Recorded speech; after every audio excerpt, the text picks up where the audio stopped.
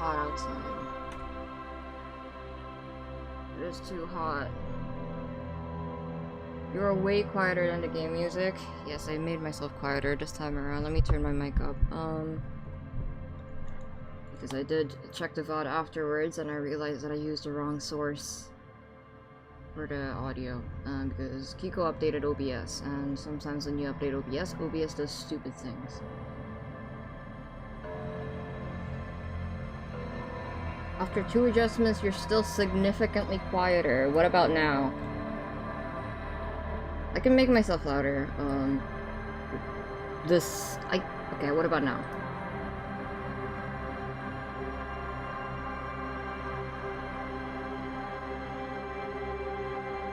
Maybe I do need to make the game more quiet. Like that.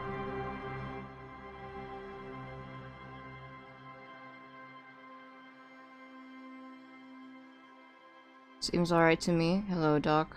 You were the one who had the biggest problem with this, Astra. Is the audio alright now? Is it still too quiet? Alright.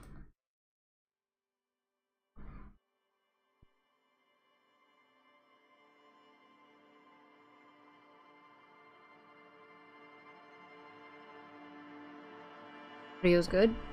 Okay, what about now? It's getting quite loud.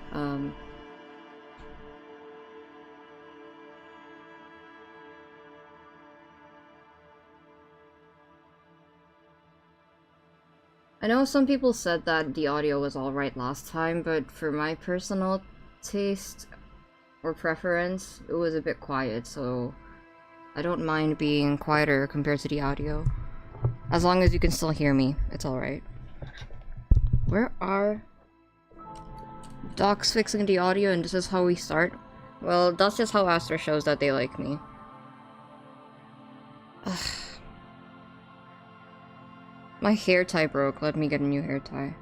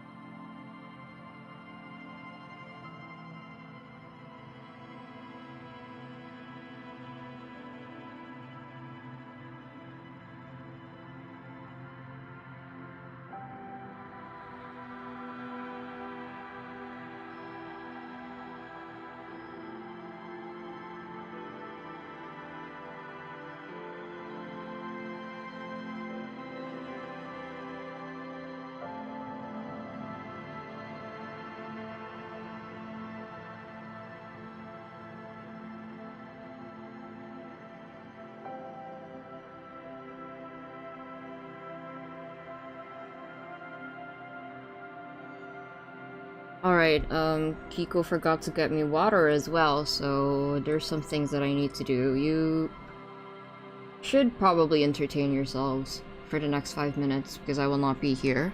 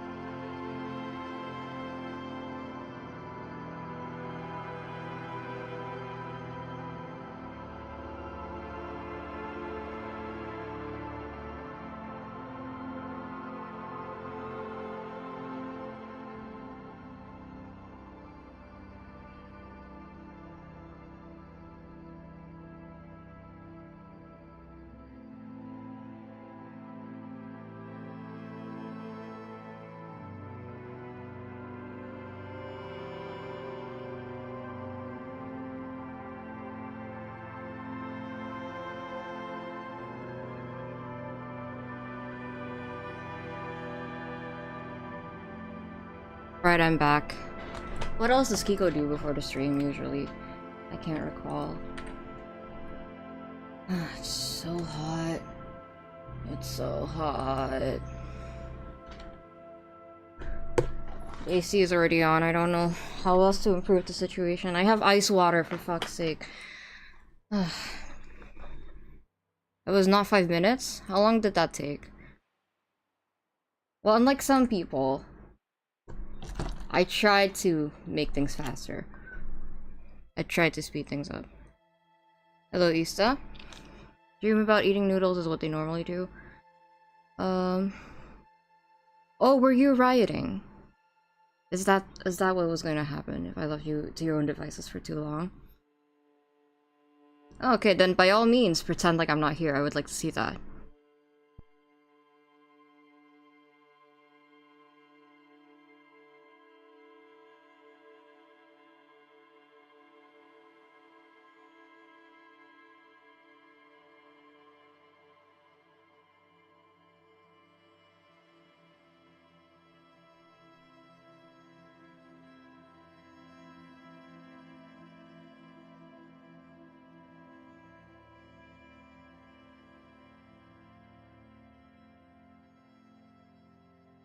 A vodka bottles who has strips of cloth and a lighter. What is it called? A Molotov? Alright.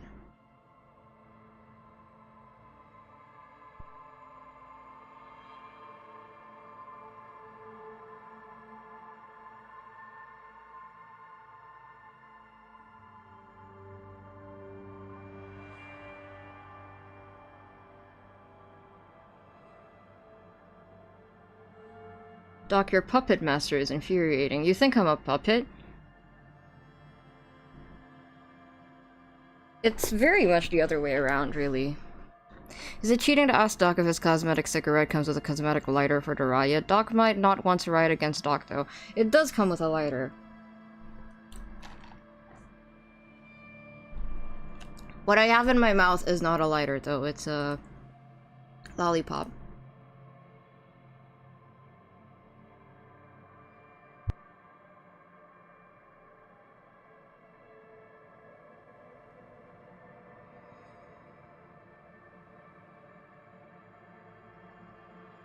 Doc can riot against cops? I would absolutely riot against cops.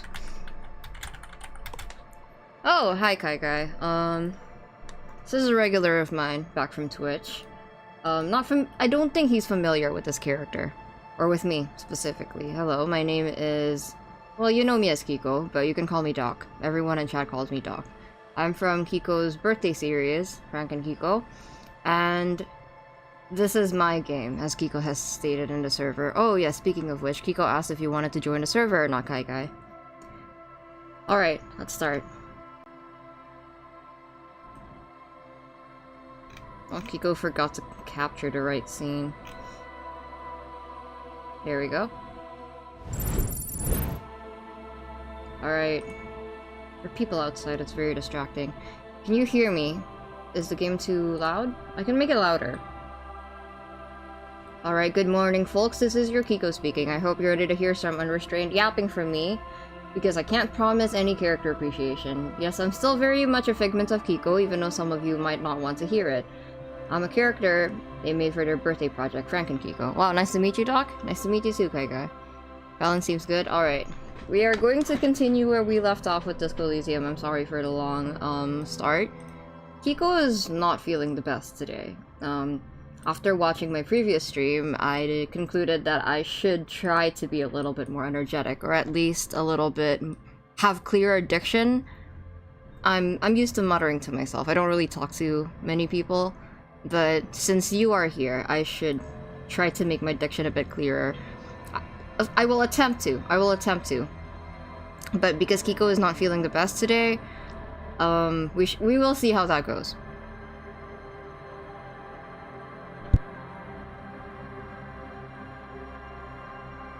Right. Continue. Okay, streaming is hard, Doc. I get it. Thank you.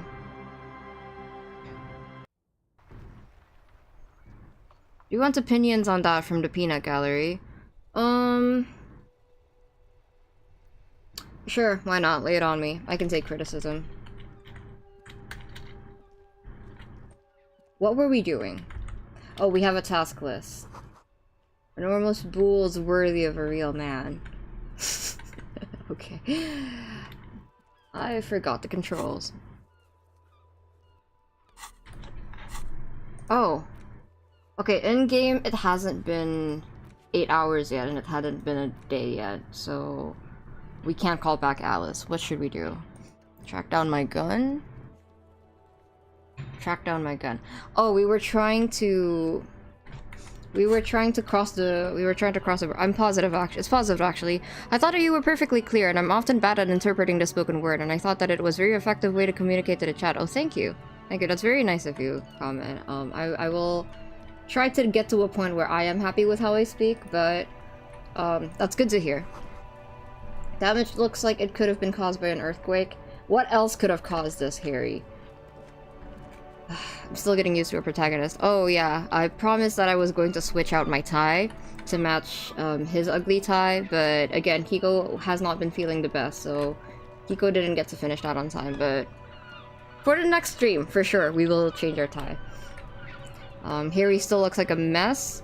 To bring you up to speed on what happened last time, if you are not caught up with the VOD, there is a dead body hanging in the back of this restaurant, bar, establishment. And we attempted to take him down because we were detectives and we needed to, you know, take him down and analyze him and bring him back. And I attempted to shoot at the... I forgot what this is. The harness holding him up to the tree.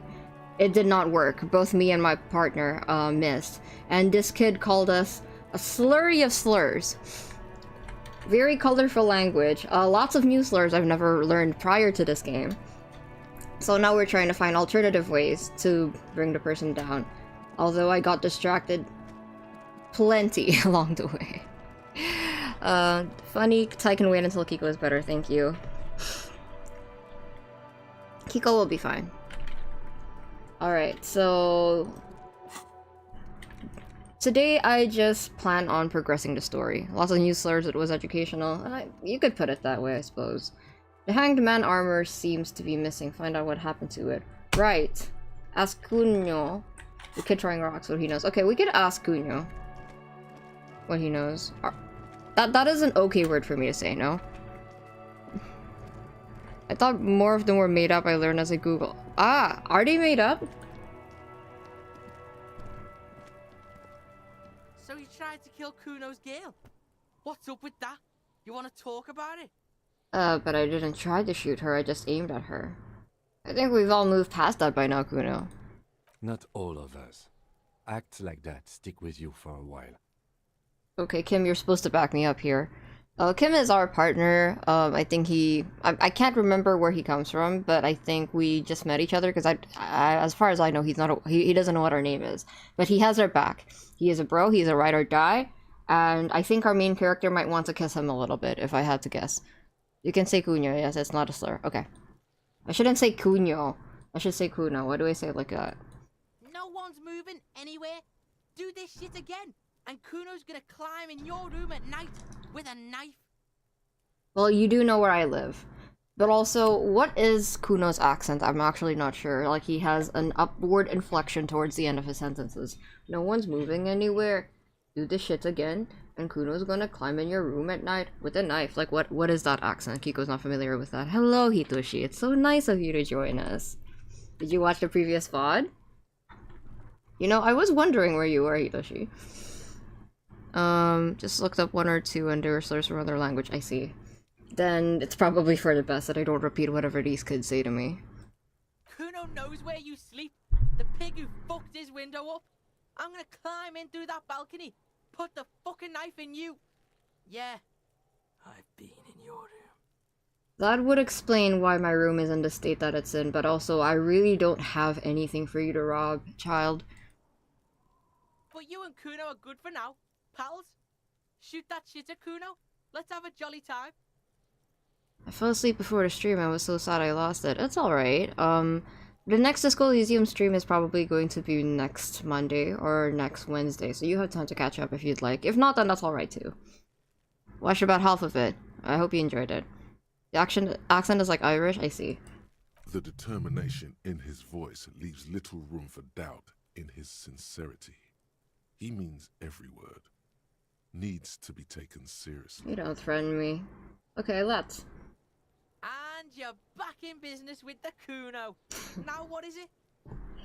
Oh, right. We were up there and then we fainted at the end of the episode. We saw like a memory inside our ledger that saddened us so deeply we passed out. I'm more curious about that, to be honest. Kuno, I found your shack. You found Kuno's secret door to Kuno's secret shack. It was closed for 5,000 years. How the fuck did you get in? I pushed the panels aside, Kuno. I phase shifted through the roofing material. Oh. And then what? You fucking there? You fucking Kuno's kingdom? Oh, wouldn't you like to know? Oh, it's raining in the game. Must be nice. Wish it was raining in real life. The different accents make for a really cool world building. I do enjoy that a lot. I like everyone's accents. I forgot to mention when someone was asking me about my favorite NPCs last time. I do like Kuno. I think Kuno is quite funny. And I also like the older lady that we first met. Oh, for this thumbnail, I referenced the disco lady that... I referenced the portrait of the disco lady that we met in the first minutes of the game. I hope you like it. I also welcome to the chat, the idiot weirdo. And then what? You fucking there? You fucking Kuno's kingdom? He's trying to fuck at you again, Kuno! What was that with that fig fade? I found a plate covered with powder residue. No. Right, I forgot that these kids are on drugs. Is that my code up there? I'm pretty sure it's mine. Is it? You got pretty fucked. Kuno's surprised you've still got your head after all that. After all what? Don't sweat it, drunk pig. Kuno will keep your nasty secrets. Kuno's not snitching. He's saying you climbed up there. Ah. He probably saw you do it. Why? Yet, that conclusively explains how the coke got up there. On a plate covered with powder residue. Know anything about it? For a minute I thought you were referring to Miss Orange, disco dancer, as that older lady, and I was about to throw hands. Of course not. Of course not. I was referring to the woman in the wheelchair. That's where Kuno gets his daily hit of electric. Kuno Shazam. Kuno rides the fucking lightning in there, pig. Bet you'd like to ride the lightning too, wouldn't you?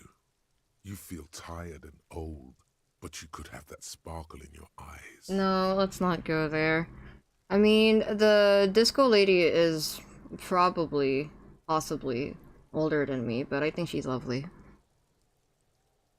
Who doesn't like older women?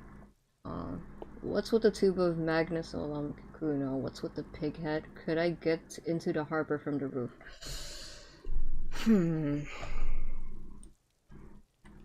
Okay, we are trying to get to the other side of the harbor, so could I get into the harbor from the roof? Of course you fucking can. How do you think Kuno made all the docky boys his gimps? Just gotta fly, pig. Older than me, obviously. Harry does not look good. I don't believe that Harry is actually as old as he looks. I think he looks older than he actually is. How do you think Kuno made all the docky boys as gimps? Oh, I shouldn't have read that out loud. What does that word mean? I tried that. It didn't go so well. Kuno knows. Kuno and C saw you shit yourself. It's okay, pig. Not everyone can face the fear Kuno style. That's all there is to it then. Don't be a pansy. Just jump. What's with the tube of magnesolum, Kuno? It's a vitamin, pig. Don't you know anything? It looks at you, he looks at you like you just pointed at the sun and asked what it is. You could use some. It's magnesium, right? Yeah, it's the mag. You fucking need that shit to stay on top of your game. Kuno goes through like a tube a day, rips mag like a motherfucker, and you could use a bottle. I should probably take my meds also. Oh, don't teach him, Kuno! He's gonna use it against you, Kuno! I know all about magnesium. I rock it all the time. Come on, it's just magnesium. Don't mystify it. You're not getting this, Pig. It completely takes away the hangover. It's like you didn't do anything. Like you stayed home playing with your choo-choo. It looks like you eyes bulging. Goodness, these kids are so vulgar. Fuck you, Pig. Don't do mag. You're gonna OD. You're gonna fucking die. What was with that pig head? Oh, that? Kuno decapitates pigs. That's just a Kuno demo tape. Were you trying to send me a message of some sort? Demo tape, kind of like a musician. Cool pig head, I liked it. I got one too. This one points to your head. It's shit. What? Kim, I'm so sorry. What is this shit? Fucking on yourself. This is weird level shit. Kuno doesn't go there. Kuno doesn't go there. Fuck your shit back to normal. What is this? Well played. No one saw that coming. Thank you. I've heard enough of this. Good call, Pigmeister. Don't come and talk to Kuno about his kingdom. I talked to the gardener. She said not to listen to you. Pig, do you have any idea how fucking stupid that sounds? Volume's alright, right? The game volume? It's not too quiet? I'm just asking again to make sure. 1 second. Kuno's cruising his bitch on the town, and the bitch comes back griefing to the Kuno. What is up with that? Get the fuck out of here, fat ass. Those pants are too small for you. The pants are totally okay. Don't listen to her. I think the voices She's are a trying bit to give quiet. you body image problems.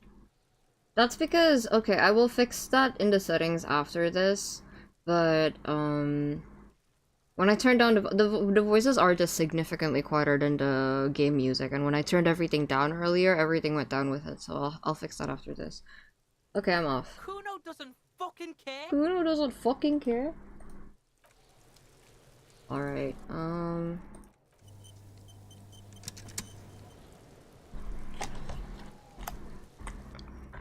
options. Okay.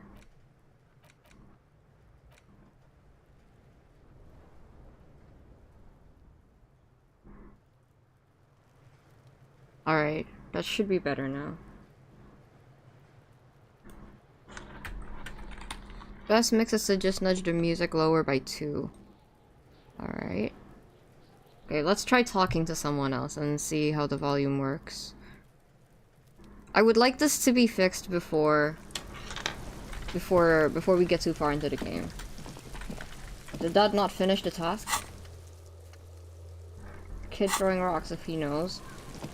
About what? The rest of the armor. Right, okay. Kuno, we're not done talking to you. Fuck does Kuno care? I have more questions about the crime scene. The kingdom of Kuno? The fuck do you want with it? The dead man's clothes were in the trash container. How'd they get there? Yeah, Kuno doesn't know shit about that. That shit is beneath Kuno. Is that alright? Is it still quiet? I can make it louder. Because last time my voice was quite loud and it did bother me watching back the VOD. I need to know, it could be leading to an investigation. Someone might have tampered with the murder scene. Listen, listen. Kuno doesn't care about this small time shit. Just listen. Kuno saw what you did there, dumpster diving. Sad shit. You would go dumpster driving for drugs as well, Kuno. You're level with your voice now? Perfect. That's good. Kuno could hook you up with some sweet rags. Shit like Kuno's wearing. Your size, good price. 500 real. 500 real. You'd have to be blind not to notice the giant white letters F-A-L-N running down his trouser leg. What is FALN? Wait, I asked you what happened to his clothes. You must have seen them lying around. Alright, entertain me. What's so good about these pants? No, Kuno. Okay. Look, Kuno ain't seen shit lying around. Except for that up there. There is Now our you want quota for performance today. gear or not, Grandpa? Take a shot every time he says the F slur.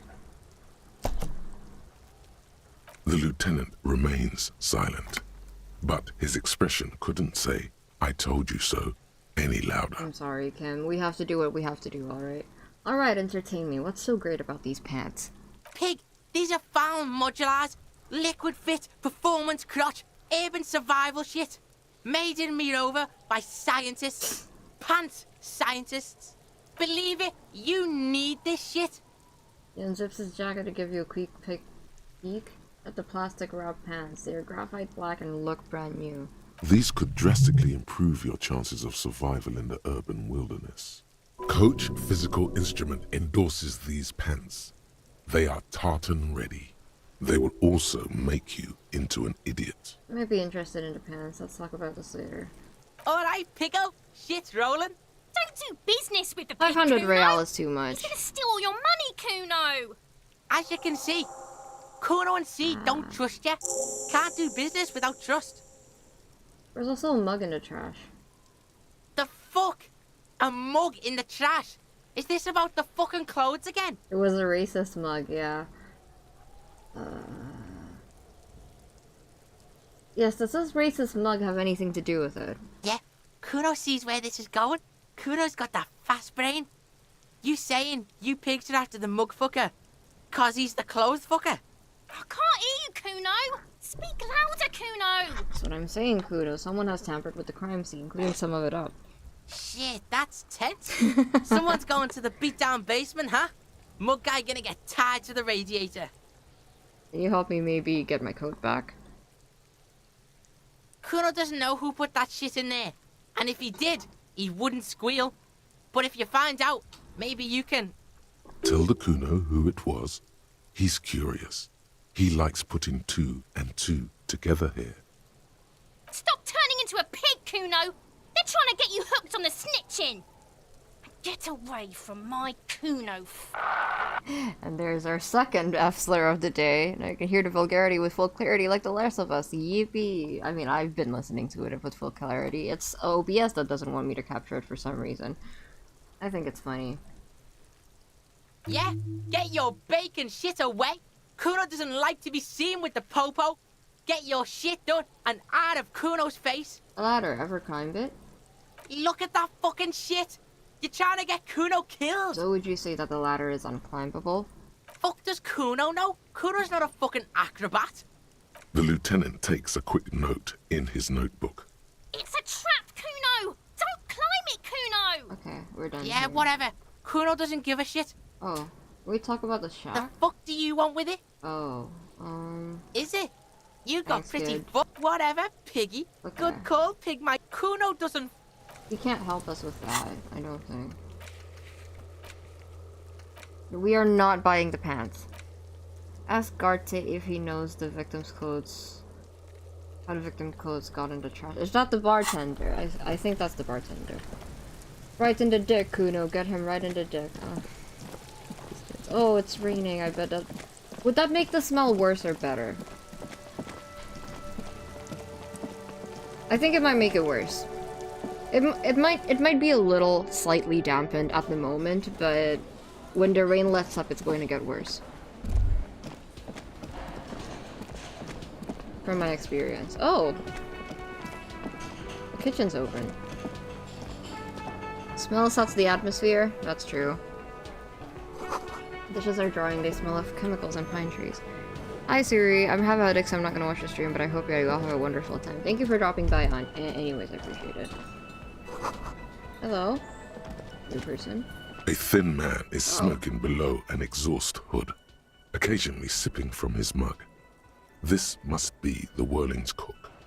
I'm trying to find another portrait that I could reference for the next thumbnail while we're like looking through and meeting people. So I'm keeping an eye out, and I like the style of this guy's portrait. I think I could replicate that pretty quick. As you step in, he nods toward the table and says something in a completely foreign language. The only words you can make out are Garancy and Quebec. Okay, it's definitely not his name. Whatever you do, please don't call him Garancy Quebec. Okay, Please. I won't. It's not funny. Hello, sir. Got time for a few questions? The man puts his cup down and replies something, his left hand drawing arcs in the air. You've got some impressive pots there. He smiles and bangs his ladle against each of his pots in turn. It's almost like music. especially with the sounds of assorted dishes boiling and simmering on the stove. It's like that one scene from High School Musical 2. Have you ever watched that? I don't need to say anything else. Stay masked. What the hell does that mean? What happens if I fuck with him, though? No, we are not witchy. We are not contrarians. That's not what we're here to do. Can I help you? I've seen something here at Whirling Garte I think I need to talk about. Well, we have a Kubo thumbnail. Would you like to see a Kubo thumbnail? I could do Kubo thumbnail, if that's what you'd like to see. Actually, for the next thumbnail, Kigo thinks it might not be appropriate to reference Kubo for the next thumbnail, so probably not. But maybe in the future, if you'd like to see it, I will keep that in mind. I heard High School Musical 2 and Stay Masculine. The NPC, instead of greeting us back, I don't think he speaks English, banged a bunch of pots and pans together, and Hiri remarked that it's almost sounded like music, and that's very High School Musical too. What thing? Last sign that said the mess hall is reserved for Union. Yes, not the whole damn Union, thank God. Just the nastiest and loudest faction. But the thumbnail, really love this one. Thank you, Hitoshi. I was referencing another character in the game. I referenced different ones for different portraits. They come here in the evenings. Dumb, unruly types. Think they're big shit. But they're good customers. They place big orders and always pay on time. Okay, we don't have to look at me like that. We should find out who this Lord faction is. Pretty quite Occupying the late. booth. Loudness means talkative, and we need info. How do we find them? We don't. We have to wait. They'll show up sooner or later. Men get hungry, even men on strike. I You see. glance at the clock on the wall behind the manager. Huh. It's after 4. The sign said reserved starting 4. Why isn't anyone in the mess hall? Good question. Thank you, Kim. They're probably getting drunk or protesting something somewhere. Or laying low after the, lynching. What is that? They probably fucking killed that guy or something, and that's why. Think so? I have a feeling we'll make their acquaintance sooner or later. Okay.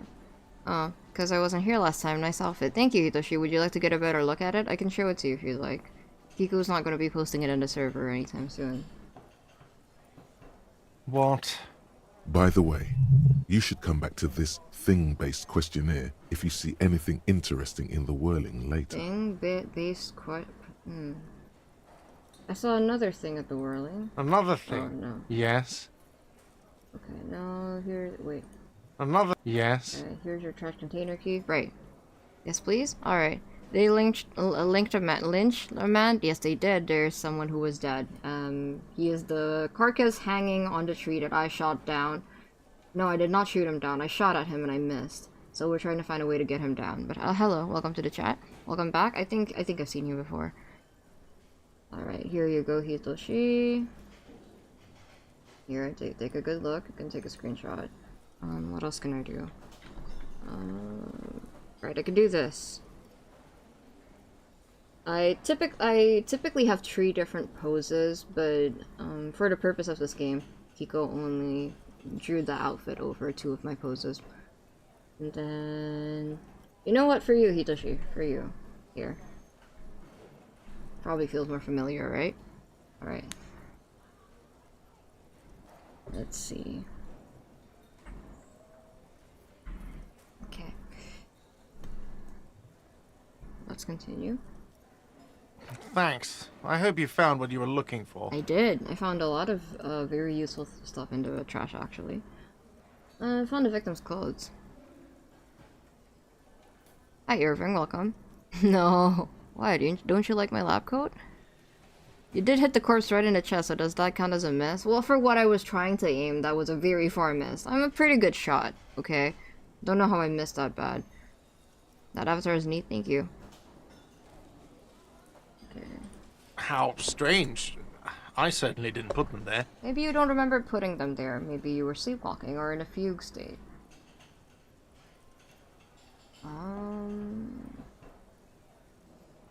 Did someone on your staff have put them there? Who else has keys to the trash container? The trash collection service, CS Municipal. I don't see why they would put anything in the trash, though. Ah, the elusive CS Municipal. I doubt we'll Who be are able they? to track down who was sent here last and when. I forgot who This that will is. have to be one of those little threats that solves itself down the road. Okay, thank you for letting me know, Kim. Thank you anyway. Could someone on your staff have put them there? Sylvie had the keys before I Oh. got here, and I can vouch for her. I can vouch for all my staff. None of us would tamper with the crime scene. But can I take your word for it? Maybe you don't remember putting them there. Maybe you were sleepwalking or in a fugue state. I think fugue states are more your forte, officer. That's fair, thanks. Yes? By the way, I'm going to sing karaoke here. Absolutely out of the question. What? Why? Absolutely in the question. First we find a sad banger. Then we sing this place to shit. Sad banger. Yeah, what the hell? We can do It's Over, isn't it? Your body is ready, sire. Alright. We are not discussing the money that I owe. Find out who is in the union box. Garte has told some... Okay.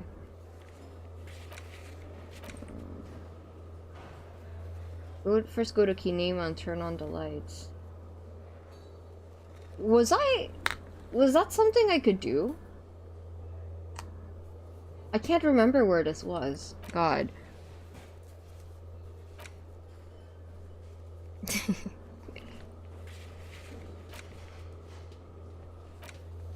I'm guessing singing karaoke isn't actually important to the plot, right? Does anyone... If that is the case, does anyone know where I can find a tape? It would be funny. I would love to see Harry sing.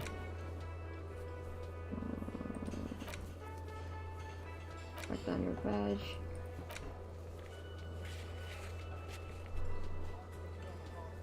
You promise, place on seat, look into it. Enter the seat. Oh, right, we need to report back to her. Directions to Kinema desired. Yes, please remind me. I can't remember. After reading the journal, you can do it now. Do what? I need to report back to her. Any garbage in sight? Oh. Oh, it's a girl. Hello. You're alive and well. Don't keep me waiting now. What's in there? In that dark sarcophagus? A dark sarcophagus. Yes, yes. How was it? Tell her how ghastly it was. You know it's what she wants to hear. It was a charnel house of failed business enterprises leeching life energy from this bookstore. Honestly, a dumb nothing to see there, just heaps of garbage. Someone should let the sunshine in. I'm in no position to give out personal opinions. I knew it. Oh, such horrors that have been thrust upon us. The Kinema is the blue car Kim drove here. It's near the front door. Right. Oh, that's what it is. I forgot what it was. But what else did you find? Did anything survive? No, of course not. Have you located the entity? I've talked to the entity you told me about. Her name is Neha and she's a novelty dice maker. She is quite lovely. A novelty dice maker? Well, spit it out. Why does she need the dice? For some kind of sorcery? Sometimes they use the ankle bones of sheep.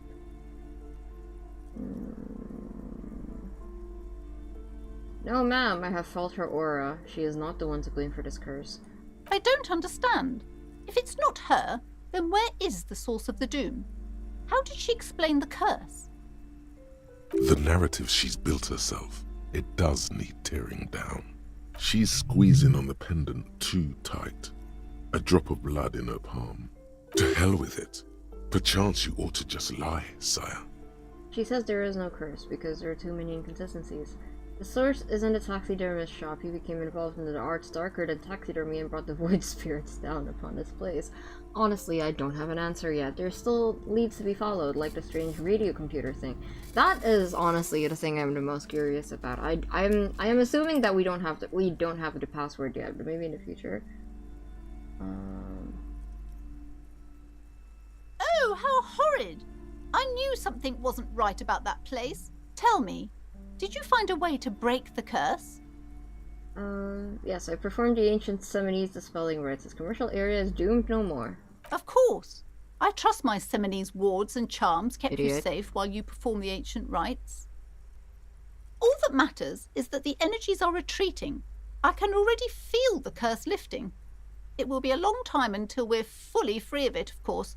But still, thank you, officer. Truly, you've brought a better psycho-emanation to this humble bookstore, and that's no small achievement.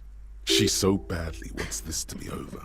She would have believed anything. Right. All right then. All's well that ends well. A few more questions. Should we about the return to curse. our ordinary lives? Sorry, Kim.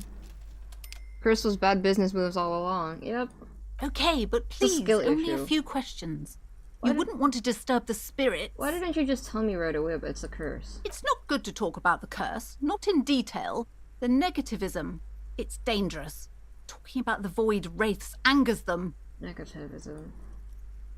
Wow. Void raves. You have new words. Never mind, I had other questions. The woman before you. We're done. Alright, I wanted to get my coat. And I think I needed to jump for that, right? I needed to jump to the other side. What skill was I lacking to complete the jump? I think I could reroll. Well, yo, work, welcome. Tell me you spent too much for Tumblr without telling me to spend too much time on Tumblr. What did I say? Did I say something that gave that away? You were right, though. Savoir faire? Lady is so tired. Yeah, I could tell. Savoir faire. Also, welcome back, Captain. Is that how you pronounce savoir faire? Here it is. Let's level this up. Aha. Okay, let's try this again. Hopefully I'll have better luck this time. Savoir faire? Savoir faire. I hate how long it takes to get up there. That does bother me. And I wish there was a faster way to get up there. Is this the way? It is the way. Alright, let's just ignore the mischievous children. Savoir faire. Oh, that's between you two. I'm not gonna say that. I'm gonna put the coat back on because it's getting quite cold, actually.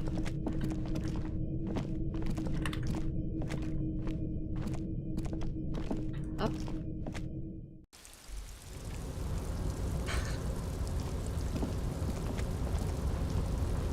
Alright, take your time. Don't make it sound sus. I don't need to make it sound sus. It just inherently is because of the way you two are. I want no part in it. How do I get down there? Would the fact that it's raining affect the difficulty? A tarpaulin cloak Okay. with possible RCM markings is still caught on the railing. This is not... 32 is not very good.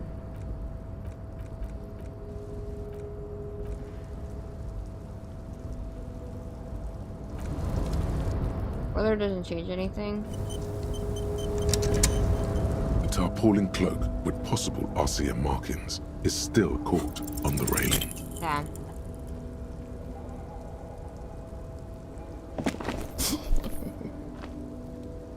Still not good. Nope, no. That's still too high. What were you thinking? You're not a gymnast. You're a boxer. And you've climbed way too high up there. Imagine if Kim can just do it easily and Kim's just watching. Sure. Just be careful, okay? Looks like you almost strained a muscle there. Thank you for worrying about me, Kim. Alright, well, if we can't do that, then we need to do something else. Lena encourage you to ask others about... Okay, I don't, we were able to ask... Oh! There was a lady! On the... There was a lady with the ship. Right, we could get there. I wish I could teleport in this game. A lot of the time is spent just traveling around because it takes a while to walk.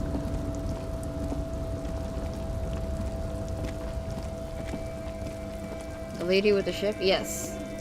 It was a rich lady with the ship. I am stuck. I am stuck.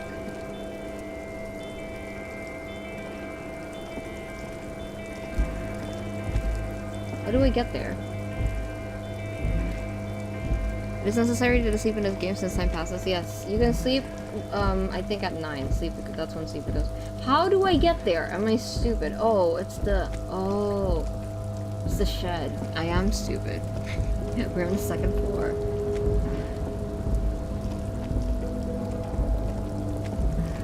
I know precisely where the wealthy lady is if you get lost. I remember where she is.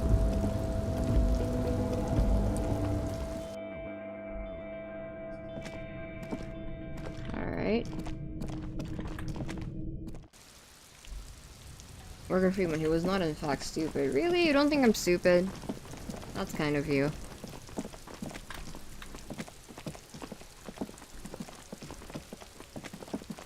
Can I?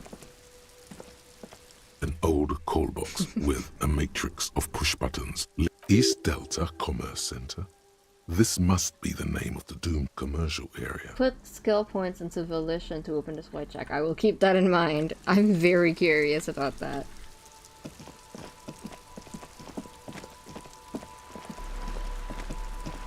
Kiko is simultaneously charmed and freaked out by the fact that you were able to contact the number that should be dead and someone's going to pick up on the other end. That is very disturbing, and Kiko's very into that. You're not stupid, just lost. That's true. Kiko has a permanent directionally challenged debuff, which unfortunately applies to all of us. That's not something that I have because I want to. Think of it like genetics. Even though technically it's not genetics. We're all clones of Kiko. You're back. Oh, Good. hello, Joyce. What can I help you with? Yeah, we're all clones of Kiko. We're not like blood related in that way, but we're clones. Tell me about Wild Pines. What do you do? What can you tell me about the strike? What can you tell me about this lynching? You seem rich. Can I have some? No, we are not stooping that low. Quite a few things, I'm afraid. Never watched Dragon Ball. The information I'm to share with you includes sensitive trade secrets. For the sake of my employer, I have to ask for your names and badge numbers. Yes, I certainly know my name and my badge number. We know it, right? We have a ledger. We should know. Surely we should know at least that. Of course, ma'am. We should have introduced ourselves. I am Lieutenant Kitsuragi from Precinct 57. And this is my colleague from Precinct 41. I'm afraid he doesn't have his badge at the moment. I hope mine will suffice. Alright, I forgot my badge. How curious. Why is that, Detective? Remember when my partner told you I'd recently suffered from an unusual medical episode? My lost badge is related to it. I see. So, are you saying you lost your badge during the course of this episode? It's possible. After a night of heavy drinking, I lost all my memory and of my life in the world. Oh dear. Some kind of encephalopathic amnesia. I don't even know how to respond. I do believe you, naive as that may sound. I simply can't imagine what you gain by faking such a condition. As I said, ma'am, his technique may be very unconventional, but he is an officer of the RCM. Of course, I sympathize. But I'm afraid I simply can't share anything more until I've seen that badge. I see. She's a professional negotiator. She should be open to some sort of mutually beneficial arrangement. Then I'll find it somehow. Let's talk about something else until I do.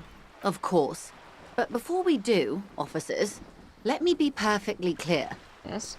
The situation is extremely volatile. The sooner we can speak about this lynching business, the better for all of us. How can I find my badge? Tell me about Wild Pants. What do you know? What do you do? What we do? Oh. I'm afraid I don't speak for Wild Pines as a whole.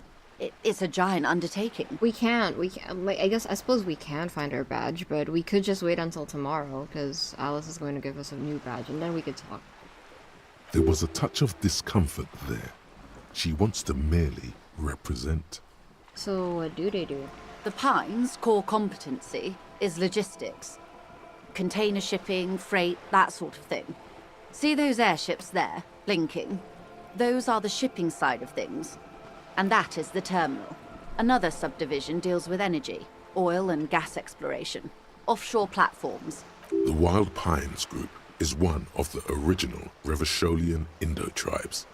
Companies awarded royal monopolies by the king, the suzerain himself, centuries ago. The king is long gone, but several of the Indo-tribes remain. Who are the other Indo tribes? Saint-Baptiste, LUM, an unknown entity known as Brightest Star. Sounds like a beer brand. You're in good company, it seems. Why, thank you. How much money does the Wild Pines have? I'm not at liberty to discuss the company balance sheet, but I can tell you that last year, the company booked more than 20 billion real in revenue. The money I owe is so much less than that. Wow. 20 billion is a large number, but the conglomerate employs 72,000 people. They all need to be paid. Then there are capital improvements, interest payments. Right. A conglomerate the size of the Wild Pines is like a shark. If it stops moving, it will die. Then what becomes of those 72,000 families? It's a tremendous responsibility. Okay. She nods.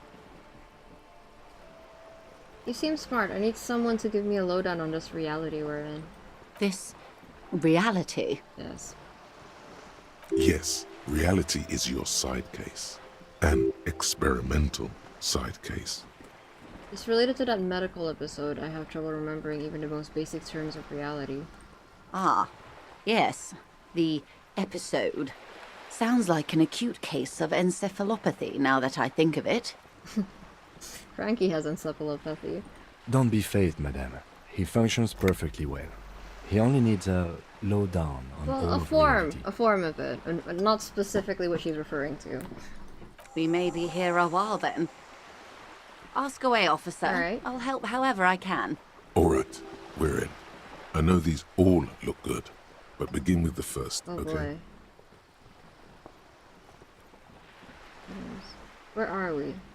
What is this acute encephalopathy? It's a neurological disorder caused by a lack of vitamin B in the brain. Symptoms include a retrograde amnesia. It's quite serious. You should get yourself checked out. Hi, Kiko, or Victor, I think. Oh, hello! Hello, that's so kind of you to refer to me by my name. Welcome to the chat, Taryn, welcome back. What causes encephalopathy? Oh yeah, Kiko would like to let you know for no particular reason, they are 2 members away from being able to unlock a new emote. So if anyone wants to join the membership, Kiko encourages it at the moment. What causes encephalopathy? Well, it's either bariatric surgery or long-term alcohol use. It's probably from surgery then. That seems unlikely. Yeah, yeah. Where are we? What times are these? What are you? What is this? A bird? A sphenicid? A flightless bird of the polar regions? Keep guessing. Am I really that awkward? Some sort of krill hunter? No, wait. You're an ancient ruin. That's depressing. A symbol of hubris and decay. Half submerged in some salty sea. Are you saying I'm ruined? Of course you're not, my dear. I'm just terrible at guessing games. Oh, Astra, thank you for the 5 gifted. I appreciate it. Yeah, that should be more than that should be more than enough for the membership. Thank you. Hold on. Kiko wants to DM you something.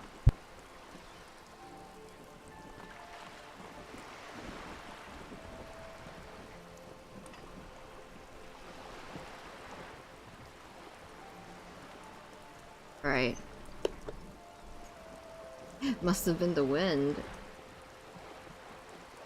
I'm going to read your DMs out loud, Astra. Alright, let's continue. Okay. Congratulations on the memberships, Albedo Construct, Crosshairs, Bezel Scrub, and That Green Dino. I hope you enjoy it. I meant, what is this place here? Let me ask you something else. Ah. This is the pier of 𝙩𝙝𝙖𝙩, 33A, where the tenants have been kind enough to rent me a slot. Or two. What is 𝙩𝙝𝙖𝙩 33A? A pre-revolutionary tenement. Old buildings are called tenements, you see. And new buildings, bâtiments. After les bâtiments nouveaux. But 33A and 33B are not nouveaux. They're old. It looks up at the crumbling facade. This one used to be 8 to 10 stories tall. A real high-rise by the standards of the last century. Built to mirror the skyscrapers across the bay in the Delta. That was before the war, of course. Who lived in them? Mostly the urban middle class, I believe. This was once primo real estate, before the cannons lopped 4 or 5 stories off. Splat, splat. Who the hell? I do really like the art style that they're using. I really like that portrait. I'll take a screenshot of that. Kiko has a preference for, I think, the ones with yellow background. That's Kiko's favorite color. You could be wrong, but from here it appears as if she's running the brush across her throat in a soaring motion. Wonderful.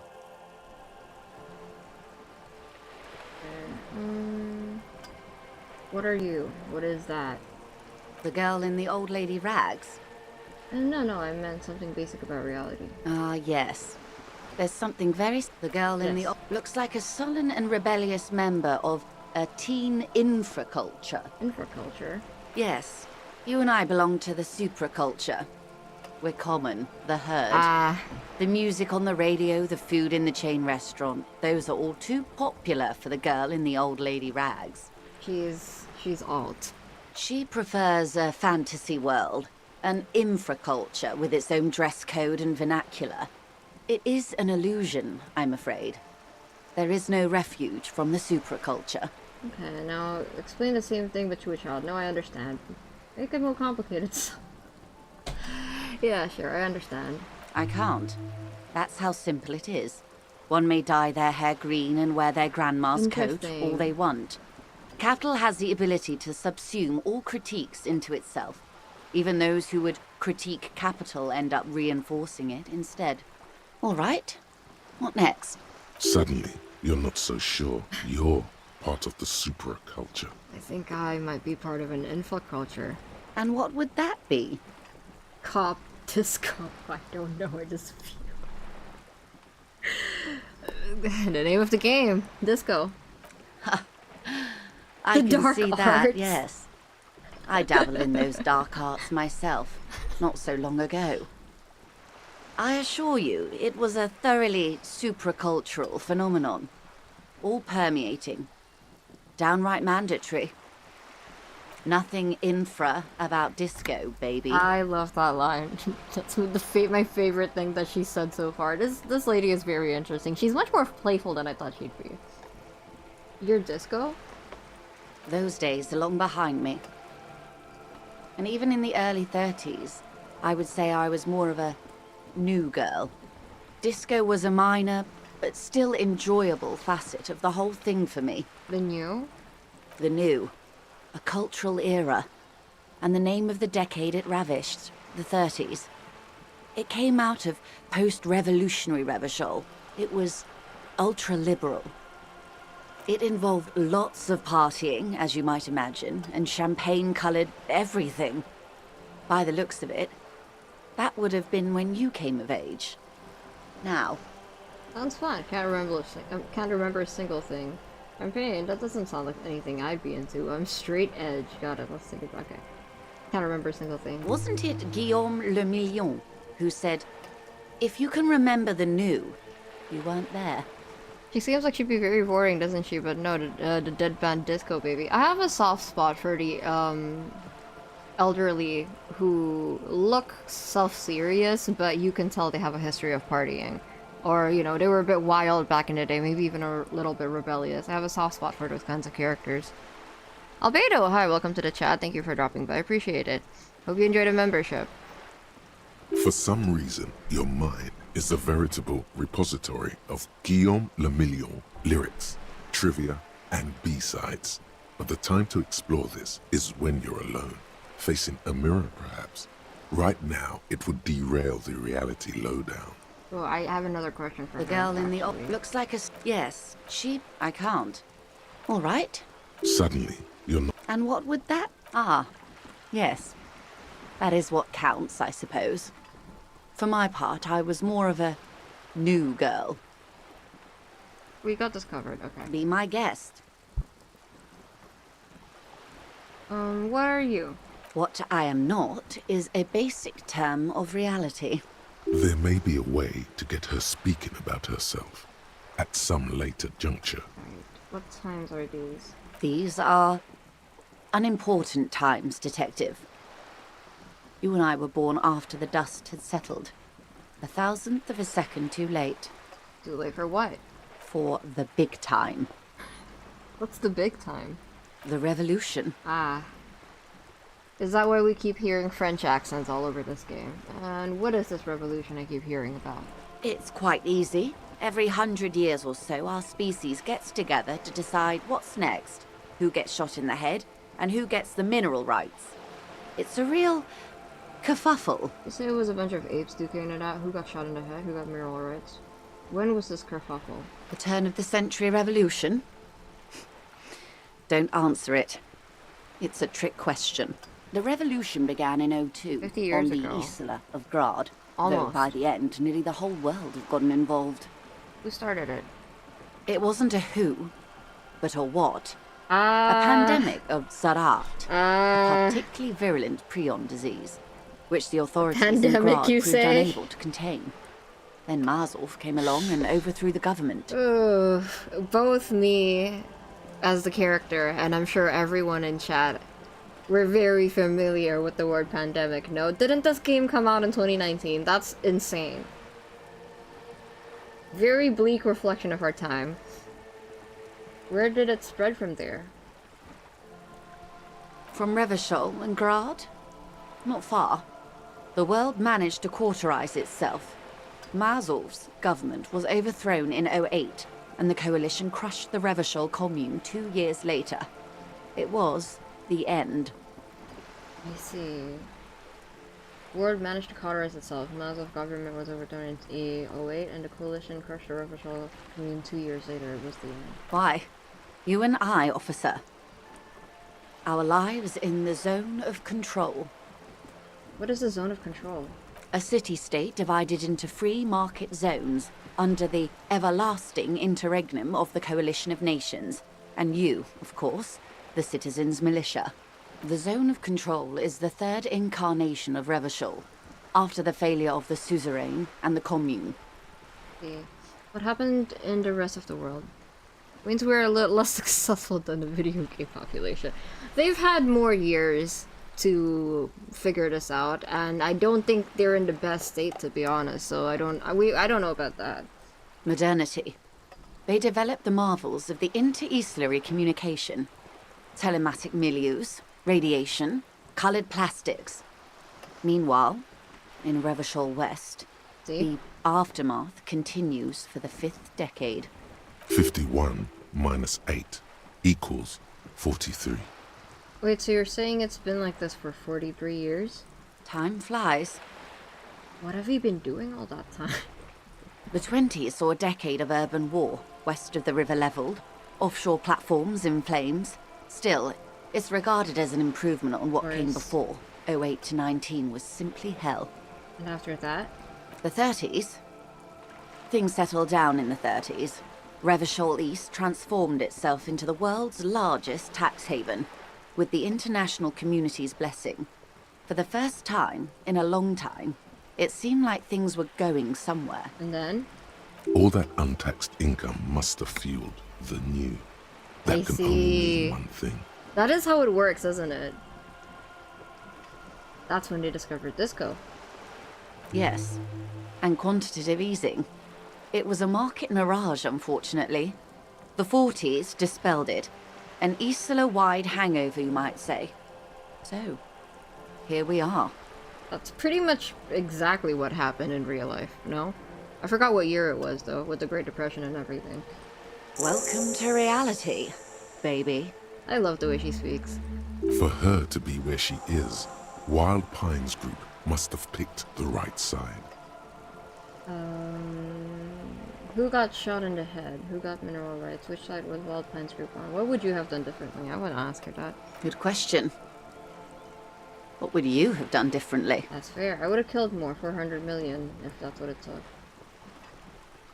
I would have sought medical solution. Sounds like Sarat drove people mad. So a quarter of humanity simply lost their minds. And how would you stop a prion, a complex folding protein, unlife, with a technology 50 years ago? Some hygiene, model social care, and perhaps a little research program. Liquidate the rabid prison, prion-infested dogs who wanted to kill everyone with cleansing artillery fire. God, with privatized healthcare and a work ethic that does not turn your brain into sponge tissue. Maybe it's impossible. What happened had to happen, and always will. Well, this is how we got rid of COVID, no? Probably wasn't supposed to say that. Already said COVID, though. Good hygiene. Really. A very moderate solution to an extreme A little problem. goes a long way, It's trust those me. sort of half measures that doomed the authorities in Grad. When they failed to step up, Marzov and his party stepped in. In this particular case, maybe a more robust state response might have been appropriate. Opinions expressed here do not reflect the official position of the Would you RCA. rather I shoot people down? And what is your official position, yes. Lieutenant? My position, ma'am? My parents got ripped to shreds in the revolution. I would have gone the same way. I was saved by being 2 years old. That's my position. The abattoir. Understandable. You see about a bunch of apes duking it out? Why, of course. We're talking Duke Out Central. Full swing intra-species warfare. And the apes, were they evil? No. I would say the apes were neutral. Okay, neutral. On the other hand, Did a bomb up building lining the waterfront and shiver slightly. North, huh? Who got shot in the head? those would be the communists. Generally speaking, 40 million people got shot in the head during the World Revolution. But the communists, they all got shot in the head. And the voice inside me wants to revive communism. We're not doing that. Oh, and the anarchists too. Oh, curse. They shot them well. So well, one forgets they even existed. She likes the totality of it. You could say they got totally shot in the head. Did the communists and anarchists shoot back? Did they ever? Before they got shot themselves, they shot 2 million people. Sounds like they should have shot more people in the head then. That's a tragedy. Yes. The Red Deluge. The Insulindian Deluge, they call it. Anyone else get shot in the head on the opposing side? Oh, lots of people. Even the king got shot in the head, or thrown beneath a horse, Or drowned? or drowned. Accounts differ. It was unceremonious. Just as well, he wasn't actually the king. Just the king's nephew. What's up, Doc? Don't you like the working class? They're all right. What do you mean? The real king abdicated and lived out a long and productive life as a venture capitalist in Grad. Cowardly king. I love that king fucking comment. Cowardly king. I prefer the term risk-averse. King Guillaume was nobody's fool. He could smell a PR disaster brewing. So he got out alive, and his nephew Fricelle got shot in his place. Yes, a coward. Him and tens of thousands of his wonderfully fascist kingsmen. It was a wild time. Wonderfully fascist? She's being ironic, right? Who got the mineral rights? The liberals got the mineral rights. And by mineral rights, I mean everything. And by liberals, you mean... Liberals are usually middle-class Right. people, Detective. Or the remaining gentry. The beneficiaries of the pre-revolutionary arrangement. Some were rich enough to stay with the Constitution, with monarchy. Big mistake. Others bet on the revolution. Huh. They were called the ultras, or ultra-liberals. How did the liberals They win fared it all? well. They didn't win so much as survive. We were the last ones standing when the war ended. Everyone else got shot in the head, remember? But she's a liberal, that's why she's so cool. She's one of them. Of course. Are we not? I mean, I suppose we're a cop. If everyone got shot, who was there to surrender to? To foreign intervention. The coalition. Those people really took the mineral rights. Wait, you just said liberals already took everything. The liberals took everything that wasn't nailed to the ground. The coalition took the ground.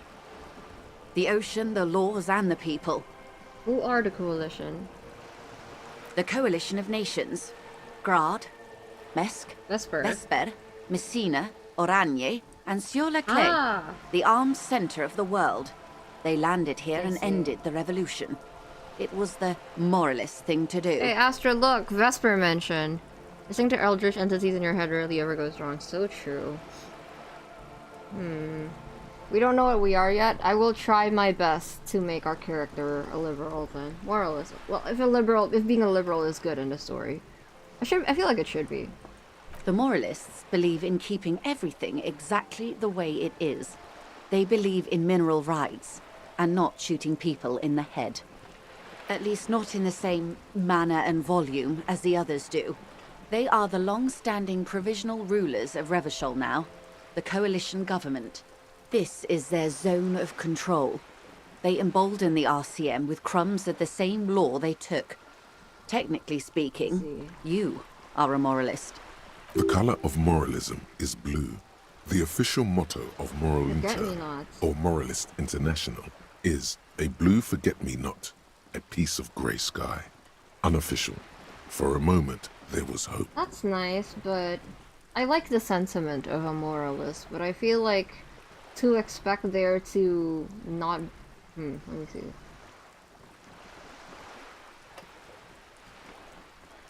Like, it sounds ideal on paper, but change is necessary, especially in the circumstance. And I think that to expect that there won't be bloodshed with change, or there won't be bloodshed with war, is very naive. That's just how the cookie crumbles. The way the game plays, I don't think I'll put any of them in good light. That's fair. That's fair. That's just how politics goes. I think everyone has to get their hands dirty at some point to get to what they want to. They seem like opportunists more than anything. Yeah, they seem like to be putting themselves on a... Like, the fact that they call themselves moralists is a bit... It's a bit like...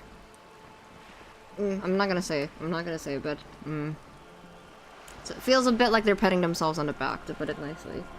I don't think I'm a moralist, man. Of course.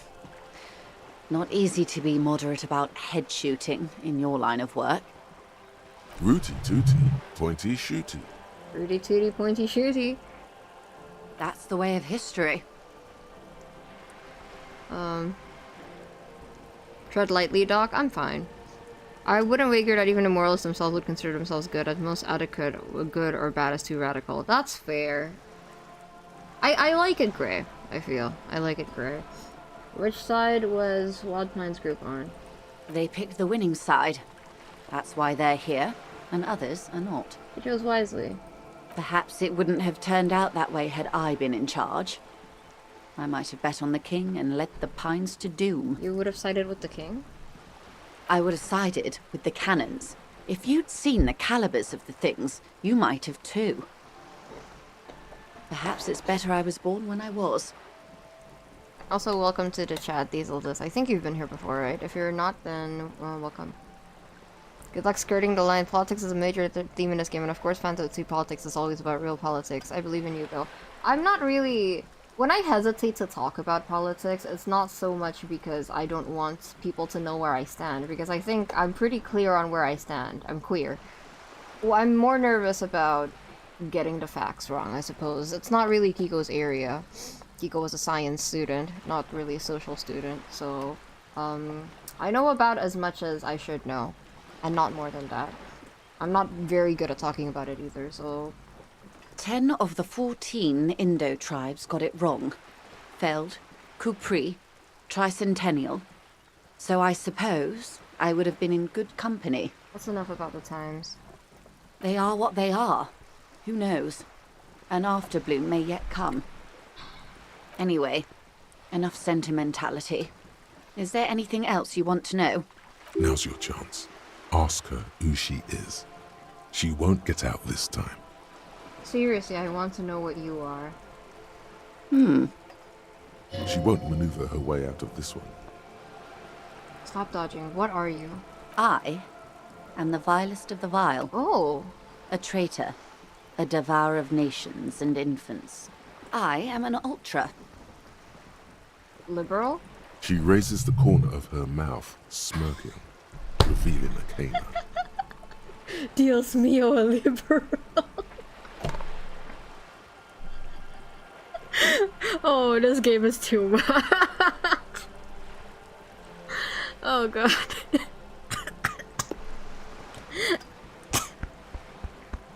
Wait, what's an ultra? Cool, I liberate pretty hard myself. No, not like me. I believe you. I am the nether creature of the Forbidden Swamp who pushed the king under a shit wagon and betrayed the revolution. I love this game. Moralism always let rest things until they are ruins if they were before they have some flaws. I think I know what moralists are supposed to stand for. I don't like that they use, I think it's very funny that the game wants to assign blue to them, but I also think, it's sad that they're using forget-me-not flowers, because I quite like forget-me-nots. Dios mío. No hablo. Are you liberated enough to offer up your home on a plate for financial colonists? No, I think not. Oh, monster. Tell me, now that I've uncoiled myself, do you find me frightening? I forgive you, but only because you're charming. A devil, who being of great charm and guile, sneaketh into the homes of the godly. That dialect is Ubisunt. You recognize it's a quote from somewhere. A play written way back in the Franco-Nigerian century. Vile devil. And persuades them to addict themselves in his service. Ah, maybe you remember more than you let on. Despite whatever brain damage the alcohol may have inflicted. Shout out to I think I can get down with racism from last episode. The dialogue in this game is incredible. Devil, shake your head slowly. I hope we're able to continue as friends. I love her. Despite my scaly bulk and my intimidating liberal credentials. This was not the plan all along. When the dust settled, the liberals were the only ones left to clean up the mess. By virtue of their survival, they were handed enormous power to shape the future. This was all our last generation managed. Would you have done something differently? With due respect to our overlords, the eternal caretaker government that keeps Martinez a monument to the efficacy of its artillery, I would not have relinquished sovereignty to the coalition. Not here in Martinez, and not in the Stella Maris or Delta Beachheads either. If not for my own sake. She realizes her small, cold fists are clenched. She loosens them. Then for my daughters. Ah. We had an obligation to defend our sovereignty. We should have burned the whole Isla down rather than let them have it. You have daughters? Oh, that's conclude. You're a smart woman. Perhaps. My intellectual vanity will be my undoing. You're no dummy yourself. No, or intellectual vanity will be my undoing. So am I. A smart boy getting smarter. One basic term of reality at a time. She called me a smart boy. Ego's very happy about that one. You're a patriot? Yes, I suppose I am. But I wouldn't be a patriot anywhere but here. Kiko has very severe mother issues. I'm sure you can tell by talking to them. Seditious talk, man. You have a daughter. You have daughters? Yes. Whatever else I am, I'm also a mother. And a wife. Now, shall we return to reality? I like that a lot. I know Kiko would like that. Oop, you beat me to it. Yes, they're very upset at me for exposing them right now. We're in Martinez, baby. We should have started with that. Baby? A casual term of endearment popular among the 50-plus crowd. It's a disco holdover, pay it no heed. I'm a disco holdover myself. Aren't we all? She refers to your corresponding ages. And what is Martinez? Martinez is a district of Revachol. A very small district tucked away near the industrial harbour, north of the 881 and Jamrock. You would be excused for not knowing about it. Unimportant, they say. Forgotten, even. Shelled to smithereens during the Revolution. It has its charms, just not this time of year. Tell me more about Martinez. I'm not a good ambassador. I've only been here once before, as a teenager. Not a lot has changed. There are ruins, a terminal, fishing boats, reeds, boys with boxy shoulders. Margaret Thatcher? I think she's like... Correct me if I'm wrong, is she a prime minister? This place used to be a province. A workers' resort before the city swallowed it and the artillery did its work. The reeds are the real star of the show here now. The further down the coast, the wilder it gets. You mentioned a sea. What sea is this? It's not really a sea, it's the Bay of Revachol. And the bay feeds into the ocean. Are we near the ocean? Yes. We're on an island in an ocean. Peninsula. The world's largest body of water, the Insulindic. Known to the early Revacholians as Les Immensités Bleues, the Blue Immensities. What's the name of this island? Caillou. Caillou, right. Imagine a pebble. A smoothed over pebble amidst a great blue sea. Misshapen, cracked. The cracks are the river Esperance. We're in the delta of this river on the 6th branch. The Martinez distributary. Okay, that's Martinez. What's Revachol? Revachol? Revachol is what you call a city. What kind of city is Revachol? The great kind. What makes Revachol great? History detective. They built this city to resolve history. Our part in it, at least. Our centuries. Okay, who built this city? The nations of the Occident, or migrant workers from Seminine and Ile-Marat, depending on your creed. I see. When was Revachol built? In the DeLorean century. 380 years ago. And why will it resolve history?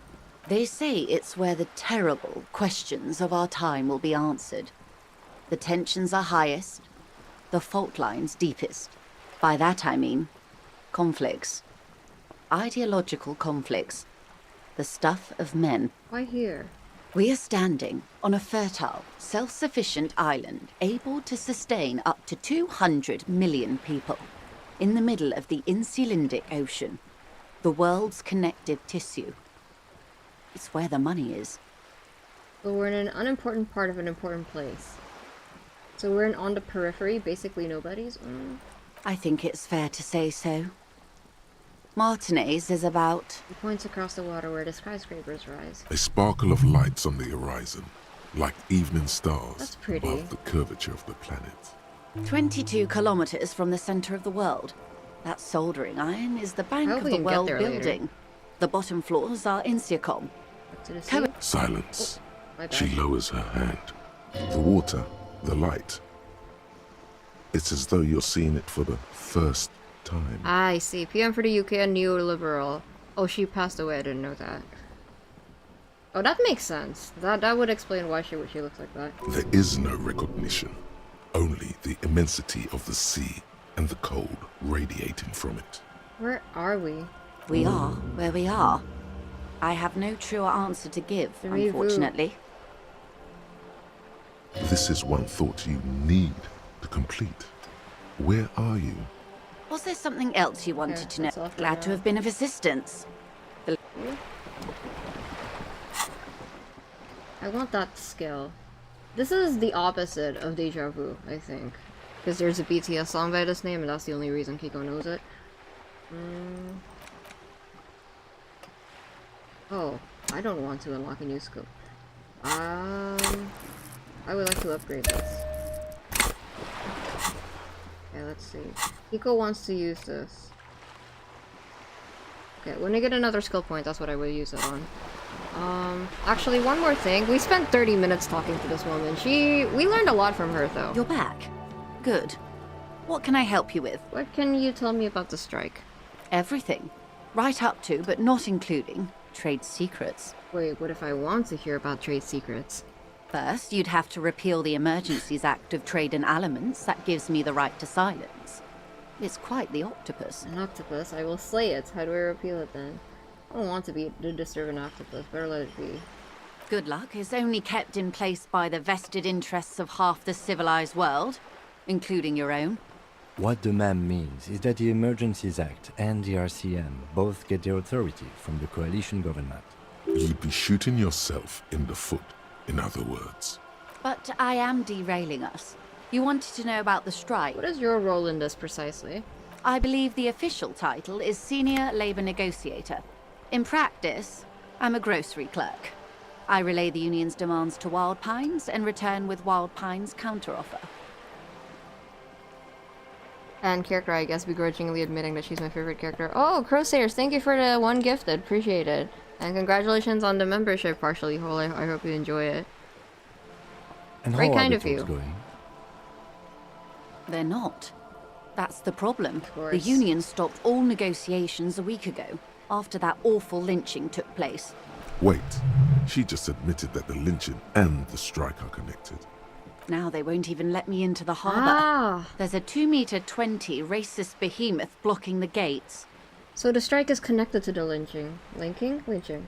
Yes, I believe there is a connection. Why? But that's a subject for later. Oh, also, Kiko realized that they could just upload both the light stick and the flashlights, but they could be facing different directions. So you could make it go light stick left, and then emote in the middle, and then light stick on the other, flashlight on the other end. How does that sound? Oh, you mean Measurehead? Yes. Yes, Jean-Luc Measurehead. You know, I actually like the art of Measurehead, and I was considering referencing Measurehead for the thumbnail, but I don't know what kind of message that would come across as if I referenced John racism for the thumbnail. So we'll see. I might reference her, actually. Like her a lot. How are the talks going before the lynching? Let's say I was not making the kind of progress I'd hoped for when I first arrived. And when did you first arrive? I arrived 3 weeks ago. Yes, in the middle of February. The bay was still partially frozen then. I prefer to do these things on site, like the RCM. But the strike began in December.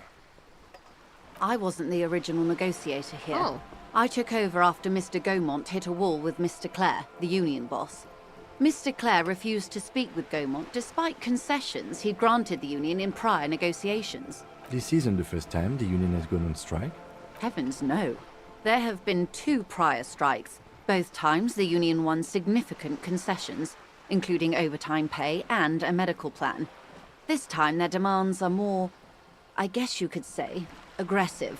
Ludicrous even. It's meant. What happened to this Gaumont?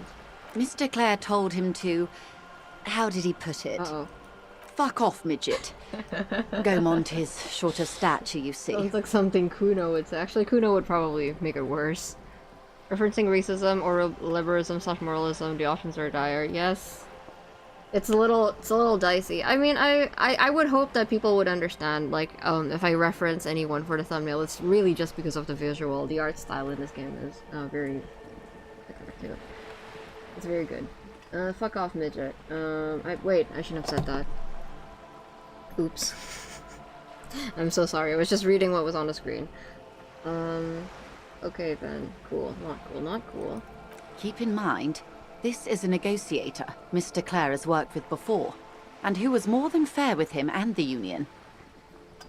Or Kuno or child drug use. Bro is brain empty. And I am in fact brain empty. I'm very hungry. Because Kiko hasn't really eaten proper breakfast yet. Tell me about the union, voice must look clear. That's all I need here. Let's change the topic. Oh, no, I would like to... There are leaflets everywhere, and banners. What did they say again? Oh yes, every worker, a member of the board. Most of the workers probably don't know what that means. I don't know what to think about that. Over-aggressive commie posturing. Seems like they have no idea about business. I have no opinion on that. I would say I don't know what to think about that. Don't you want to get food, Doc? Kiko can't get food. Kuno is the only one I can get behind, but the situation is that dire. Bump some speed, I guess. Eating is important. It is important, but yeah. Fortunately, they explained it.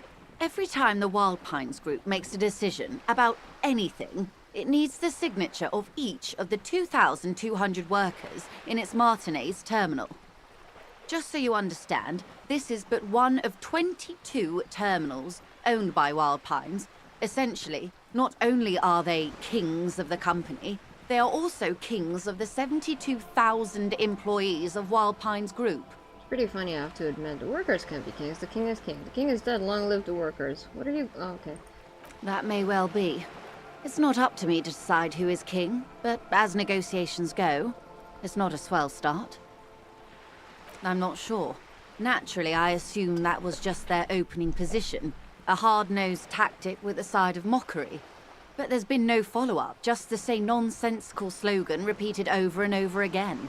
And now, people are getting lynched, I hear.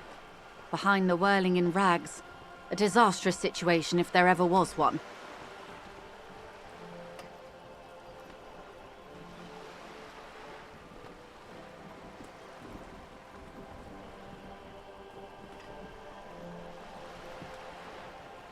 Right, okay, I remember now.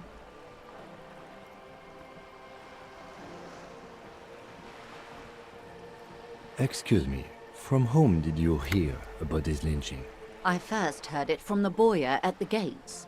The one whose very name advertises his aversion to work. I think he said it was, "Call me mañana." This checks out. Cabs at the gate, did you put them there? The scabs? You mean the huddled masses of Jamrock, come to plead for work where the union refuses to? Don't let her answer it herself. No, I mean scabs. If these workers were organized by Wild Pines or its affiliates, then it would be a company secret. I could not share it with you. Not yet, at least. It's implied. She's open to I see. discussing this matter with you at a later occasion. Tell me about this union boss, Mr. Clare.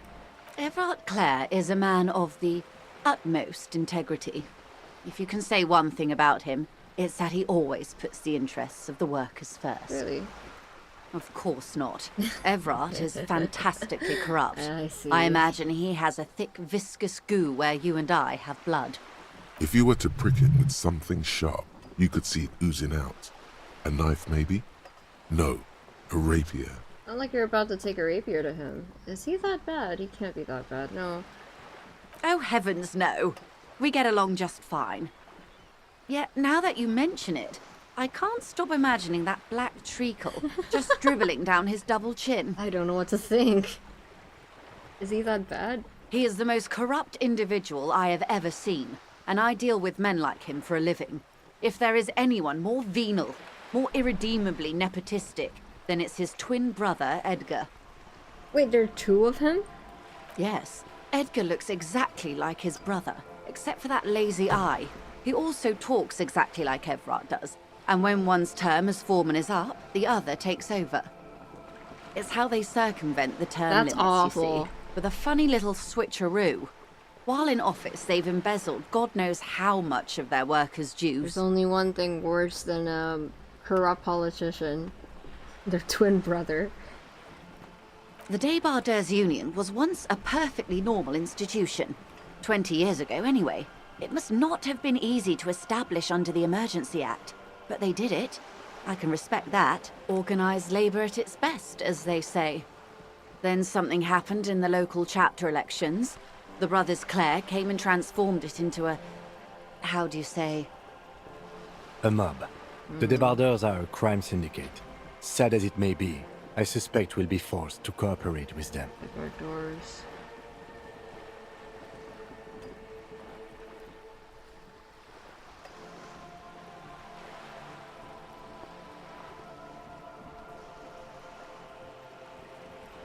Refreshingly honest, officer. The company has tried appeasing in the past, but I'm afraid our concessions have only emboldened Everart and his brother. She's slightly biased against him. Slightly. And your opinion, detective, if I may ask? I'm a curious and talkative person, you see. Would you say the 𝙩𝙗𝙗𝙩 union is... Active advocate for the rights of local working men, a giant leech sucking the life out of a rhetorical, basically a socialist mob.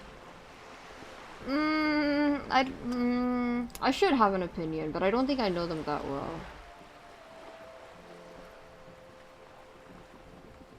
Thank you for being candid. Sadly, Wild Pines have cooperated with what amounts to a crime syndicate for 2 decades.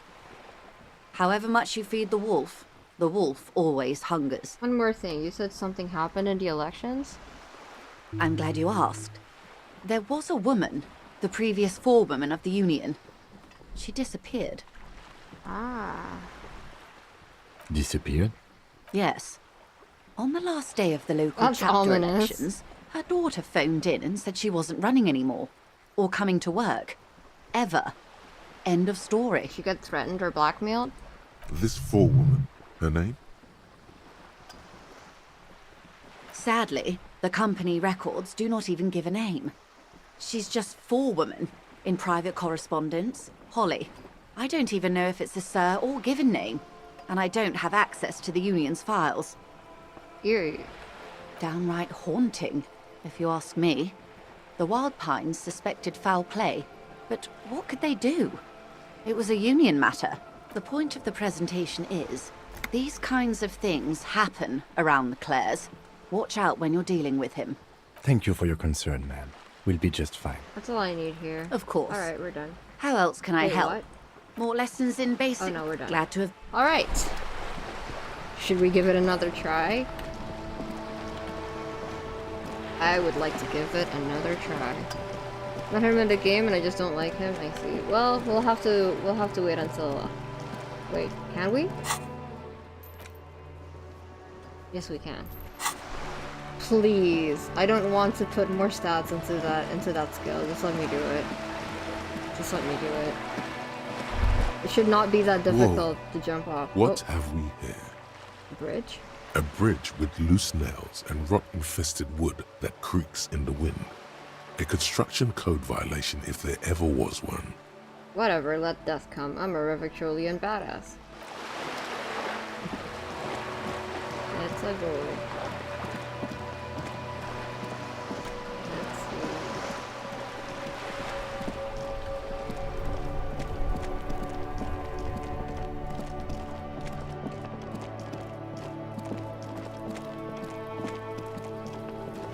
Oh, was it this way?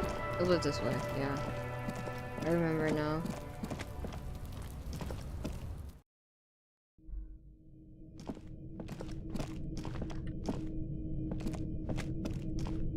Wish there was a faster way to get up here. And I haven't explored the full map either, so it's only going to expand more from here.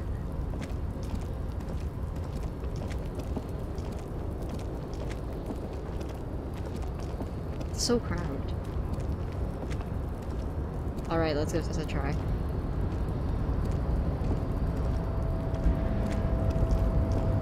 You can do it, Harry. I believe in you. The tarpaulin cloak with possible RCM markings is still caught on the railing. Not that I'm going to load my save. I'm not going to do that.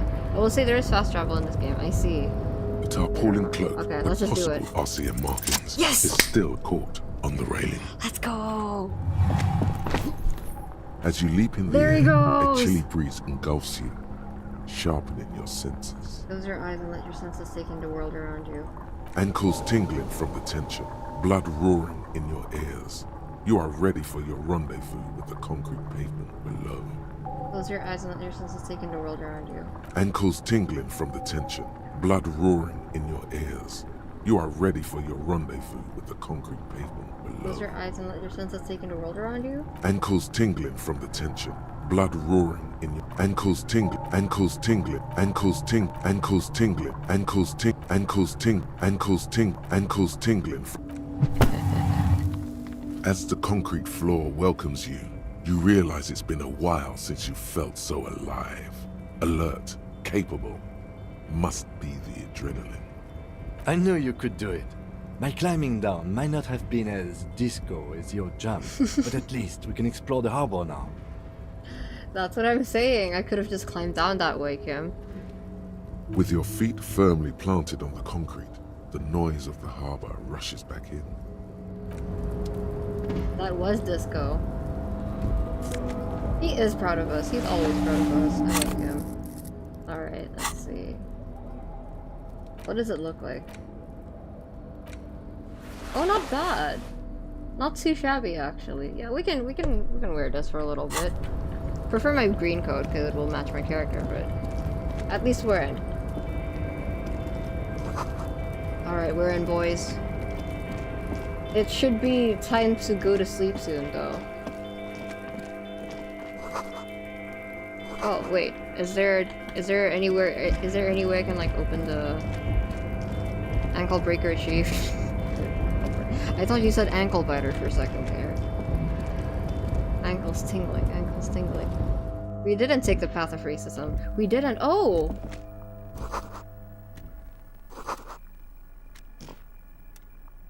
What do you know? Giant's ass print. I beg your pardon? Okay, let's analyze everything. An imposing combination of a punch clock and a payphone is looking down at you from the wall. A note on the side says, "Tokens unavailable due to strike. Use change." The machine swallows your coin and seems to be waiting for your next move. Let your muscle memory dial a random number. Your fingers run over the dial pad. No 005. That's the dialing code for Revachol. 4952, and a moment of hesitation before entering the final numbers. 993. Interesting. Calling. Calling. Still calling. Then.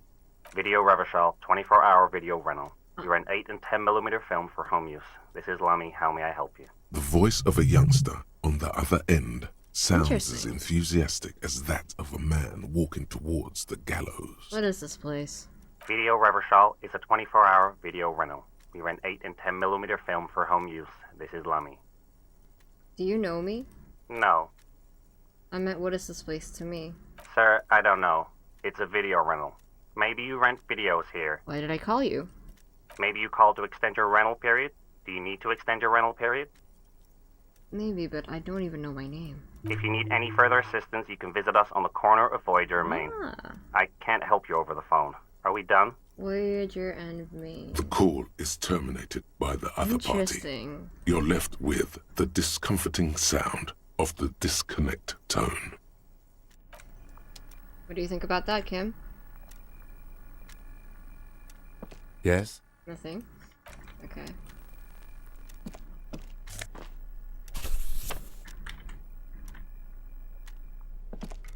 On second glance, someone has forgotten to properly close one of the drawers. It's unfortunate for the Union to just leave their paperwork lying around like this. Open the drawer. The drawer opens smoothly.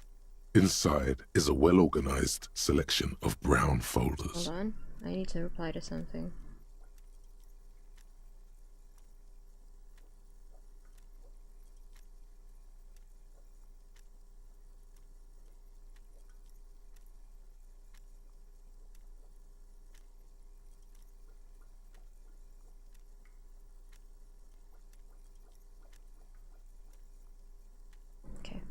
Browse through the folders. Hundreds of documents containing logistical data. Two kinds of transactions stand out. Materials coming into Revachol from the outside world, from Muindi, Grad, and even Ilmara, and the same materials being handed over to companies inside Revachol. Kuron, Coal City, La Delta, and Jamrock are listed among the many districts where the imports are being sold. Anything interesting? It's hard to make sense of this thicket of company names, dates, quantities, and percentages.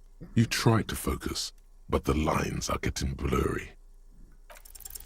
Whatever's hidden here is hidden well. What? Concentration isn't enough. Wow. Only a trained accountant with a background in logistics would be able to really make sense of it. However, there is a little handwritten note stuck on the side of the drawer. Look at the note. It appears to be a to-do list written in large, uneven capital letters. Remember, Leo, Everart's shoes, special whirling borscht, water Everart's plants, sweep office floor, more banners. I am doing good today. I'm also surprised by that. All items on the list have been crossed out, and the note itself is crumpled. Okay, to-do note with a list of errands for Everart. Everart. Everart Clare, probably. The head of the Debarders Union. One of his aides must have left it. Nothing One of the incriminating players. here. Everart shoes, special whirling borscht, water Everart's fans, sweep office floor, more banners. The special borscht seems a bit odd in the list. Take another look at the note. Remember, Leo, Everart's all items on the drawer slide. Good to know. Interesting. Interesting. Let me take that.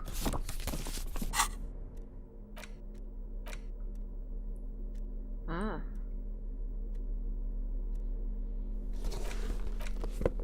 It's a postcard.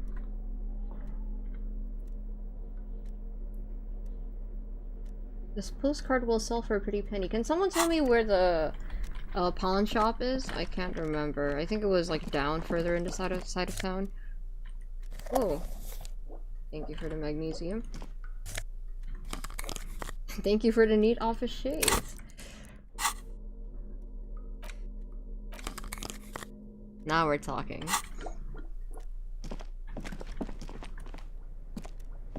South of time, right.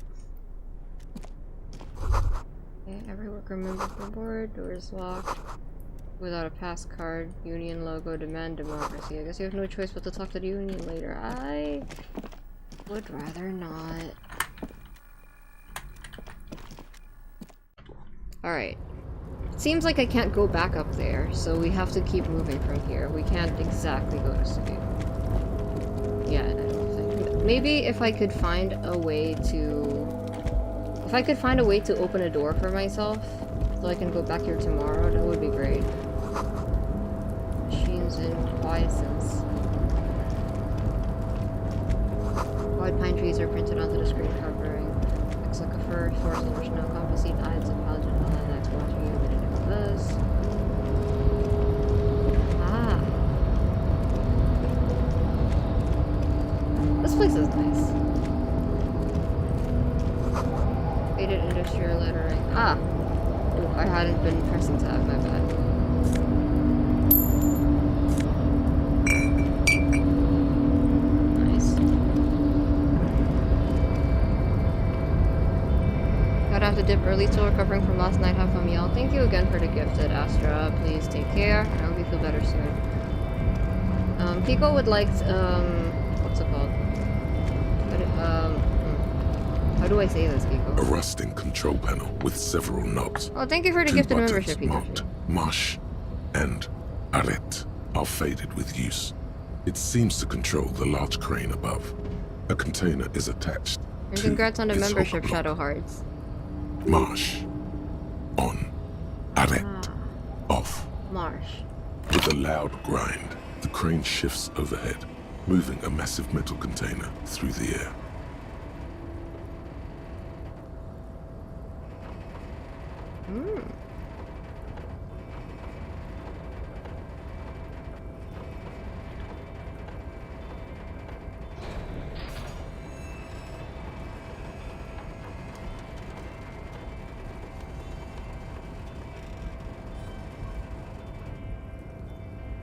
And with a surprisingly quiet thunk, the crane places the container down.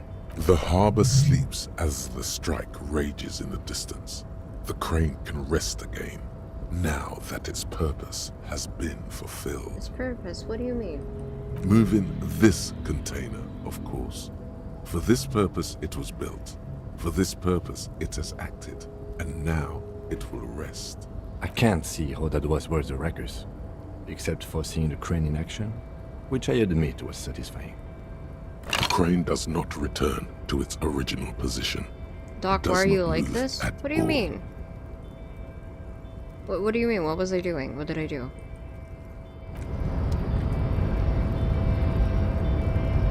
Alright. Must have missed something.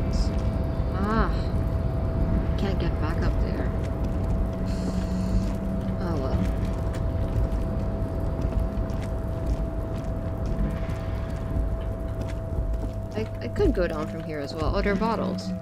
The crane. Did I just block my path?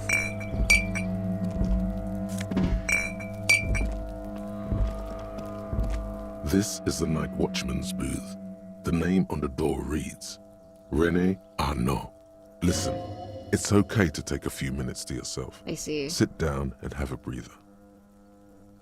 So this is where René works. I'm going to look around. If you must. But please hurry. We are pretty easy to spot up here. If need be, I will load my save.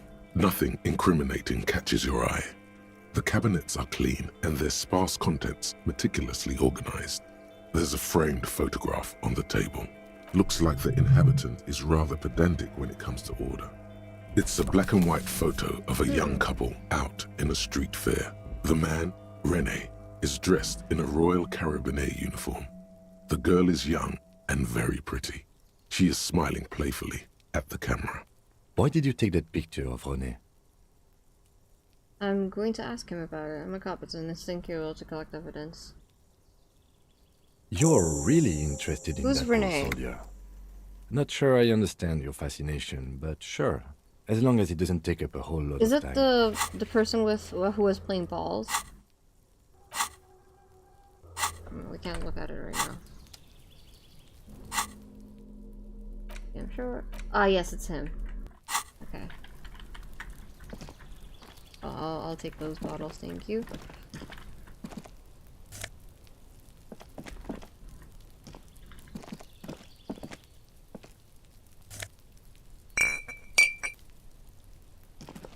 Kim, can you move slightly?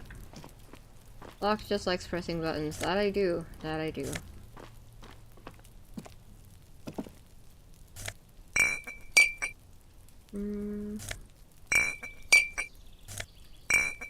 Kim? Please don't block me. Thank you. Appreciate it. Alright. That's everything. Suppose I can't get down there. Can I get here? Can I observe that at least? I suppose not. Alright.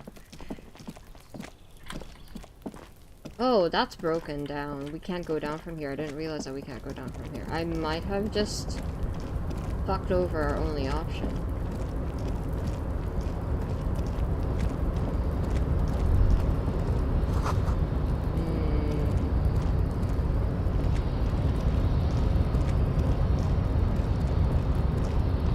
We're in a pickle. No, we're fine. What do you mean? I'm not blocked. I'm fine. Isn't there a hotkey to take all? It can quicken such processes. I wouldn't know, so let me know. Oh yeah, Kiko would like to let you know that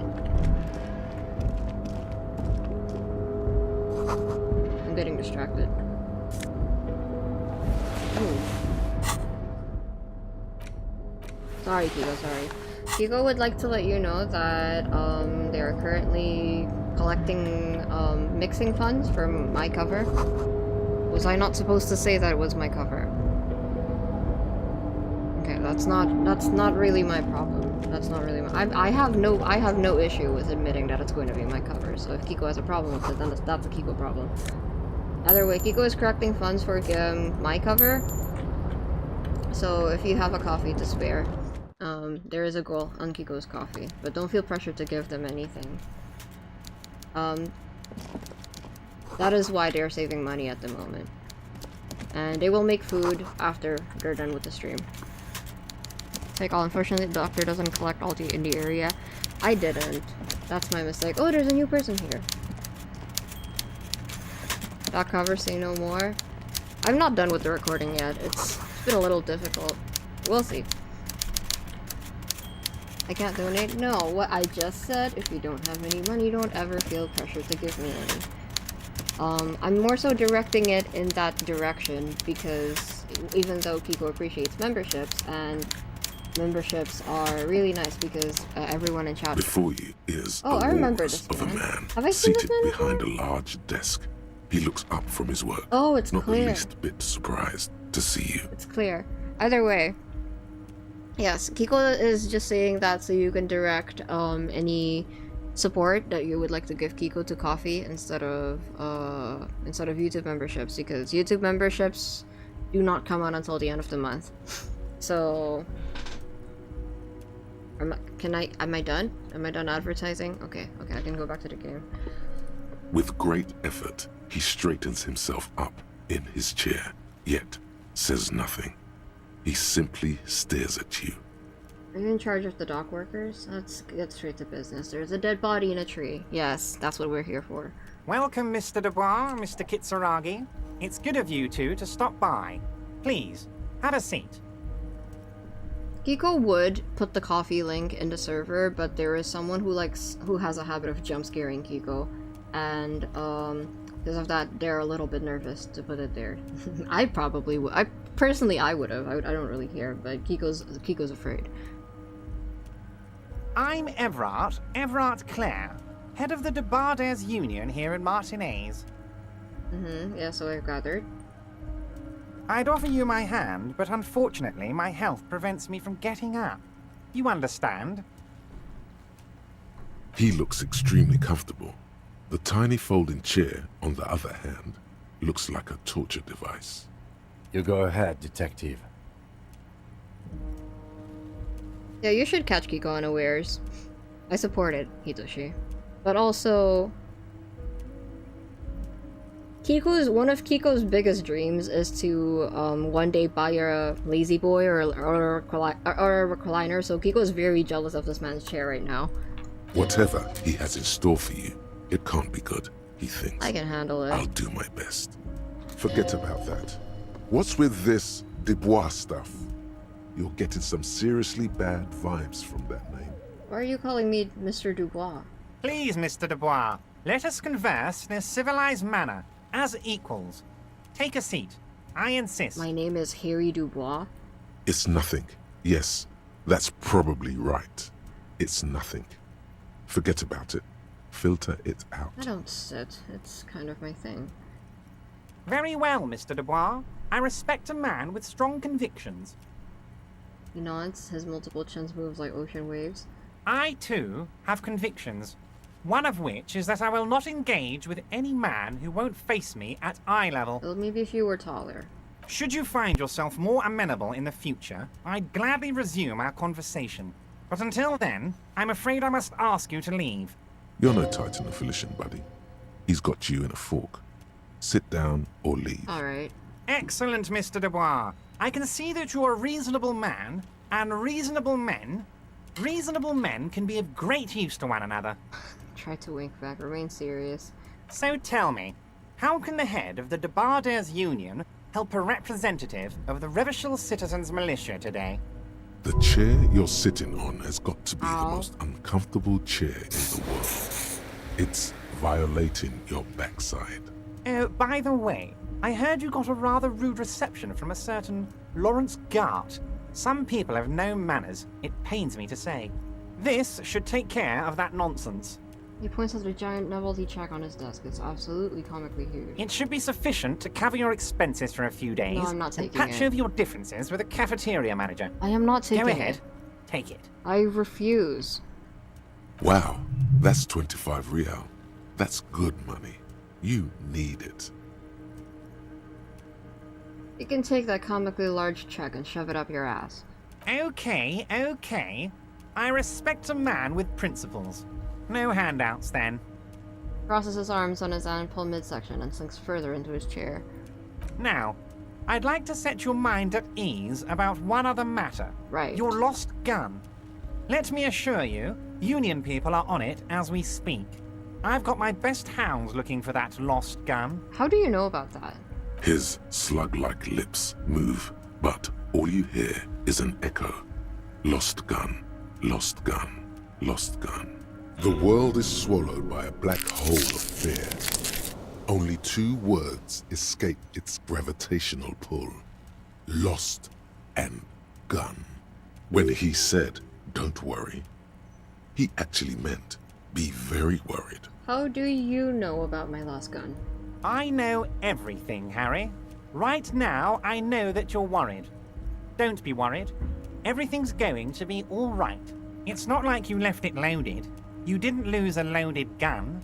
Local children aren't out there playing with it right now, Fuck you. pointing it into their own mouths. It's in a safe place. I just know it. I have a feeling everything's going to be all right. It was loaded. There were 2 bullets in it. You always keep at least 2 barrels loaded. Well, I should better. You know, I may as well try my luck. God, Of course. you're sweating. Your knee is jerking. You're about to cry, aren't you? You're about to cry because you lost your gun and those children are gonna shoot themselves with it. So what? Men can cry too. You want to cry? God, you're weak. Whatever you do, don't cry.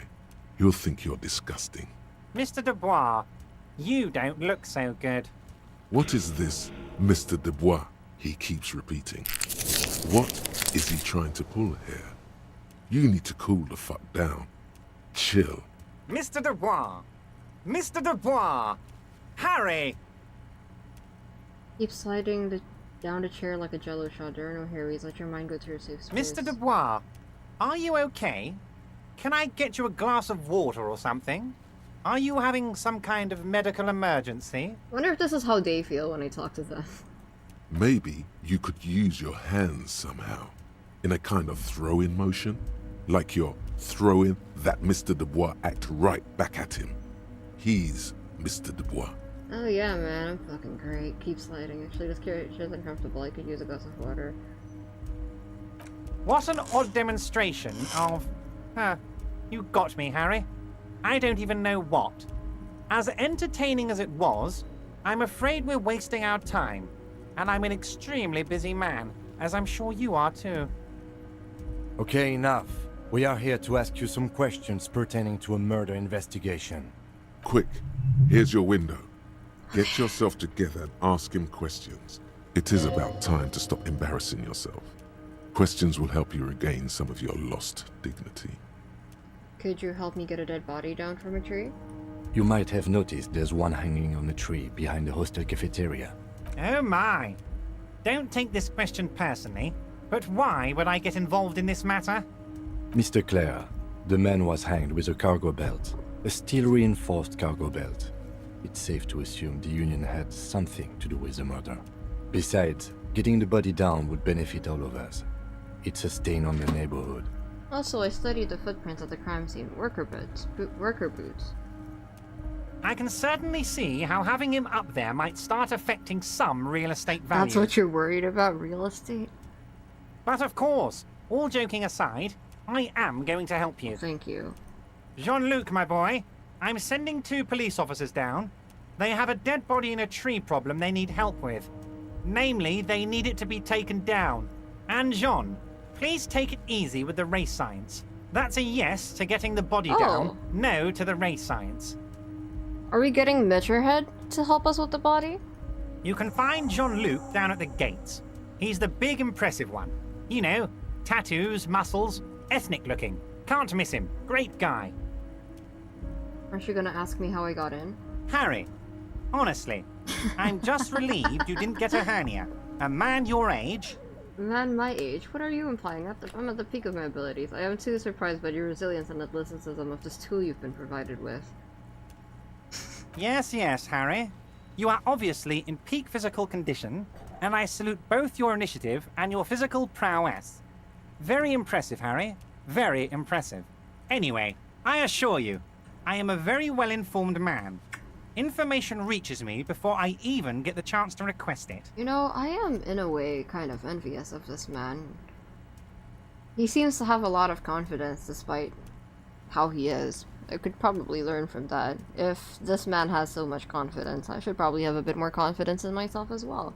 Well, I have a bit more confidence in myself than Kiko does, I will say that. Let's talk about my lost gun. Yes, your lost gun. My best men are on it.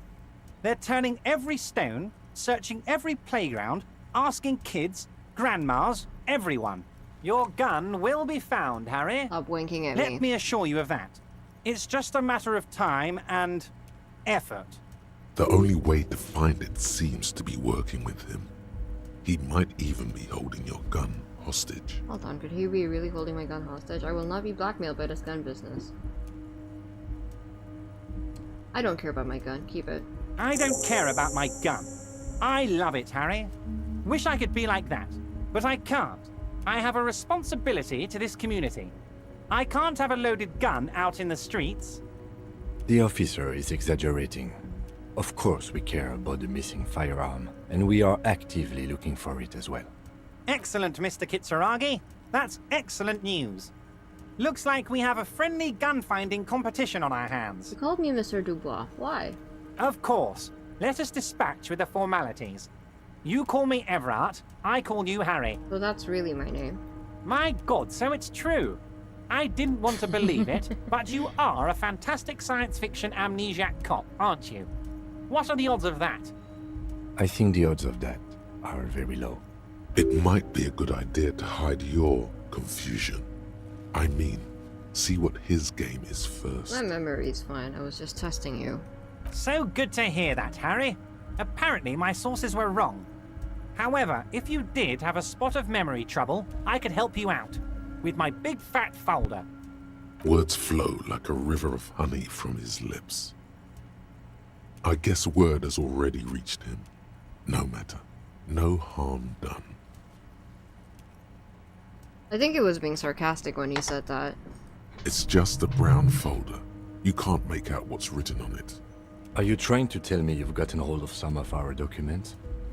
Mr. Kitsuragi, would you mind? Me and Harry are talking about his lost identity right now. Don't just jump to the folder. That's not smart. Shows you're on the edge. Do some probing first. Let's get this straight. What is my full name? It's Harry. Harry Dubois. Okay, I like that. I can work with that. And I can work with you, Harry. Now, what else can I do for you? Do you know where I live? But of course, Harry. Your precinct is the 41st and you live in Jamrock. You're a Jamrock boy. A long way from home, but that's okay. He doesn't really seem to know any more about it. You know anything about my family? Do I have a wife or kids or... Family? Harry, you're not a family man. There's not one peep of family in here. Unless you think you're a family man. Do you strike yourself as a family man, Harry? You're right, I don't. I think I do. I'd be a wonderful father. I think for Harry I want to answer this. But he is a drunk, so maybe not. That's why I like you, Harry. A good man knows both his strengths and his weaknesses, and you, my friend. You are one of the all-time greats. What kind of a cop does it say I am? Well, Harry, if I were to sum you up in one word, it would be apologetic. I'm sorry? Yes. You seem to be. A lot of the time. But right now, there's no reason to be. Let loose a little. Be you.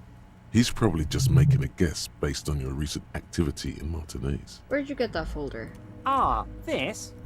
My friends in your organization gave it to me, Harry. This translates into, haha, you guys are so corrupt. Yes, I figured. I find that very suspicious. May I have a look? I'm afraid this is meant for union eyes only, Mr. Kitsuragi.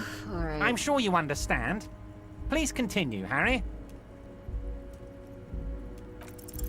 As you look at the folder, Everart covers it with his hand and pets it.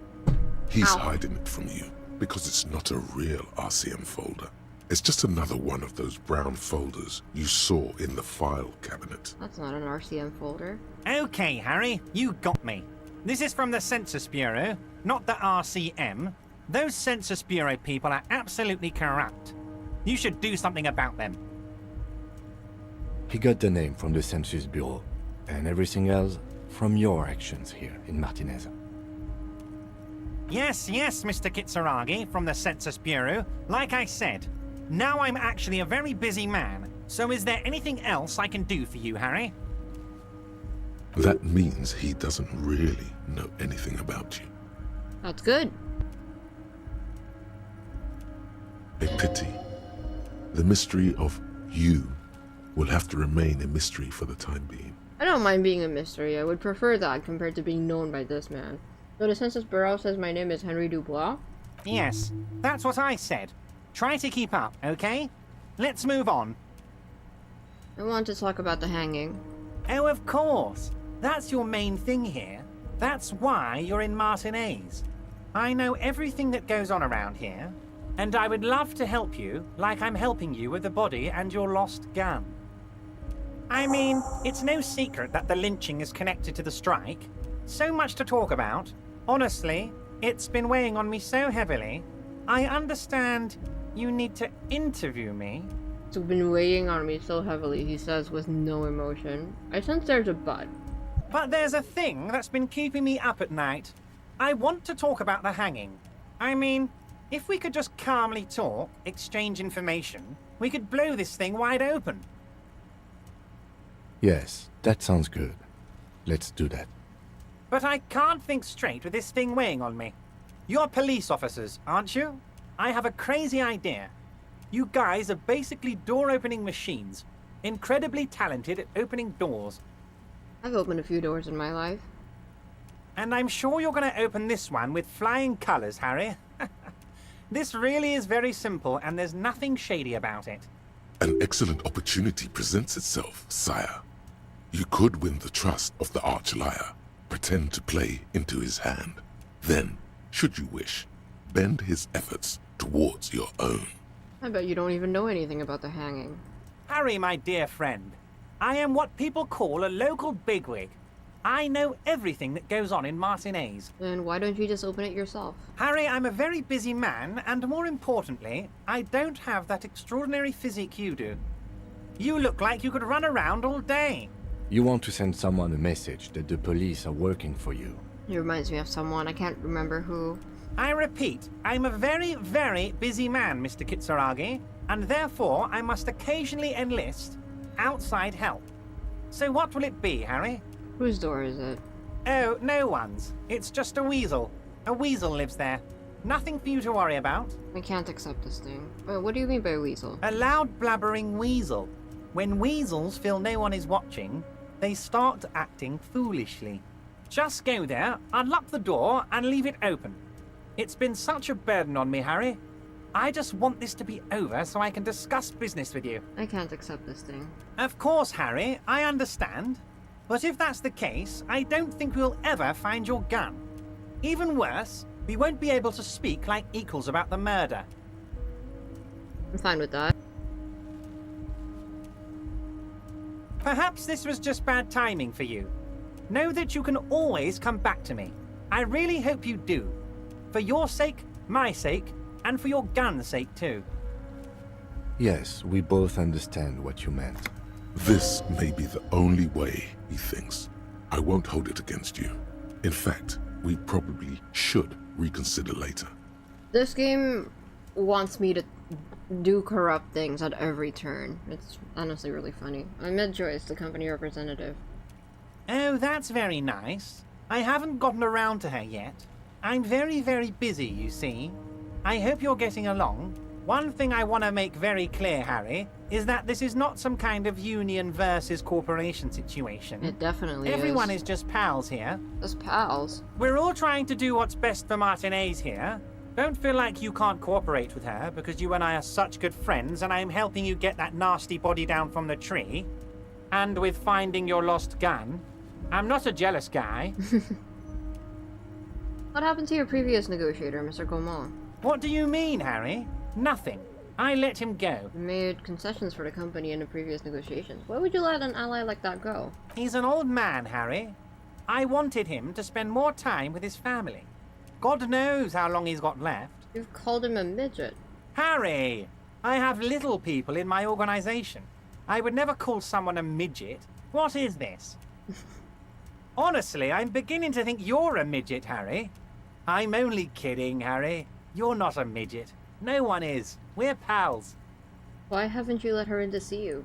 If she actually wants to see me, she will find a way.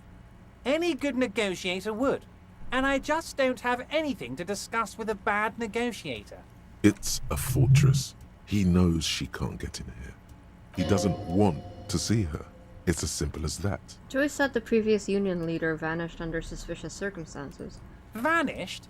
Harry, the woman left her casserole in the oven and couldn't make it here in time for the That's voting. insane. That is an insane... That is the most one of the most despicable things you've said so far. Oh, did I leave my casserole on? Better go home and check. Oh The my election fucking can God. wait. When she got back, the whole thing was over. Wait, there was no mention of a casserole from Joyce. Honey, Joyce didn't mention any casserole. Harry, Harry, Harry.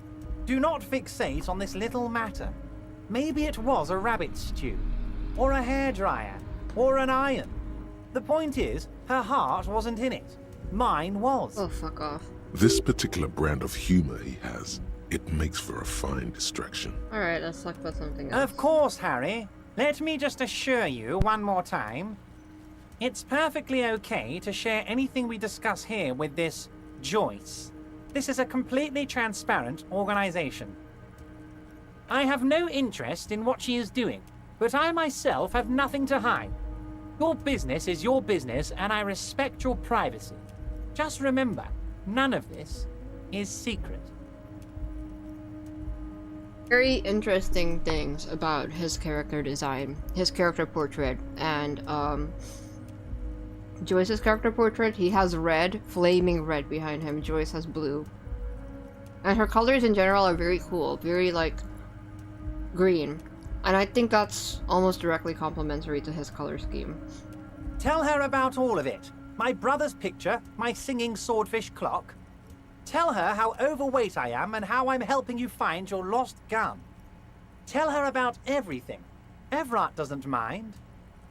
It is rather interesting to tell people things about each other, isn't it? It was nice telling him about her right now. Everart, I'm going to leave right now, but we might talk again later. Wait. You need this to get in and out through the gate. Thanks. I was wondering how I was supposed to get out. Here. You're one of us now. A real red and white union man. Take care, Harry. I knew you'd notice some of the many color themes that went right over my head when I played. They're very on the nose about it. They use a lot of oranges, especially. I'm still figuring out what that stands for. We should think about calling it a day, maybe. The nights are still miserably cold this time of year. I haven't paid the cafeteria manager for damages yet. You should take care of that, then. But I don't have the money. Let's talk to him anyway.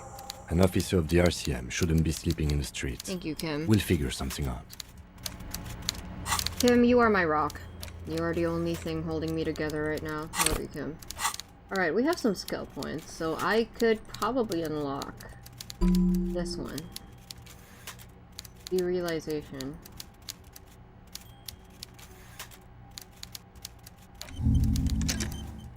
I think we have another one. Oh, we don't. Okay.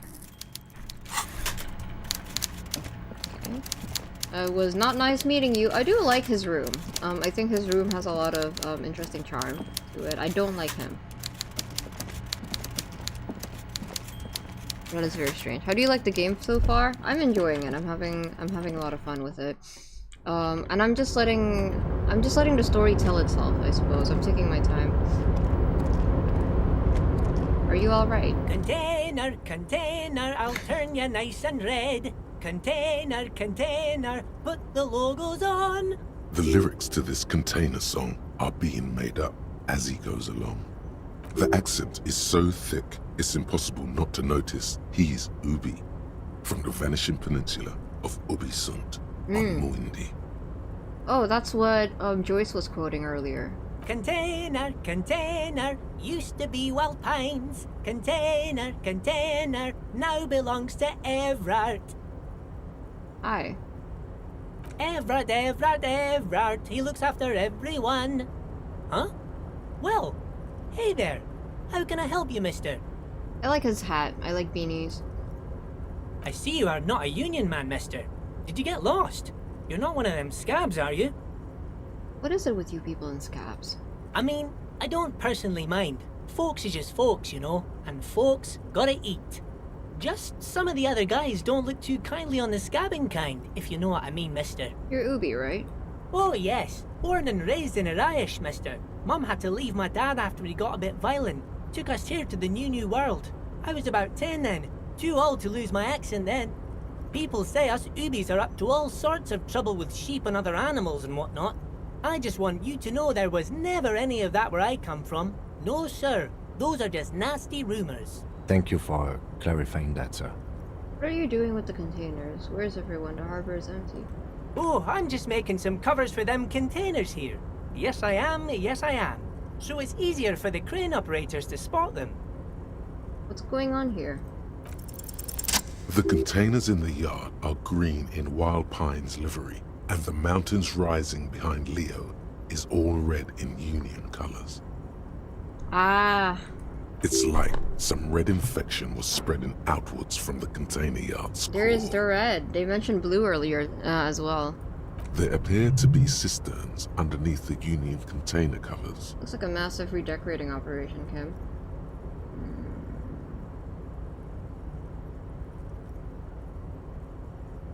Containers in the yard are green. The Wild Pine's library and the mountains rising behind Leo is all red in Union colors. What is underneath these red covers? Oh, I don't know, mister. They say it's some chemicals. Most of them have labels on them, I think. This looks like a massive redecorating operation, Kim. Yes, they are hiding it from the inside. All the red containers have the Debarders Union logo on them. Leo, has anyone told you why you need to change the covers? No, not really. Mr. Everart doesn't tell me all the big things. Says I go and tell them to everyone. Thanks, Leo. You've been very helpful. Oh, no trouble at all, mister. No trouble at all. The little guy affirms merrily. Where is everyone? The harbor is empty. Oh, most of the guys are down at the gates, keeping the scabs from coming in. We're on a strike. The whole union is. You don't have to work when you're on strike. Ha! We haven't worked for 2 months now. So no one is working? Not everyone is down there, of course. Mr. Everart is in his office, where he always is. And Jean-Luc is guarding the gate. But Titus and his boys got into some drunken trouble and Everart sent them on a nice vacation. For a week or so. What kind of trouble did this Titus and his friends get into? Oh, I'm not really supposed to talk about that. That's union business. Malden leans closer. Him and his boys stirred up something in town. Probably drank too much and got into a fight or something. I heard Mr. Everart telling them to take some time off. So what did they actually do? Really? Did they kill someone? No, I don't think they killed anyone. Let's better talk about something else. Titus and his boys do good work. I don't want to get them in trouble over a little drinking. He probably doesn't know anything anyway. Who in their right mind would tell him? Do you work here? Yes, yes. Everybody needs a job, and this is mine. I'm Leonard, by the way. Leonard Bellick. But everyone calls me Leo. I like Leonard. Leonard seems like a fun time. I'm like Mr. Everart's right-hand man when Mr. Edgar is out of town. And Mr. Edgar's right-hand man when Mr. Everart is away. Actually, Miss Beaufort is the right-hand man, but she's a lady. Miss Beaufort? Who is this, Miss Beaufort? A real pretty lady with a skin like those 𝙩𝙖𝙖𝙩 sucre candy bars my missus likes so much. Them are real nice to suckle on once the dinner is done and me and the missus sit down beside the radio. But I can't listen to the radio all the time. There's so much to do around here and I'm always busy keeping things running here. Yes I am, yes I am. Hold on, who's this Miss Beaufort you mentioned? Oh, Lizzie. Lizzie. She is a real sharp tool. Mr. Everart put her through some fancy school and everything. East of the river. Oh, 4 her years daughter? she was gone, and when she came back, she was all fancy and lawyerly. No, that's not her daughter. Yeah. No, that's his right-hand man. He sent her to school? He respects that word. That's obvious. She's a lawyer. She's a lawyer. But she's a real nice girl. Grew up in this here neighborhood. Knows everybody and gets along with everyone. Real pillar of the community one day, I'm sure. If me missus and me was to have a child, I'd be real happy if she turned out like her. But she can't have kids. Dr. Lemaitre said so. And she knows about such things. Been a doctor for almost 50 years, she has. So Everart trained a lawyer named Miss Beaufort. Interesting. I would like to meet her. I think you're doing a great job around here, Leo. Yes, this place really seems to run like clockwork. Keep it up, Leo. Thank you, Kim. Well, thanks a lot. Coming from you, it means a lot, really. Sometimes I feel some of the guys don't really get how much I bust my ass for them here. But you guys are alright. Are you Leo, the one who wrote the note to make more banners? Right, I saw that in the building. Oh, yes, yes. I leave all kinds of notes for myself. That old head of mine ain't so good at keeping things in no more. I almost forgot about the borscht. What was that about the borscht? Oh, yes. I've been taking special whirling borscht to the men every day since the strike started. It's very, very good. Makes a man feel so warm and happy. I feel like I could take on Mr. Renadan's boar dogs every time the lunch is done. What do you mean by taking the soup to the men? Is it for striking? Yes, yes. I'm taking it to them. The borscht keeps them happy and in fighting spirits. Makes you all warm inside. They brew it in the whirling in rags. Love, who makes it at the whirling? Oh, the whirling's cook. He makes it. Right. Them is always talking with Mr. Manana in that weird language and laughing together. He doesn't speak what we speak. He's from Grad. Will this life be 6 hours like the next one? Honestly, that's pretty likely. That's probably what's going to happen this time. Because there's a lot to get through in this game, and while I'm not ready to do a whole 10-hour stream, I could probably manage 6 hours or 7. Could probably manage. Something is off about this borscht. I'm going to look into it. Oh, sure, mister. Sure. You do that. Yes, sir. He didn't actually understand what you meant, and now he's just nodding along. What's in that container over there? Oh, that one. That should be empty as far as I know. Lots of containers here have nothing in them. They're just waiting to be loaded up. Alright. Bye-bye now. Bye, Leo. I like Leo. Alright. It's nice to meet more pleasant people in this game as well. Let's see. 1 second. I need to move my mic away. Alright. So, a couple of things.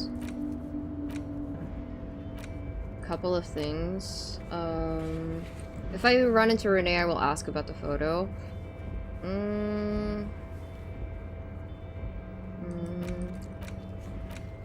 We need an ID for this. Oh, I need to turn on the lights. I forgot. Let's do that before we sleep. Is there anything else I should do before I go to sleep in the game? Oh Lord, okay, how do I get back on here?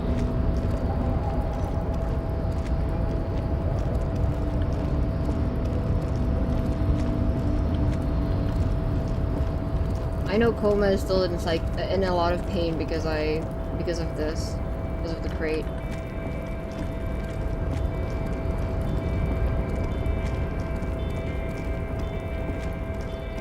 Not particularly, things can wait. Alright. Okay. It's quite dark.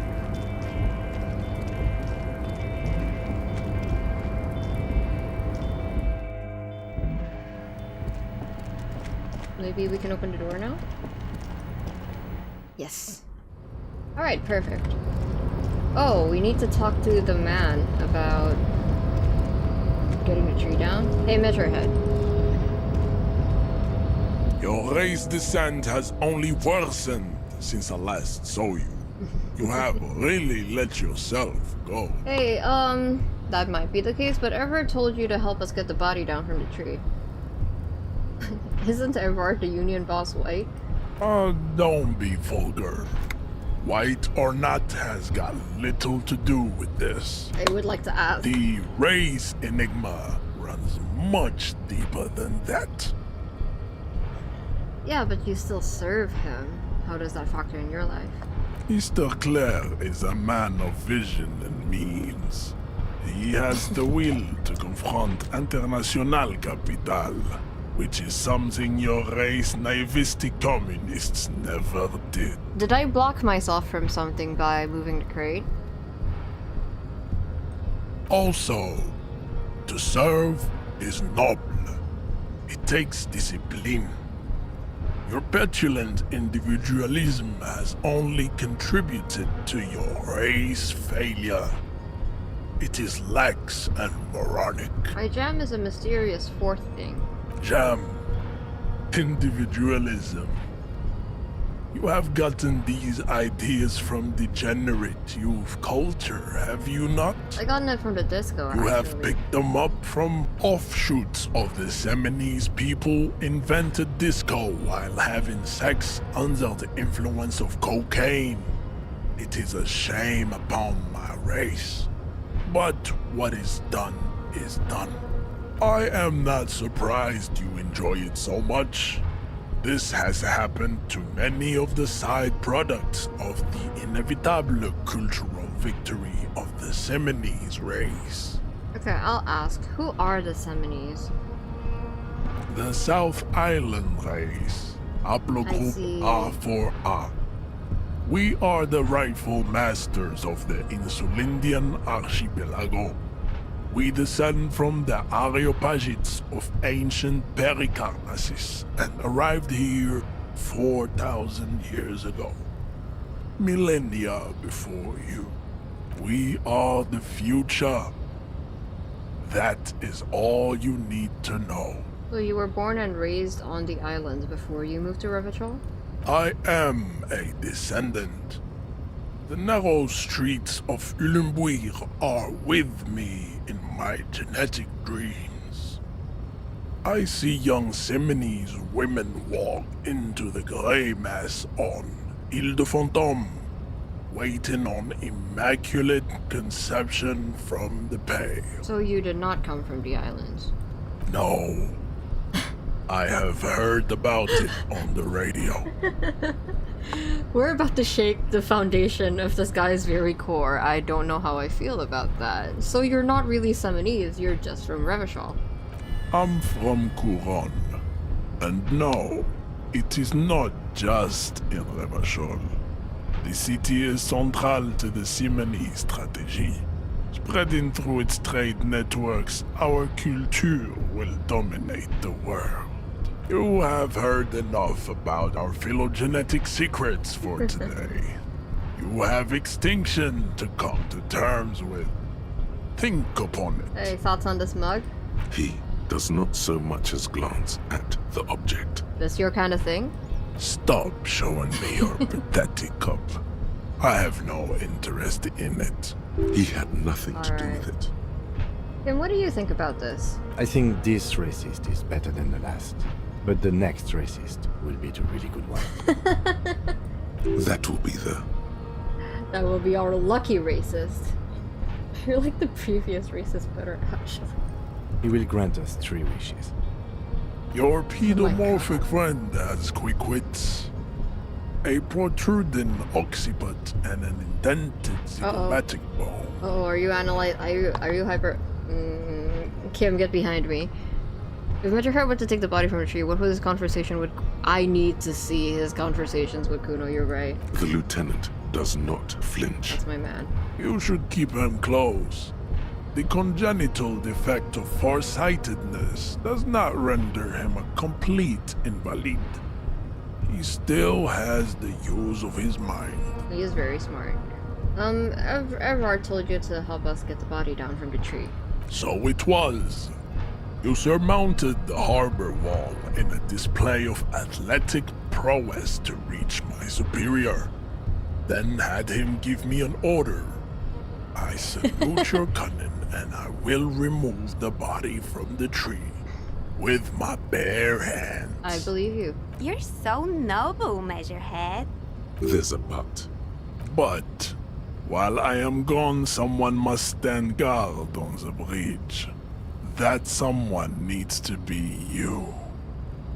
Both of you. Can I come back to this later? Fine. Goodbye.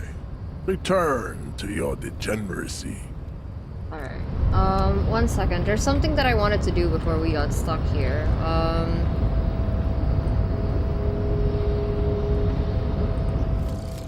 Hobocop. Ah. Technically, you wouldn't be a cop anymore, but a hobo. That would mean game over for the cop chapter of your adventures. Right. But Okay, interesting. Okay. Yeah, there was something I wanted to do real quick before we... hear that? Magnesium. That's what you're lacking.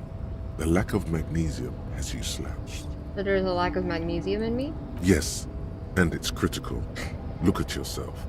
You're practically devolving into a fish due to the lack of magnesium in your bloodstream. So I need to mag it up? You need to get so magged up. You've probably had 2 heart attacks and a minor stroke already.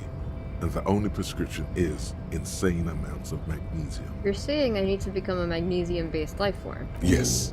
If you want to live, you need to evolve. You need to transcend the carbon barrier.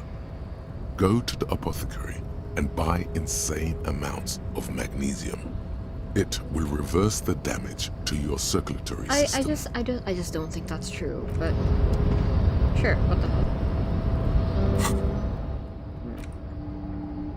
Alright.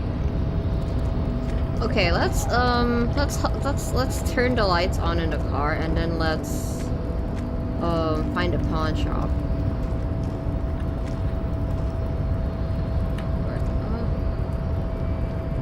There we go. Oh, everyone's gone. Okay, where's the pawn shop? Oh, she's still here. It's so late though. It's almost midnight. I can't believe it's snowing again. Young woman watches the falling snow and sighs. It felt like springtime just a few days ago. It's so late and you're still here. I'm a night hawk. What can I say? She's still here because you're still here. You don't have to stay here because of us. I like the city at night. Don't you? She's mysterious. She's very mysterious. Alright, let's turn the lights on. Kinema. Inside, you see a set of steering levers, a radio microphone, a pull-out toolbox, and the soft glow of the fuel preheater gauge. Kim, how do I turn on the lights? Alright. Ready? I turn, you press start. It's next to the preheater. Press engine start. The dashboard lights up with orange glow. The rounds per minute gauge jumps, and the engine of the Caprice Canadian comes to life with a whiny growl. Like a leopard waking from its sleep, yawning and roaring at the same time. The lights unfold with a little click, casting electrical light onto the ground before the vehicle. There you go. I'll turn them off from the remote once you're done. We just need... Okay. Let's see. As you hold your ledger's clip under the headlamp, an iridescent hologram appears. A street grid and the veins of a great river. A familiar sensation washes over you. There she is. 𝙩𝙗𝙖𝙩. Around the borders of the watermark are dozens, no, hundreds of micro-perforations. Look at the shimmering street grid. The rectangular watermark is overlaid with the logo of the RCM, and yet the major arteries of Revachol are all recognizable. They shimmer in the Kanema's headlights. Wait, look around you. You catch a faint glimmer from a broken beer bottle in the distance. Sounds. 2 men engaged in a drunken argument, followed by the closing of some distant window. Ah, Martinez at night. Where are we on this? Let me see. Right here. Seems nice. No, it does not. Look at the shimmering street grid. Look at the perforations.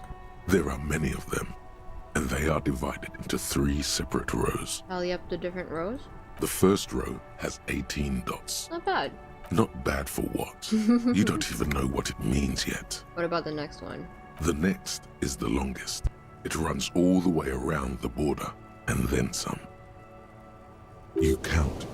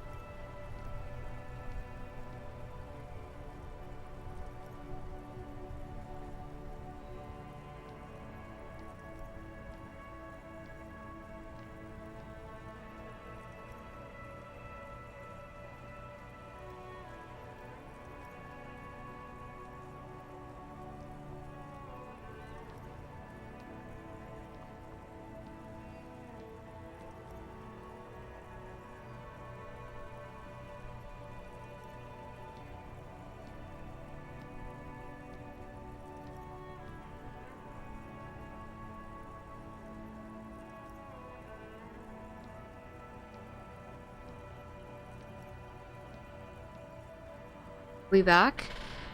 Oh my fucking god. Sorry about that. There's really nothing I can do about, the internet being fucked over, by the main source. I can't really do anything about that, unfortunately. Or as I might. Thank you for the people who continue to stay here, in spite of that. That's very kind of you. Thank you. Yes, we're back. We're back. Let me just, get something settled real quick before we continue.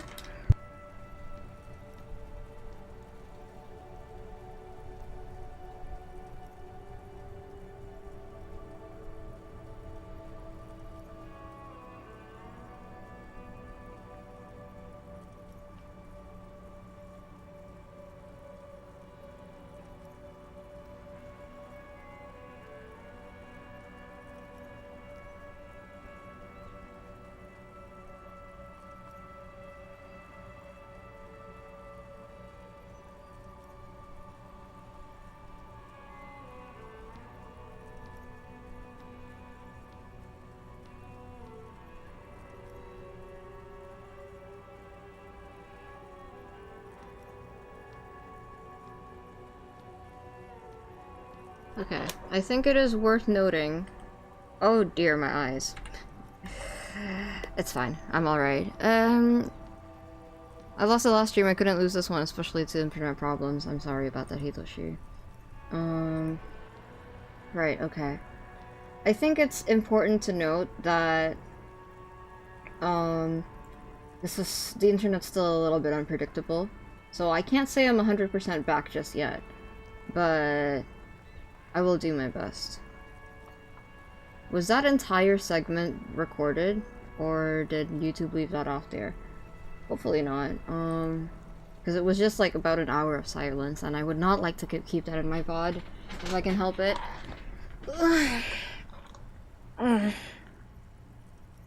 Alright, let's continue.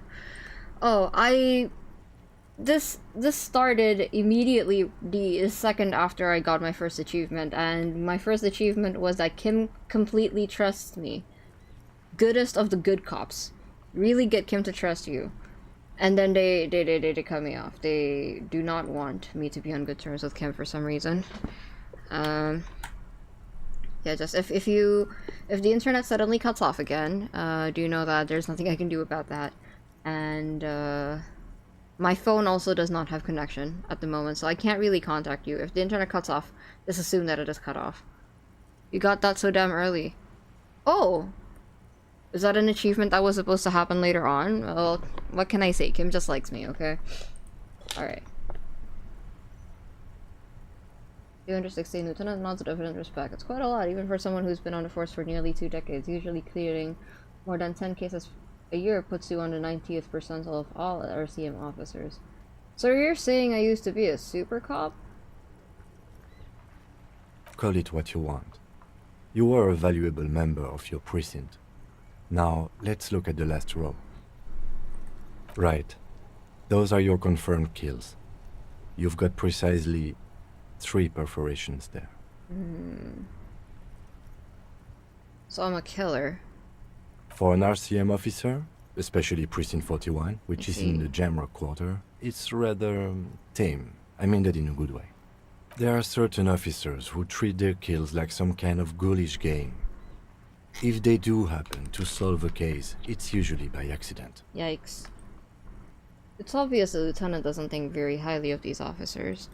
But it seems as though you are, or at least were, one of the good ones. So we have that to be thankful for. Have you ever killed anyone, Kim? Hey, I asked Witchy that question before. Have you ever killed anyone? Yes. He says, declining to elaborate. How do you handle the strain? Everyone has their own method of coping. Some more effective, or self-destructive than others. Okay, maybe don't look at me about how to cope with taking someone's life. I have no answer for you, Kim. Personally, I find it helps to keep up a few hobbies. Maybe I should find a hobby. Like what? Oh, this and that. Let's not get into it now. Did Witchy say yes? You watched the memory. You know what she said. Actually, no, she was the one who asked me. Sorry, got it upside down. Backwards? Backwards. I'm still a little bit out of it. Give me like 10 minutes. I should get coffee. Should I get coffee, chat? Maybe I should find a hobby. Anything's better than annihilating yourself with drugs and alcohol. Thanks for this. The lieutenant nods. Okay, let's go. Right. I'll go turn off the lights. You can now see your statistics on your journal page. Right. To the right of the task description. Alright.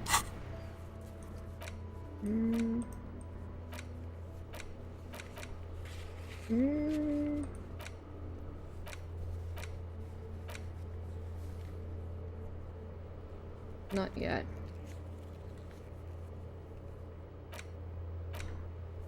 Okay. Coffee? Should I get coffee now? Maybe we could find the pawn shop first, and then we could find coffee, because I've already forgotten a lot. And, oh, I need to equip it.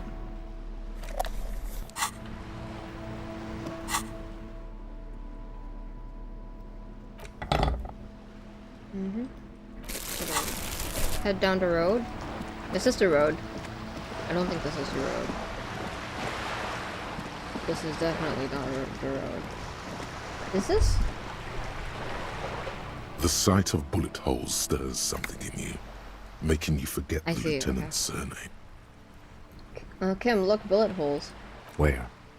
Went to the chips in the wall. Someone's been shot. We're cops. We should solve it. There? Those are old. You mean like from the revolution? Yes, the one that happened half a century ago. Those bullets were fired during the revolution and do not warrant an investigation by officers of civil law. Okay. What can you tell me about this revolution? Not much. I don't have a fresh perspective on it.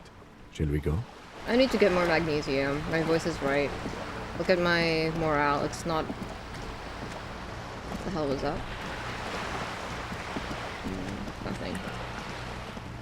Okay. Actual tar road. I see. Okay.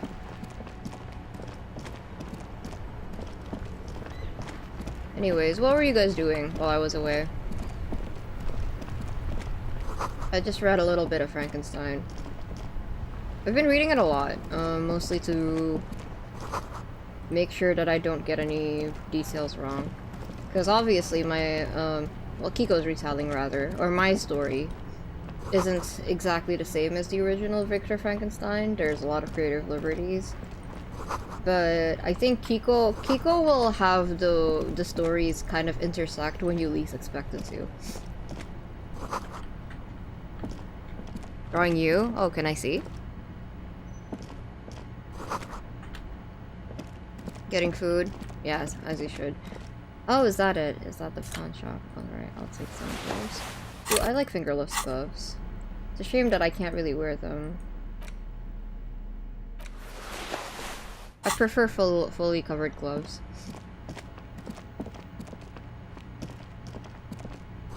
Red door on your building to your west. That's it. I see. Okay.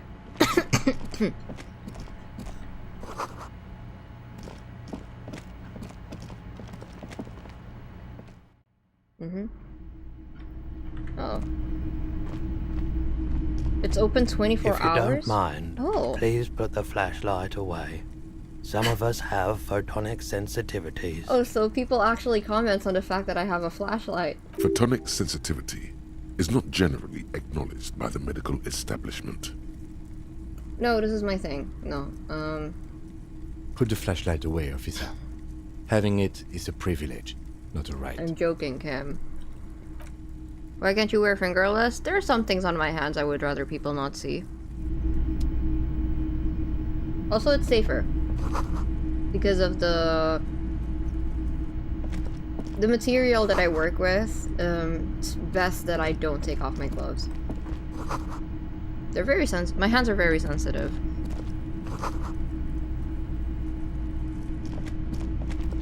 Officer, okay. The flashlight, My please. bad, I forgot.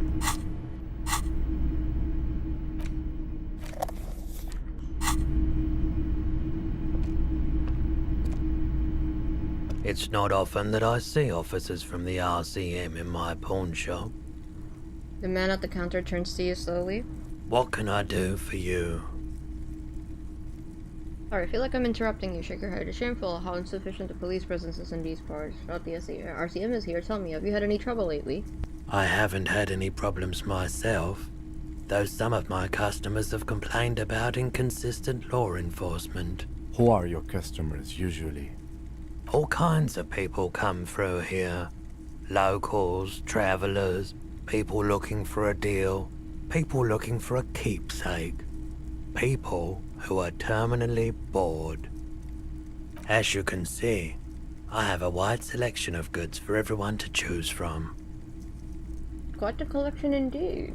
Typical Vacus consumerist objects. Honestly, I think some of your selections are more tasteful than others. I wouldn't know. I haven't taken a look at it, but I do want to get on their good side, so... It keeps me entertained. He's well composed, but underneath it you sense psychedelic processes bubbling. Some kind of drug, maybe. Entertained? He might be high. If he is, on what? Okay. That's he fair. Definitely is high. Whatever it is, you've probably done it, and many other things besides. But you can't cut through the jumble of sensations to get to the answer. Looking at his wares, talking to him, that might give you more clues. Alright. There's something I'd like to sell. Let me have a look. I'm not gonna sell the photo of the corpse to him. I'll check my pockets. Anything else you're thinking of selling? Here you go. I'm not selling this.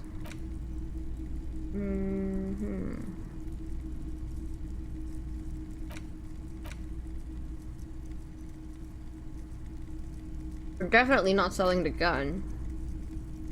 We're definitely not selling Lieutenant's handkerchief. Probably goes to sleep clicking to that thing. Guess nothing else. I just wanted to sell that postcard. Breakfast Trends. I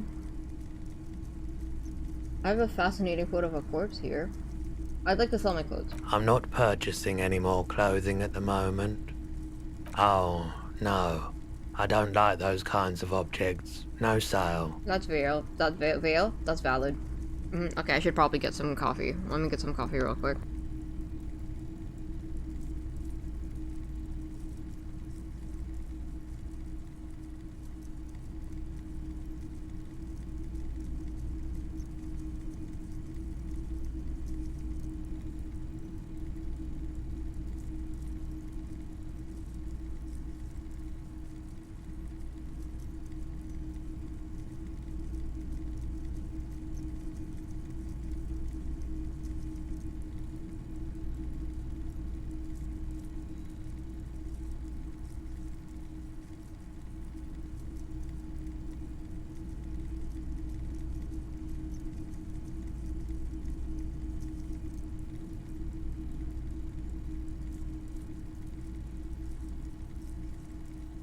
My coffee might have gone bad. I thought I bought it, recent enough, but... oh well. I don't like those kinds of objects, no sale. Do you know what these tattoos mean? Aphotic paths, counter-radiance networks, anti-magnetism. It's darkness. That's all I know. Sell me something lighter.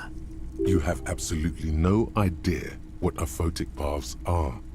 But the tattoos on the man are not that. I don't have anything to sell at the moment. Another time, perhaps. We might be able to aid our investigation. I doubt it, but I can try and answer any questions you may have. You know anything about the recent hanging? I do my best to keep my distance from all manner of butchery. Bad for business. Bad for everyone. He doesn't know anything. Actually, that's all I've got. The pawnbroker's gaze is already fixed on the dancing colors. By the way, do you happen to have any guns like the ones carried by the officers of Citizens Militia? Someone else came here earlier today asking the same question. I promptly sold her the gun you pawned a couple days back. I pawned my fucking gun? That's what happened to it? Oh my god. Oh dear. Alright, okay. I see. This is a pawn shop, and it did feel as if you've met before. Oh god. The lieutenant shifts from one foot to another. Alert. Wait, I sold you my gun? You were adamant about getting rid of it, officer. Said you were undeserving of a service weapon of the Revachol Citizens Militia. And I don't like keeping guns around the shop for long. Off the charts photon emissions. The unhealthy kind. Are they planning on buying that back ever? Was the buyer policeman too? She didn't seem like a policeman. She? Although she kept referring to herself as a pig. Oh no. Which was odd. I found her interest in the gun a bit obsessive. But I was just happy to get rid of it. And of her. It's not the child, is it? Or the gardener? Who else could it be? We're an absolute stellar example of a human being, aren't we? Yep, that's why we're playing this game. Truth be told, she was terrifying. Definitely not the child. Right, so let me get this right. You sold your sidearm, issued by the Citizens Militia, and now a civilian is running around the streets of Martinez with it? There's only one explanation. She must be one of my rap. Absolutely not. Maybe she's a vigilante, wants to prove she can do her jobs better than we can. It's possible in these parts of town. We ought to find her and discourage her from taking justice into her own hands. Have any idea where I can find this buyer? My apologies, officer, but I have no idea where she was coming from or where she went. A needle in a haystack. There is nothing you can do about it right now. What does she look You like? just have to hope Everart wasn't lying, and the Union can track her down into... She did, truth be... Right, so let me get this right. You sold your sidearm. You're right that she could cast aspersions on the Force. We have to find her. Maybe. Shady-looking guys came in here yesterday, looking like they'd just taken off their Wild Pines overalls. They asked if I have a police weapon to sell. They went their way. It was a trip, but you know, all sorts of people come here, asking for all sorts of things. So, Everart was lying, essentially, right? Everart doesn't actually have my weapon. Wait, then it might be true. Everart's claims. Maybe Claire really is tracking down your gun. What if he already knows who has it and he's just, like, not taking it? People as oleaginous as Everart seem like they're lying, even when they're really being truthful. He said he was looking for it. Oh, I thought he was being sarcastic when he said that. I thought he was just being like, oh, I am looking for it, even though he already knows exactly where it is. I suppose not. I cannot trust that man. He's a sleazeball. At least I know how I lost my sidearm. Let's talk about something else. Of course.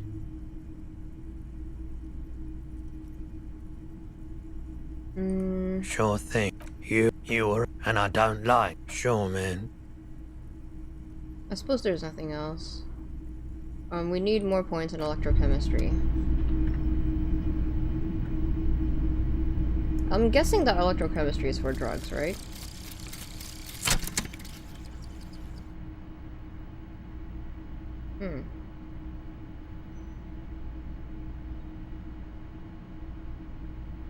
Divorce or something similar. All you can do is put more distance between you and him and make him smaller, make him less you. I see. I see.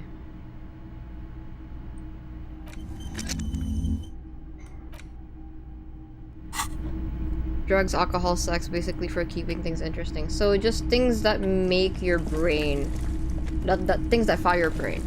You see rows of toy Vices. soldiers guarding the rest of the trinkets displayed on the table. Some on horseback, others in rags, others yet in bright blue uniforms. All are stern and unyielding in their duty. Inspect the knights on horseback, inspect the blue uniforms. They're not all blue. These figurines also wear gold coats and caps, complemented by that's Renee. orange trousers. They are variously posed, wielding swords and rifles with bayonets. Wait, this looks like Renee, the old guy who was playing Pentak. This is what the loyalists looked like, yes, at first. Then they wised up and got camouflage. Are these royalist soldiers? Which ones? Ah, those. Yes, they are. I find the paint job a bit gaudy, but children like the bright colours indiscriminately. Let's inspect the knights on horseback. Big men on big horses, clad in lamella armor and carrying flintlocks, the kind that would mow down a line of enemy soldiers in the blink of an eye. Who are they? Franco-Nigerian knights. I used to be very serious about these guys. Inspect the figurine and rags. This set of soldiers isn't meant to look impressive. A few have rifles, but most of them carry pistols. Civilians? Some even shovels and tall sticks. Are these even soldiers? You're probably talking about the revolutionaries, yes? Yes, they are soldiers, revolutionary soldiers. I think their poverty has been exaggerated for effect. When you place them next to the royalists, it doesn't seem like they could possibly win. The contrast is meant to be disheartening, as it ought to be. It is impossible to win against the cohorts of the capital. Ask my friend Gart, whose bitch it made me. Wish it was more nuanced. As it stands, I cannot comment. I don't like either set very much, to be honest. But there are many parents among my customers. You got a truly cool figurine and a box under the table. Why? What's this? A headless man riding a horse? A headless man wearing futuristic tracksuit trousers that say found. Hey, those are the pants that they were trying to sell me, weren't they? Oh, that's the Headless Phone Rider. Who? The Headless Phone Rider. It's an urban legend. About a man who rides the streets of Revachol sporting a fawn tracksuit. As you see, he's missing his head. 50 cents. Bargain priced. I'll throw in the tiny cap too. I think he's looking for it, or something. That part of the story has many interpretations. He lost his cap when he lost his head. Perhaps he's looking for the head. I'll take Did I mention that this figurine is supposed to be lucky? Always carry it with you. Thank you. It's pretty cool. Okay, You see rows of toys. We are done inspecting this. This is... The boomboxes on the shelf look well-loved and well-traveled. Chipped, dented, they stare at you with the unblinking eyes of their tape reels. Stand on the tips of your toes to see more. One especially catches your eye. Deep gold and amber plastic with a big old handle on top. A classic boombox that says, Stereo 8 approved. Just make sure it works before you buy it. Shopkeep, is this Stereo 8 approved machine here? Is the Harman Welsh W2. That is expensive. Made in Vespa. Designed in Seoul. Plays all reel-to-reel formats. 2mm, 8mm, 12mm. It's even got a little radio in there. It'll set you back 12 real. What I really want to know is, could this device come in handy in my police work? If police work means playing tapes, sure. You can use it for that. Or any other time you'd need to play a tape. Are you sure this is all working in order? Absolutely. I've tested each one myself with recordings of speech, found sounds and music from a variety of genres. Even though I don't really like music. You don't like music? That's odd. Why doesn't he like music? You don't like music? What do you like then? The stuff I record myself. Silverware shaking in drawers as motor cars race by. Nocturnal animals climbing on the roof. Airship rotors. That kind of thing. Maybe you should ditch music as well. Get into these more experimental sounds he's describing.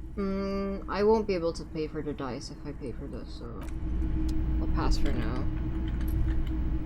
What's this? Typical Martinez streetlight sits among assorted floor and table lamps. Is that a streetlight? The light pole has been carefully cut, and the wiring has been redone and attached to a standard indoor plug. The light buzzes faintly, but this would make quite a statement in your living room. Yes, officer. As you see, it's in perfect working order. How much is the dice? $8. 8 real. Sorry, my bad. It was 8 real. His manner is casual, but his speech is careful, measured. He wants you to know that he has nothing to hide. Where did you get this? It was brought to me to be altered. We are not here to investigate the theft of city property. I know, Kim. I know. I was just curious. You have bottles to turn in. That's true. You have to admit it's rather clever what he's done with it. How much for the streetlight? 700 real. A bargain, I dare say. Are you out of your mind? There's one like that on every corner. 700 sounds about right. I imagine it wasn't easy sawing off that street lamp. Hey, I don't know where it came from, but it's not every day you get to buy and sell something so extraordinary. There's nothing else you need to know about the light.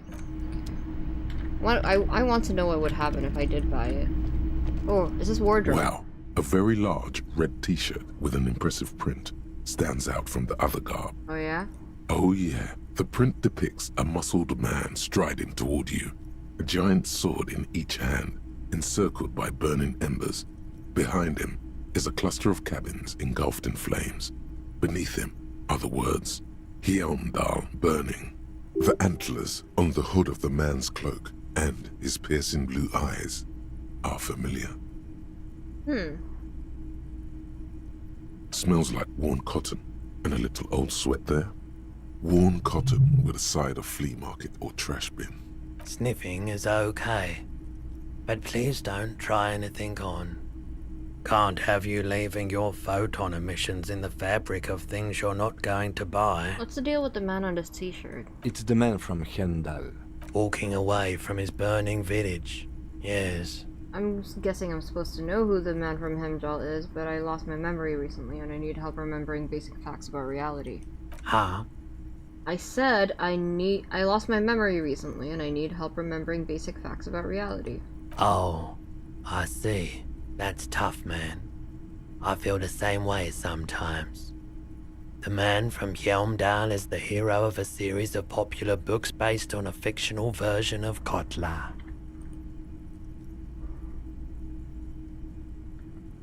In fact, most people don't think that man from 𝙩𝙗𝙗 ever really existed, but they are wrong.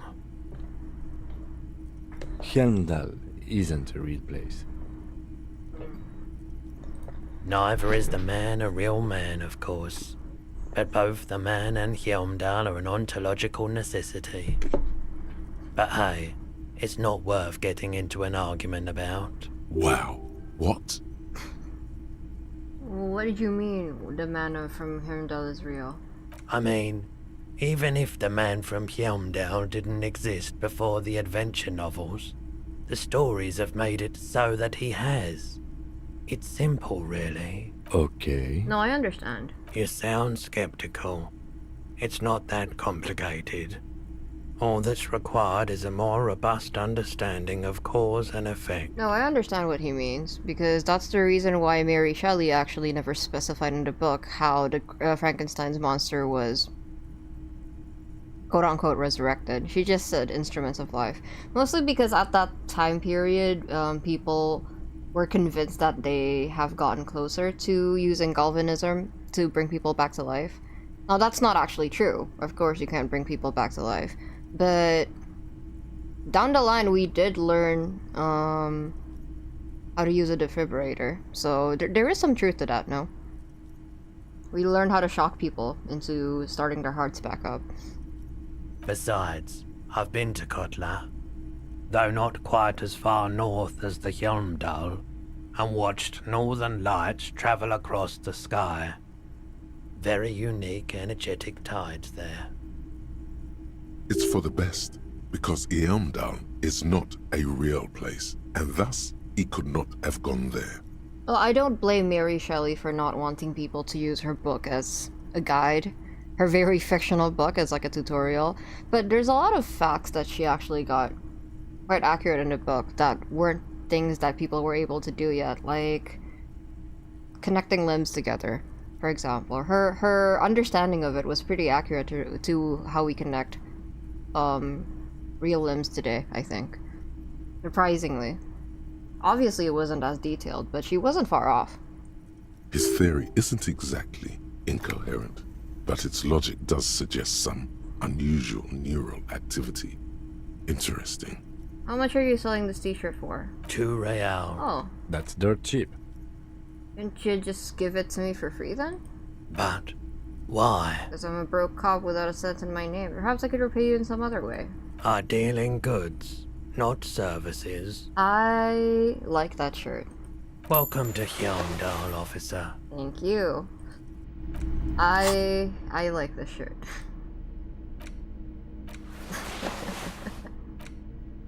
Look at us. Alright, too bad we can't sell clothes. Alright then, let's head off. But yeah, obviously big fan of Mary Shelley.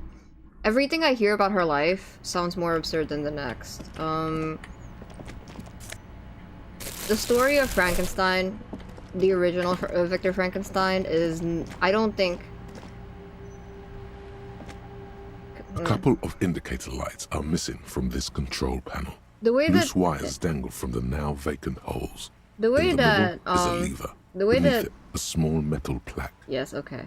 The way that Kiko would put it is that they were afraid that some of the things that they were planning for the Frank and Kiko story might be a bit too fantastical or too unrealistic, and then Kiko proceeded to read Mary Shelley's biography and learned that whatever crazy shit that Kiko comes up with for Frank and Kiko could not possibly top Mary Shelley's actual life. That woman is insane, and I say that with all the love in my heart. This panel usually closes the waterlock, turning it into a bridge that lets you cross the canal. But there's a crashed salmon and butter sign in the way. Pulling the lever probably won't do anything. Why not try? You pull the lever all the way up until the metal clicks against the contact pins. You hear a soft clunk. Then, That's amazing. If nothing else, she kept a calcified she kept her husband's calcified heart with her after he died. I really need to sit down and read it. I would advise, if you're following Frank and Kiko, not to read Frankenstein until after the next Frank and Kiko installment for your peak enjoyment. Afterwards, you are allowed to read it. Like, you're free to read it, but if you want to watch the next Frank and Kiko, I would advise staying oblivious for now. Wait, what the fuck? I told you she's insane. nothing happens. Push it harder. Nothing happens. A cold gust of wind blowing in from the sea interrupts the silence of the situation. Yeah, that sounds about right. A spring brings the lever back to its original position. Wednesday? You still need to close the waterlock to get across the canal. Some other way. Wasn't there a sign over there saying functionality will be restored on Wednesday morning? Okay, well, when I know when Wednesday is, we'll try it again. No, of course not. Kiko, I can't... Kiko said they can't be compared. However, if nothing else, Kiko can say that even though Kiko was worried at first about the authenticity of, you know, Frank and Kiko, obviously there's a lot of creative liberties, but Kiko still wanted to kind of respect the source material. If nothing else, Kiko went from being, I hope Mary Shelley doesn't hate me, or won't hate me, to, I think Mary Shelley would be absolutely down for Frank and Kiko. She sounds like a riot, and she sounds like the best kind of riot, and I love that. The worn and beaten wooden planks of the bench do not look overly comforting. We can sit on benches after we've solved the murder. Let's go. You can revisit the bench if you ever need to pass the time when Lieutenant Kitsuragi is gone. Okay. I hope he never leaves. Well... There's another fun fact about Mary Shelley. I'm not really sure if I should say it or not, though. I don't know if that's an appropriate thing to talk about on stream, but it's hilarious, and every time I think about it, I understand how Frankenstein as a novel came to be. Like, yeah, of course, the person who did this would make a story like that.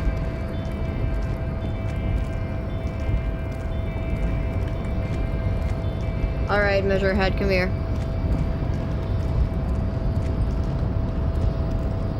Your race descent has only worsened since I last saw you.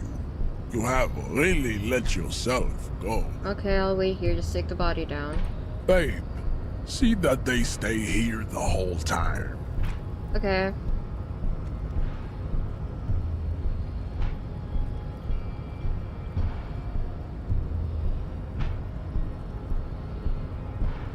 Nico really powering through like sleep isn't real. I'll go to sleep soon. The woman's gaze follows Measurehead as he leaves.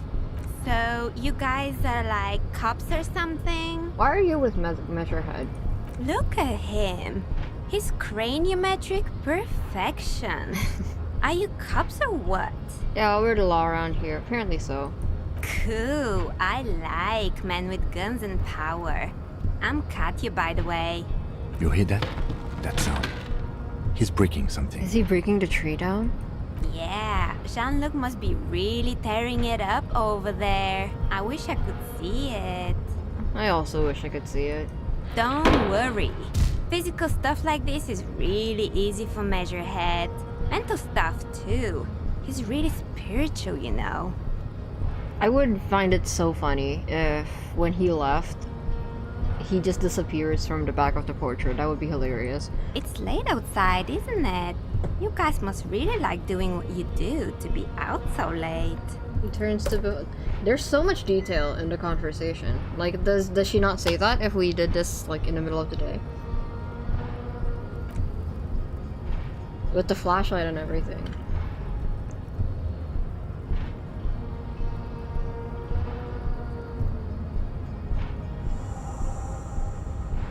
The corpse has been removed from the tree. Stand down and congratulate yourself. You have sided with Ray's victory today. There has been no side choosing. We did what we had to do to keep order. And what you had to do was to become a Union man for all to see. Nope. Alright, thank you for the autosave. Let's take a look at what... Let's see what he's done. Let me see what he... Are the kids still there? Surely not. Surely the kids aren't still throwing rocks at the body.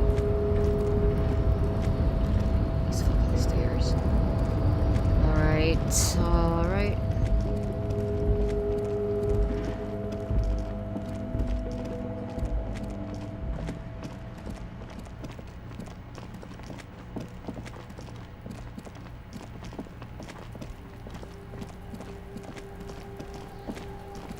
Oh.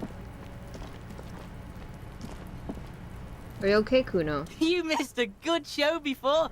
A kid came by and completely fucked the tree to pieces. What does this word mean again? I forgot. He fucked the tree up! Fucked it good! It was porno! You need to act decisively. It's Kuno. Use Kuno words. Stop using the K word, it belongs in the past. Total... My goodness. Use language like that. Congratulations, Kuno, you just made yourself. Oh yeah, kids, not an approval, but don't you mean... My goodness, okay.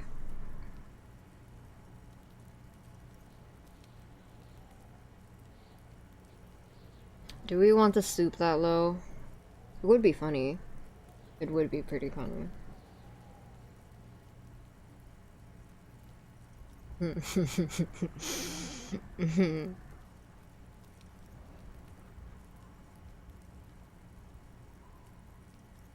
Okay, let's just go neutral for now. Wish I could have been here to see it. Now I have some questions. Shoot that shit at Kuno, Pigonaut!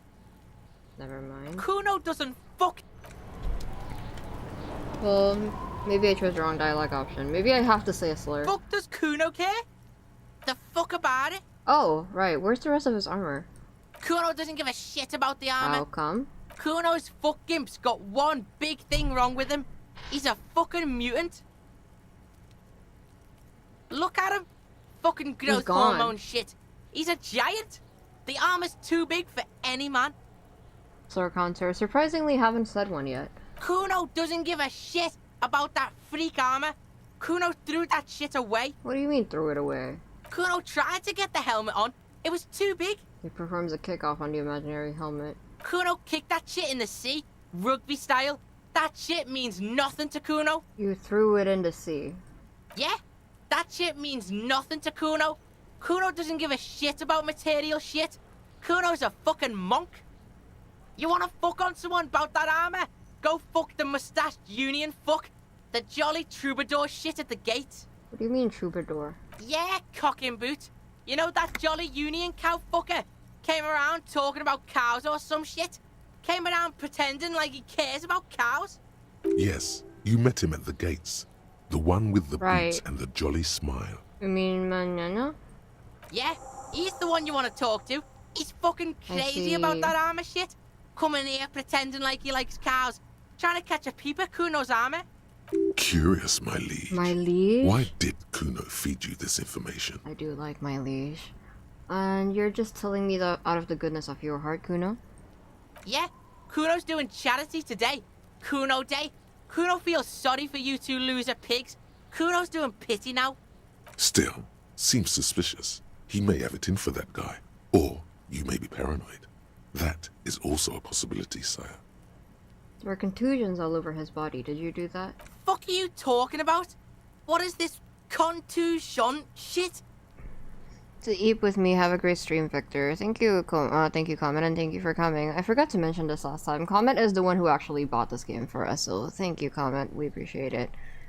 Drama is a theater kid. I really enjoy Drama. Drama is one of my favorite voices, which may come as a shock to you all. He says you're stupid, Kuno. Yes, they want to make you stupid again. Contusion is a bruise. I'm talking about the marks your stones left on the corpse. Oh, did Kuno make your shit sniffing harder? Obstruction of shit sniffing? This is Kuno's kingdom. Kuno fucking rules here. Well, you're very welcome. It's my joy to get to see you play it. That's not. That's good. That's good. I'm glad you're enjoying watching me play it. You hear the lieutenant hum. Alright. You're testing. Get lost. Okay. Kuno doesn't fucking. Do you want to say that again to my face? Like me pointing a gun at you wasn't enough? You didn't take the shot. Fucking coward. Waved a gun like a clown. Next time you point that shit at me, you better take the shot. Fully expected Drama to be your favorite. Would have put money on it. Yes, Coma. It's called being sarcastic. Her knuckles have turned white, holding on to that fence. She's been here for days. Okay. I'll die before I squeal, pig. Oh, I don't think I've ever talked to her before. Listen, child, the corpse made me puke twice, and I was wondering why you don't. Stay away from me, pig.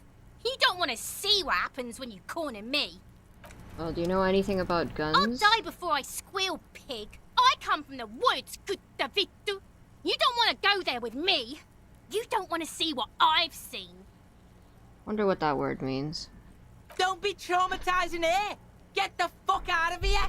I'm getting too soft, I see. When have you ever been otherwise, Coma? I'll die before I squeal, pig. I don't think I can traumatize her. What's this kid shit? Fucking mind games. I'd rather die than squeal. Get the fuck out of here, face. You got. So it's a girl. Interesting. It's. I'll die before I squeal. You there behind the fence. You don't want to fuck with me. I got my hands bloody. I'm not here, pig. You're not seeing this. Go home, kids. You can still see the top of her hat from behind the fence. I'm glad that you like the emote so much. Alright, let's check out the corpse. The corpse lies on the ground among the remains of an absolutely demolished pinewood branch. It's gently laid on one side. How wild would it be if I referenced the portrait of the hanged man for a thumbnail? Would it be appropriate? Probably not. Can I do it? Yes. I do like the stark yellow in contrast with the black and white background. Beautiful, wipe a tear from your eye. Well, it's down. Mr. Measurehead has done a good job. Nothing is too broken or compromised. The victim is ready for a field autopsy. Field autopsy? Yes. 1. Investigation of the scene. 2. Initial examination of the victim. 3. Field autopsy. 4. Transportation of the body to the morgue. We are on number 3. Alright, autopsy time? Let's see. There we go. Oh. It's the wrong one. It's this one. How would you do it is a real question. Do what? Oh, reference it? Oh, that's not too bad. That's not too hard. I know exactly how I'm going to do it. Because I already have the sketch for the next thumbnail done. I just haven't colored it yet. The RCM's 4-phase murder scene processing manual. The fuck are they on about? Cop's gonna cut his shit up! Got it. The lieutenant adjusts his glasses and takes a deep breath. Inland Empire. We could do that. We could do that right now.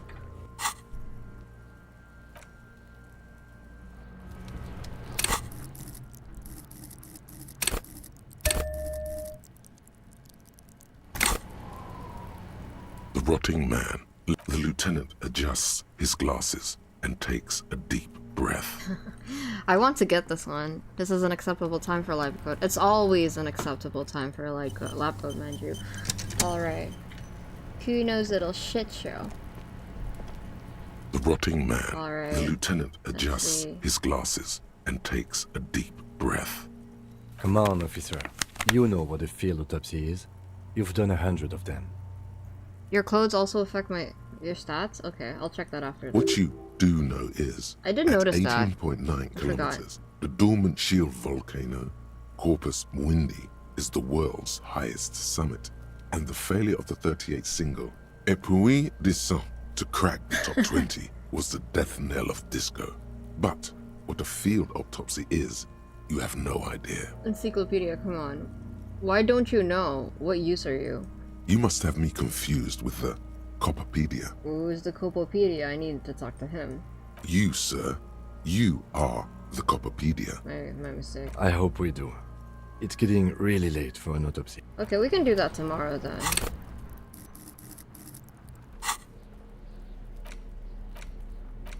+1 drama, clinically insane. Physical instrument. Inspiring musculature, shivers, -2, authority, too old for the shirt. I see. Unsavory odor. Off light, spirit decor. We don't have anything that would add to our. Yeah. Okay, let's see. Oh yeah, we'll revisit this tomorrow, I think. For now, I would like to go to sleep. Actually, no. No.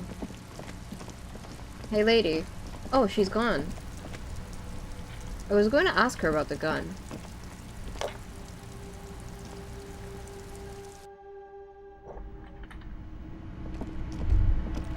The theme on that pinball machine is a standard royalist theme, used on everything from pinball cabinets to full-flavor cigarettes. What are its hallmarks?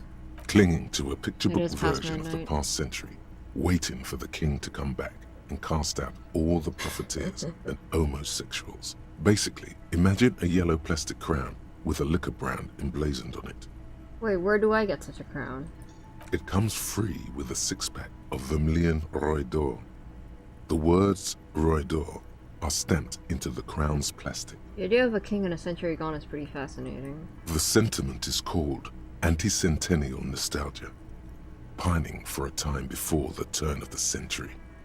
It's common even now, after 50 years. Happening now, actually. Wonder if that's a real term or not, because I'm seeing people kind of do that recently.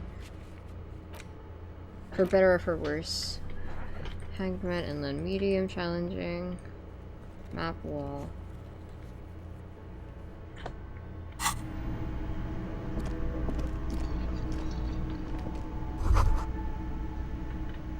That sugary black rum stain on the counter makes you teary-eyed with joy. It's almost touching how syrupy and sticky it is. How long have you been up already? Pretty long, it's drink o'clock. Attaboy. It's coming back to him. You had your mesolimbic reward pathway worried there, not thinking about drinking all that time.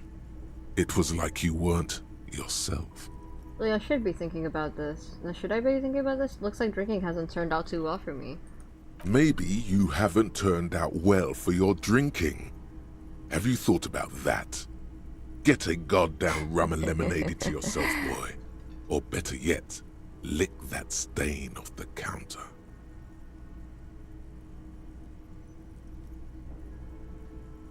Calmly, the lieutenant looks out of the window, then to you, licking the tasty rum stain off the counter. I'm so sorry, but Kim. only a little, then out of the window again. What are you doing? Investigating. We should move. You could definitely go for some more. No, we are not drinking. That's not what we're doing. Okay. Let's go to sleep.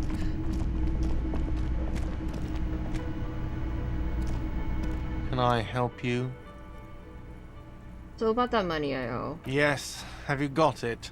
I was wondering if we could come to some sort of arrangement for tonight. Does that arrangement include you paying me what we already agreed you owe me? Kim is about to say something. Let him. I understand your predicament as the manager. However, I feel I must remind you that we are here to conduct an important investigation that also affects your business. Forgive me for saying this, but your colleague seems more committed to drinking, and I mean no offense. It's really nothing personal. I just have to protect the interests of this establishment. Hold on, I still have my key, you know. Good luck trying to use it. He taps his foot against a metal box installed in the back of the counter. Draconian measures. All the locks have an electronic component. They have to be unlocked down here with a master key before your guest key will open the lock. Oh, well, welcome back, Dino. Chuck. Yeah, Chuck. Yeah. Hi, Chuck. Welcome to the stream.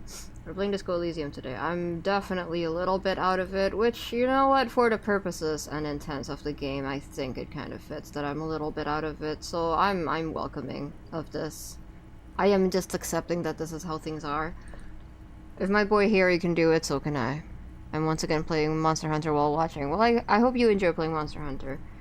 Conversation isn't going anywhere, is it? I'll find a way. I'll break the door down. I don't want to threaten him. Not until you bring me the money. Okay. I might have something in my motor carriage we can use when you're done here. Oh, Lieutenant. We're done here. Lieutenant, you're too good to me. I need a drink. Can you pour me one? Do I have a shaker in my hand? Is this a shaker? It's not a shaker. It's nothing. He's holding nothing. What's ailing you? An imitation. I don't know. Just a blues. There's nothing here.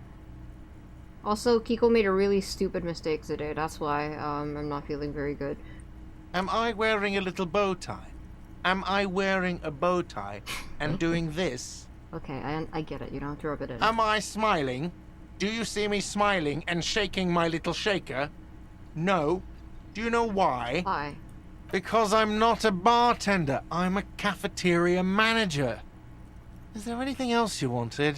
Play it calm. This man needs to understand you need a drink to help the community deal with police stuff.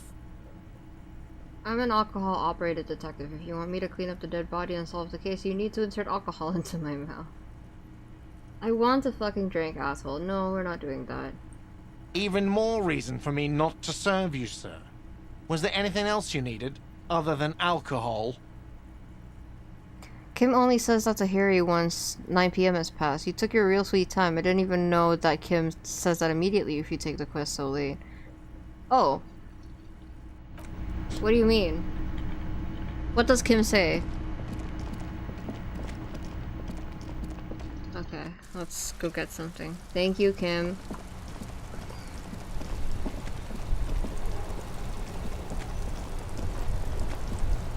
Inside, you see a set of steering levers, a radio. I have something here we could sell. Look in the back, in the suspect transport enclosure. Transport enclosure? Regular. The cage at the back of the motor carriage looks rather uncomfortable. 4 shiny hubcaps are stacked against the seat. Their silver edges sparkle in the dark. I confiscated these 4 a little while back. We can take them to the pawn shop down by the Martinez Canal. What is a hubcap? What are these things? What do you mean you confiscated them? You said something about a pawn shop? Oh. There are spinner hubcaps. Frivolous things you put on your wheels. Ah. When the wheels come to a stop, the caps keep on spinning.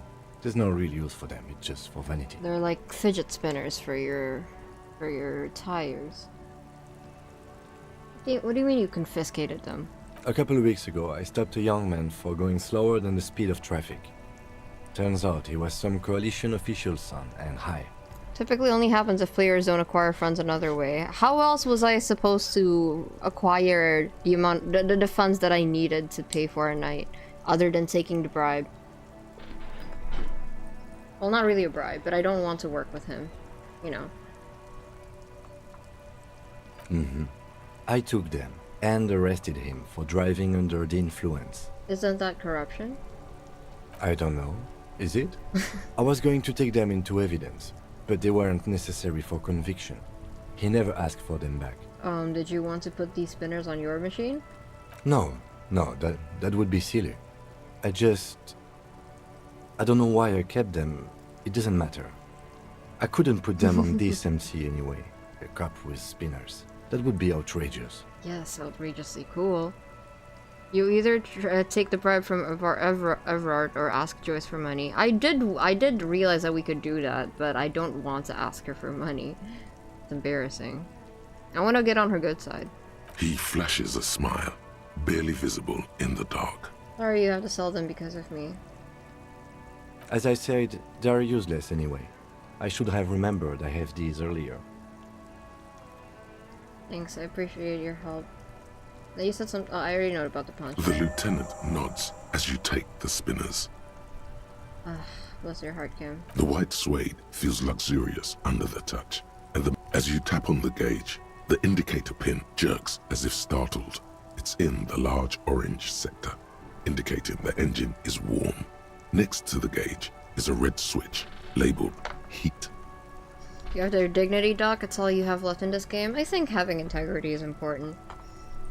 No, that's enough fun with the foldable headlights. I know they are mesmerizing. They are also fragile. I'm not going to turn it on for you again. Alright. Kiko has a question. Not really important to what we're doing right now, but it's very important to Kiko. Kiko wants to know if... Wow. Oh, I see. Oh, I thought I would be able to give these to the kids. For some reason. Anyways, Kiko would like to know if it's possible. No, Kiko would like to know if there exists certain art of Kim and Harry on Twitter, maybe, or anywhere else on the internet. Kiko really wants to know. Damn, this map is huge.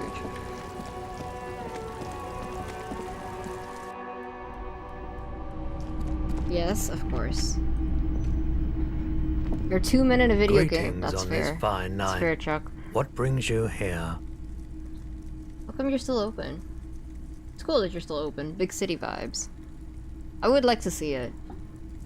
The pawn shop is always open. Ah. Roy high, and if yes, what is he on? Feeling warm and enthralled by the movement of light, while the mind continues to race forward. Lucky bastard. He's probably on Pyrrolidon. It's tough to come by on the street.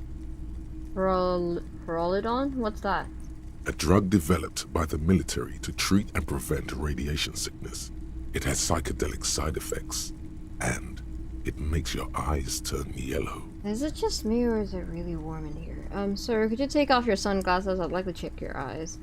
Why on earth? These are prescription. I can't really see without them. It's pretty obvious that you're under influence, sir. Chill out, man. I'm a chill out cop who just wants some of what you're having. Wink. Pyrrolidon is just something you know, since the People's Pile disaster. You've played Ace Attorney, the lawyer game. You know the score. I didn't just play Ace Attorney. I'm obsessed with that game. Let's not get things twisted, okay? I was with the Emergency Relief Brigade. Had to take it for radiation sickness. He's taken it for mental and emotional, not physical pain these days. People's file, what's that? Tell me more about this emergency relief brigade you were part of. Oh. A bad idea. Some poor leftist built a particle decay generator in hopes of bringing affordable electricity to underserved communities. Oh no. It malfunctioned. Radioactive waste everywhere. Probably some of it in you too. The People's Pile was a Type U particle decay generator that failed immediately after entering service, releasing radioactive waste into River Esperance. Why is it called the People's Pile? Construction began during the Commune of Revachol. The people continued work on it after the Commune fell. They wanted a cheap source of energy for Revachol West. Needless to say, things didn't work out. What is a particle decay generator? A primitive nuclear reactor, also called a pile. Oof. Why did it fail? I can think of several reasons why it failed. An emergency valve defect resulted in steam pressure blowing the turbine, taking the fuel containment vessel up in the explosion. Both the faulty design and lack of finances contributed to the catastrophe. Yeah, they shouldn't have put something like that to use until it's like fully, safe. And not that I should be talking of all people, but I learned from my experience.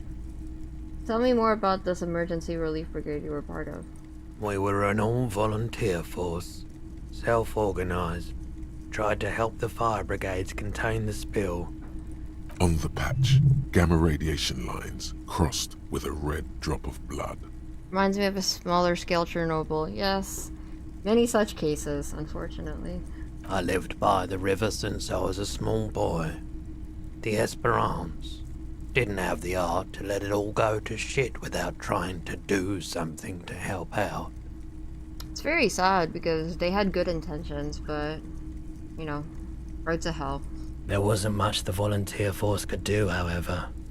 We wasted years in the river mud. Years getting sick. Must have been tough, radioactive cleanup. There's a reason why everyone's tried to forget any of it ever happened. And why no one has tried to repair or replace the pile. So much disappointment. And early deaths. Cancer mostly. And we knew all that was coming even as we were cleaning up as best we could. Whose fault was it the generator failed? Yeah, this happens. I think I also remember reading about an incident where, obviously after Hiroshima and Nagasaki got nuked, a lot of people in Japan still suffer from the aftermaths of it years later, but I think there was a test bomb. They showed it in Oppenheimer, and I did watch Oppenheimer, and it produced some kind of chemical snow that the civilians surrounding that area didn't know what that was, and there was a group of kids during summer camp who took a bath in the river during that chemical snow, and I think 4 out of 5 of them proceeded to die from cancer the following years. The fallout. Government, they should be responsible when you're dealing with things like that. I'm sure it goes without saying, but oh no, yep. Whose fault was it that the generator failed? Even at that big of a scale, you could still suffer from it. Like, they weren't even anywhere near close to where the explosion happened. No one's. Everyone's. He sighs and shakes his head. A bunch of poor people built themselves a primitive nuclear reactor, hoping for the best. What do you think is going to happen? No, I think it could have worked. I think they probably shouldn't have rushed. Like, I understand why. They probably really needed an energy source, and that's why they rushed. Again, been there, done that. Maybe didn't make a nuclear reactor, but I understand. If they didn't rush it, it could have worked. How did you end up running a pawn shop? The cleanup happened 15 years ago. I was young then. Later, my second aunt died. Left me this shack, and all the assorted junk in it. And even if you become a part of like the cleanup team of like a nuclear incident like that, you will become permanently like tainted one way or another. Like either you get cancer or you have reproductive issues or some sort of other disability. It will fuck up your body when you expose yourself to that. So I came to Martinez. People told me don't go there. It's a shithole. I said, people, we just had a nuclear pile meltdown. I'm gonna get as far away from Forberg as I can.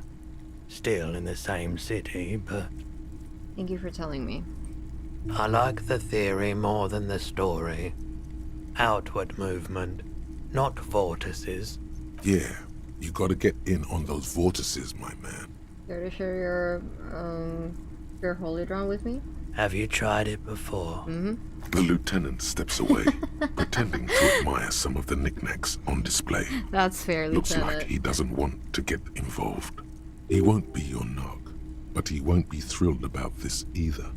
I ride the pyro every day. I haven't, but don't worry, I can take it. I think I tried it once and liked it. Here you go, man. Oh, that's very nice of you. He presents a large cap-shaped object on the palm of his hand. Very odd looking. Yes, darling. That's the coalition Darling. government ordained parolidom. Straight into your gut. Actually, I changed my mind. I don't need any your holy drawn. I respect your decision, officer. What else can I help you with? I have other business to take care of. Alright, I was hoping I would be able to take it and then keep it with me. But I suppose not. Okay, Hello, hello. Let me know if I can... Yes, we'd like to sell these hubcaps.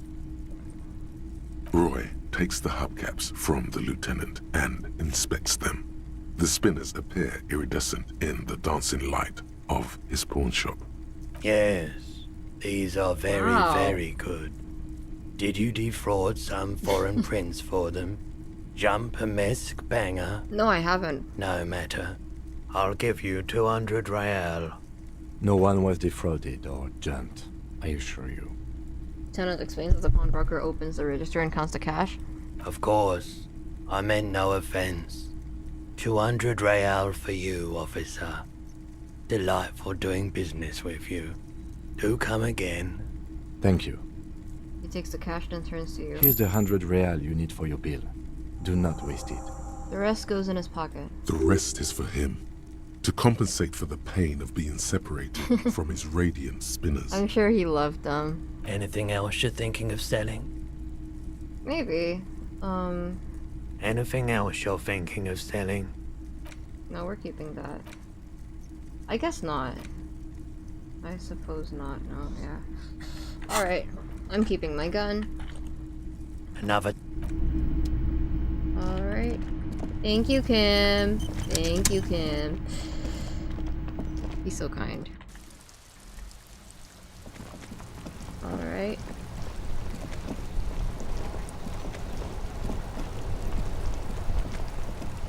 And now we can go to sleep. Oh god. Controls are a little wonky sometimes because I'm directionally challenged. Alright, it's 1 a.m. That's the normal time I go to sleep anyway, so this is... Oh, the chef isn't here. Okay, well, we'll try again tomorrow, because I needed to talk to the chef Can about I something. help you? Yes. Have you got it? How much do I owe you again? A lot. For the room and broken window, 100 real. I have your money. Well,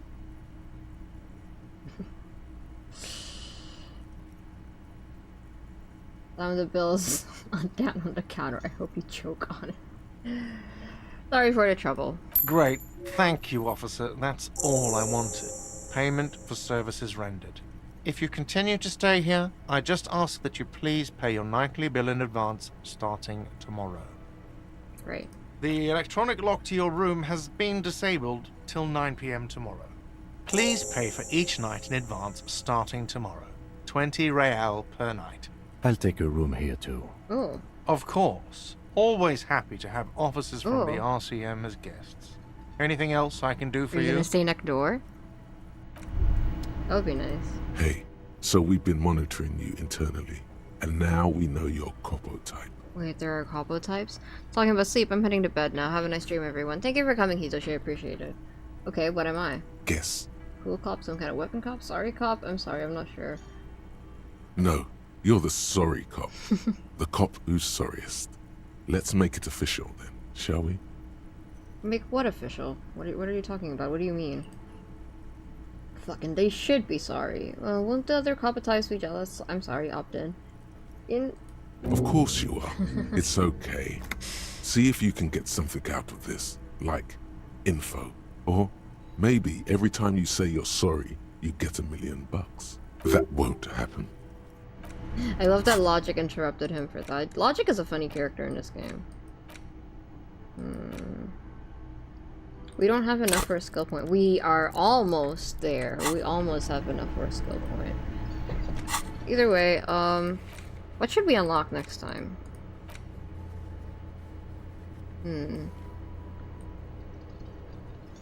Conceptualization impossible. Medium. Novelty dice maker. Map wall. Where was the map wall again? Acquire a copy of the city map. Oh, I need to buy it from the library, I think.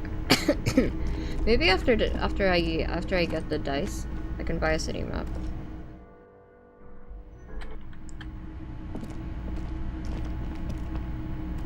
The door is closed. Knock? There is no answer. You hear the shower being turned on. Somewhere inside. A tremendous loneliness comes over you. Everybody in the world is doing something without you. I'm so alone. Why are you doing this? Don't do this to me. Beauty, don't abandon me in all this ugliness. Nope. The door is closed. Okay. Him? Yes?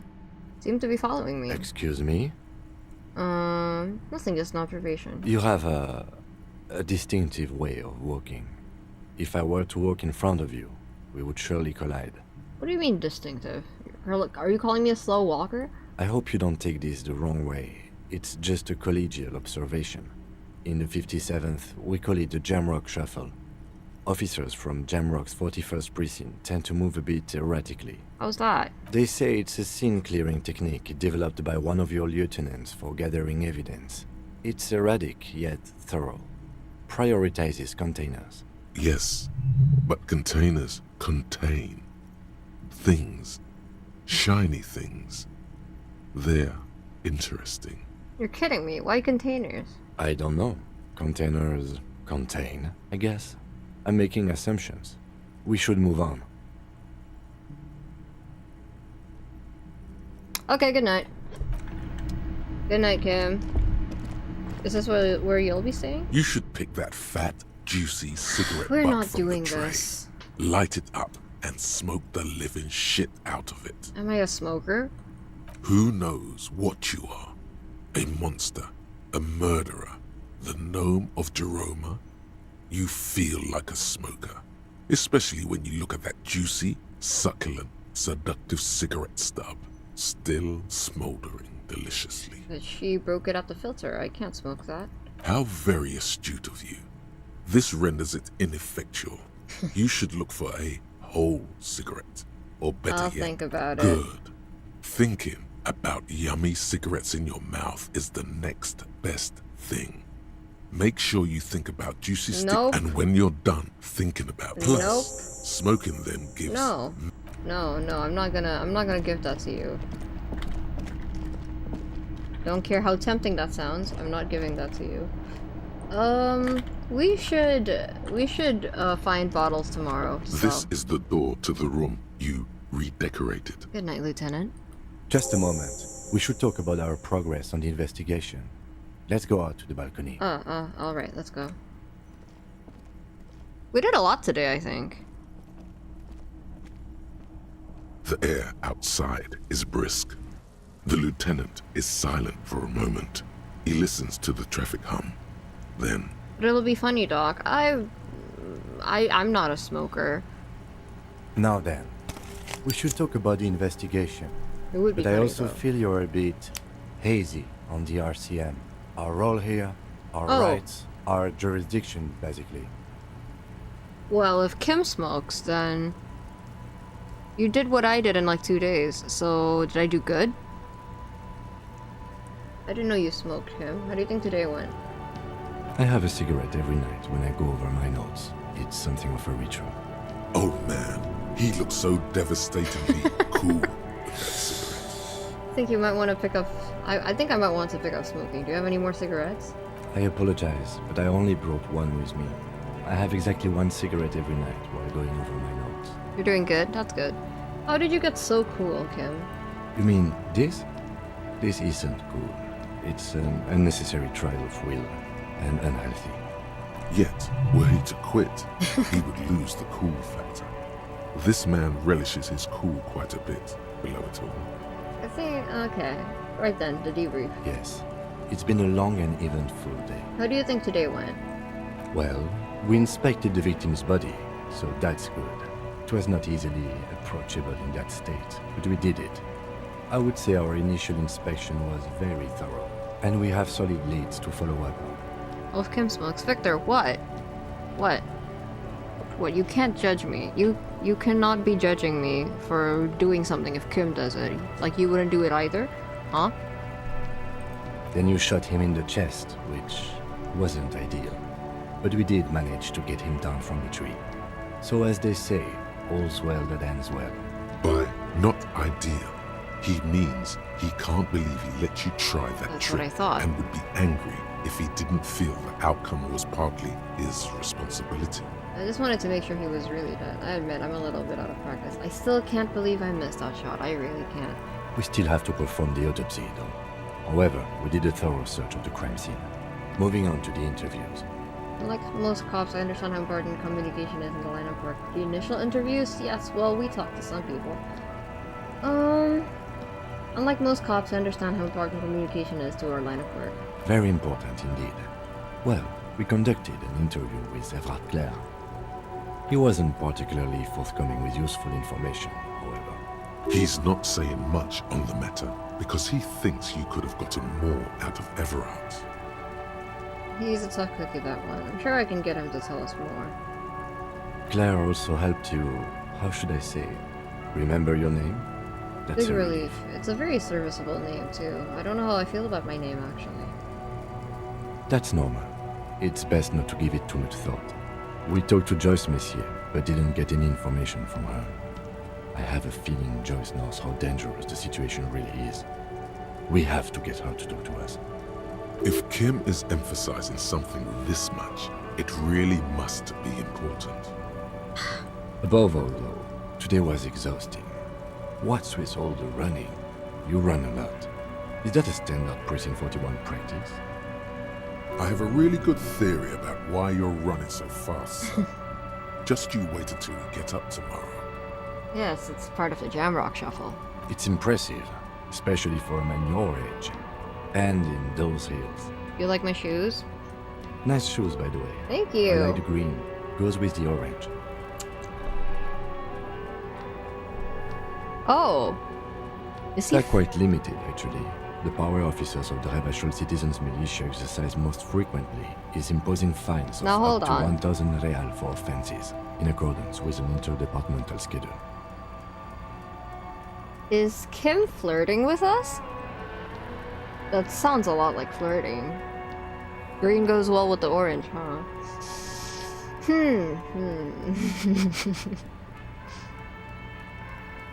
Okay, no comment on that. 1,000, why not more? The RCM's primary role is to ensure safety. We are not really supposed to play any part in the economic structure of Rebachol. Wouldn't that be an easy power to abuse? Yes, although indirectly, as citizens can always request records from their local station. Officers of the RCM have been known to take bribes of less than the prescribed fine amount. It undermines trust in the RCM. Okay, what else? We can arrest people, of course, but rather than bringing someone in directly, it's preferable to serve a station call slip. It prevents confusion and overcrowding. Wait, so how can you be sure the arrestee will show up? You can't. Those who don't show up become fugitives, though, and have fewer legal rights when they are eventually caught. It's about power projection. Thus far, they seem to mostly show up. I see, and if someone resists? As you may have gathered from the fact that we are expected to carry a record of our kills, like the one in your watermarks, we are permitted to use whatever force is necessary, and strongly admonished not to abuse that power. So, wait, so if I kill someone while on duty... You have to supply compelling evidence for why it was necessary to use lethal force. In these cases, your partner is usually your witness. Oh, that's going to come in later, for sure. Not a good position to be in, by the way. Internal Affairs handles these cases thoroughly, by cross-examining you for inconsistencies. It is hard to cover for anyone, which is for the best. What happens to the people we convict? We don't convict. We arrest and send them to coalition government courts in Couron and La Delta. The prosecution works off our testimonies and records, which is why it's paramount to keep them. He taps on his coat pocket where he keeps his notes. And who makes all these rules? The coalition government? Yes, the international community's mission in Ravachol, and the moral intern more broadly. The RCM was formed by the coalition government to restore order in the international zone after the revolution. So we did. Now we attempt to maintain that order. No more, no less. Or perhaps it is better to say we were allowed to form. It's a point of contention whether the citizens of Ravachol or the coalition government founded the RCM. Just say it's the citizens of Ravachol. Be sentimental if you like. Either way, the moral intern leases us the right to keep the peace in this city, and they will take it away if we misuse it. Or if they think you do. The moral intern, what's that? The Moralists International are the world's largest political organization. Not the Moralists. You know who they are. They have been running this place after the revolution failed. If I didn't know, how would you describe them? They're a union of center-left and center-right parties across the Real Belt. Our coalition government is just one of its many projects. They also run the ICP, EPIS, most intergovernmental organizations in the world. What do they believe in? What do they believe in? They are Dolorians. They believe they continue the humanist project set forth by Her Innocence Dolores Day 4 centuries ago. Others say they are just technocrats. Those others say they continue the humanist project set forth by Dolores Day. What do they believe in? What is their symbol? Interesting question. Yeah, forget-me-nots. It's a blue forget-me-not. Their motto is love, compassion, self-discipline. I think you can gauge what they want you to think of them from that. Something kind and usual. Something almost self-explanatory. Something even a little feminine, but in a strict manner. Something like the dark blue, serious color of the early night sky above. I like that they all have something different to add about that. Who was Dolores Day? A historic figure? The author of the modern age? You will have to look elsewhere for opinions. The subject of humanism is too abstract for me. What do you think of them? The moral intern are a fact. I try not to have opinions on facts until they change. And it doesn't look like that's about to happen. I have an opinion on the moral intern. Do you? Things are bad out there. We need them here, giving us the right to breathe our shelter. They've done an awful job here. Have you seen this place? This isn't humanism. We are stooges of the world's biggest Kiko doesn't know how to pronounce that word. Bourgeois? Organization protecting bougie rights. That's just how I'm gonna say it. Murder silently. Immigrants, liberal. Fucking men are turning into. I would never say that. On second thought, I don't have an opinion. Forget about it.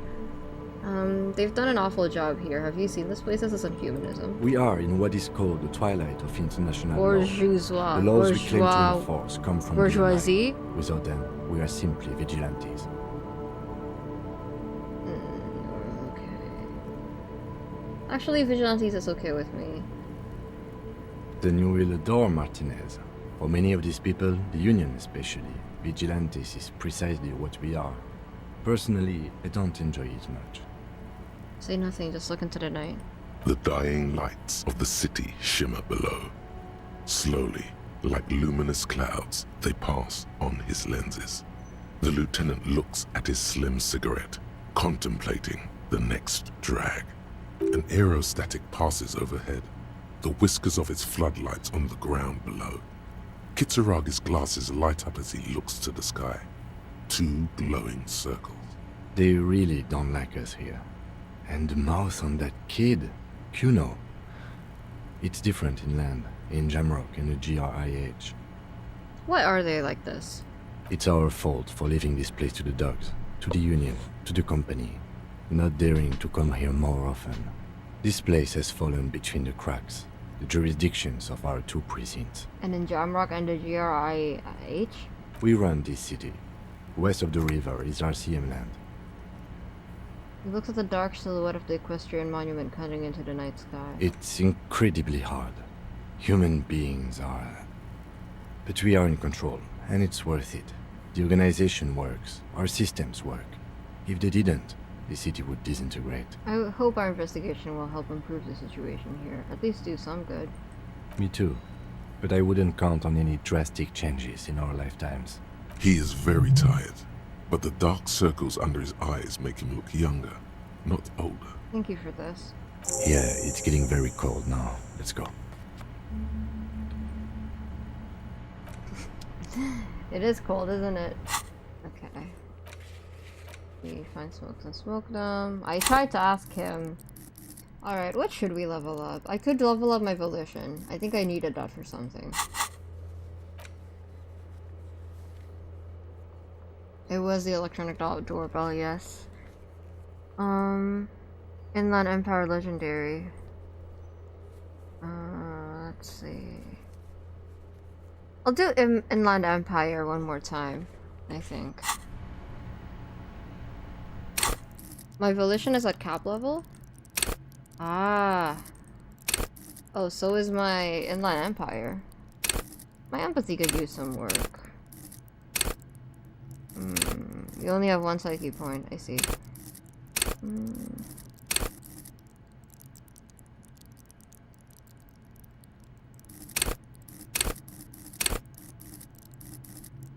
Okay, let's save it for now. I don't need it urgently for anything. Yes? Okay. Alright, let's go to sleep, Kim.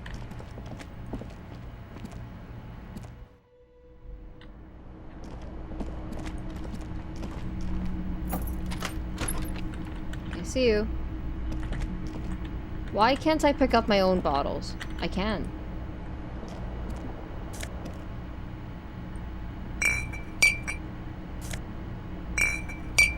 That's a bottle. Oh.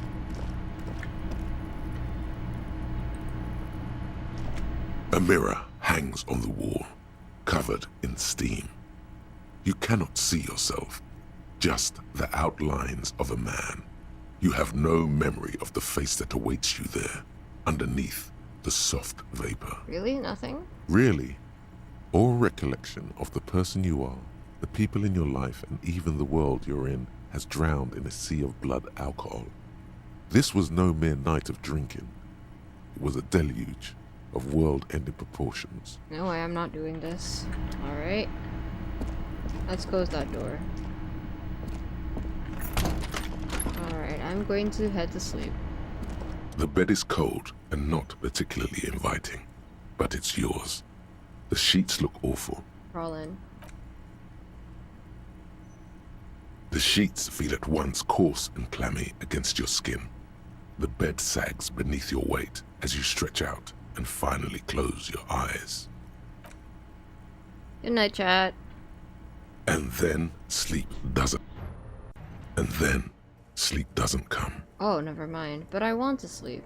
Obviously, you're in bed with your eyes closed, but it's not happening. Why?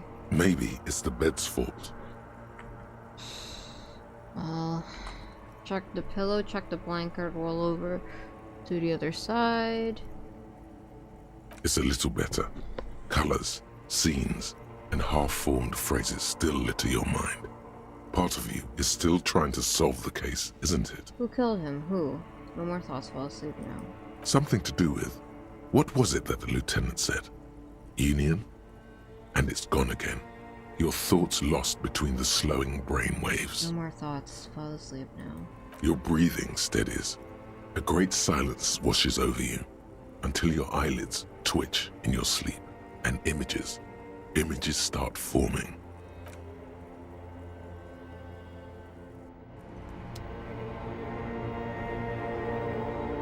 Oh. We are not awake. This is trippy. Oh. We're at the disco. Alright, I should be dressed for the occasion then. Where's my jacket? Alright, we're ready. We're here to party. Oh. I mean, you could call that a party depending on who you're talking to, I suppose. It's just me and a mirror ball.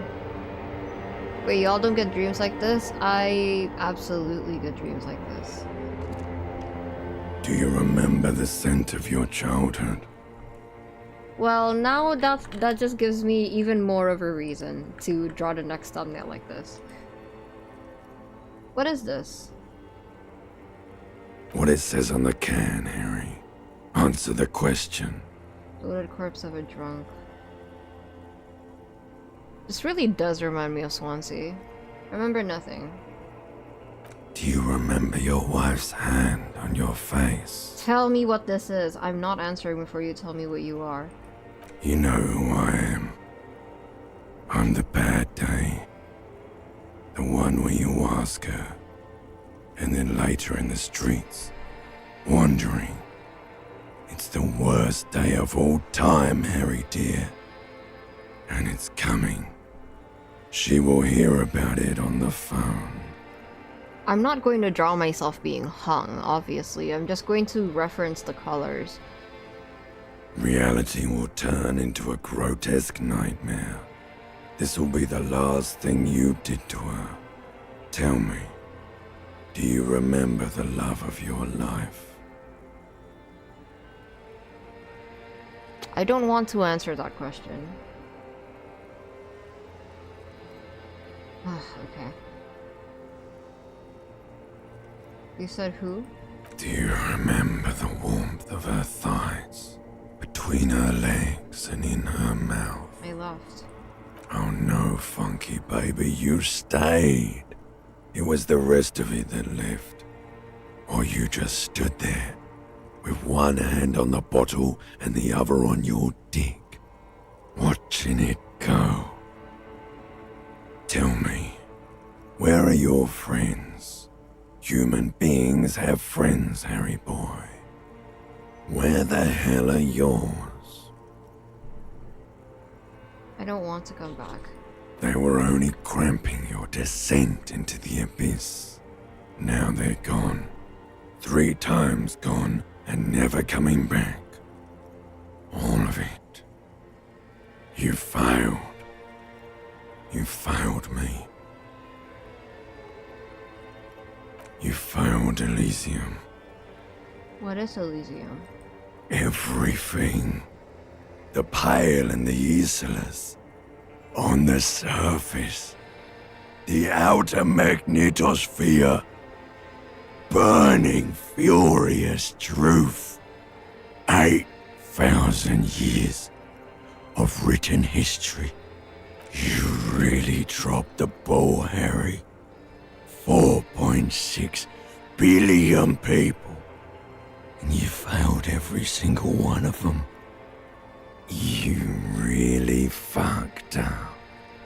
What did I do? I mean, I could tell I fucked up. I've seen you before. No, you haven't. You're just sleep talking. And the act is wearing thin, too. The spots on the disco ball fade around you. You'll be back in those cold snakeskins in no time. Sweating up the bed. Stinky boy. I can come back from this.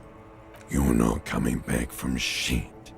Thrashing around in that high conductivity state of yours. Bumping into things and acting like a clown.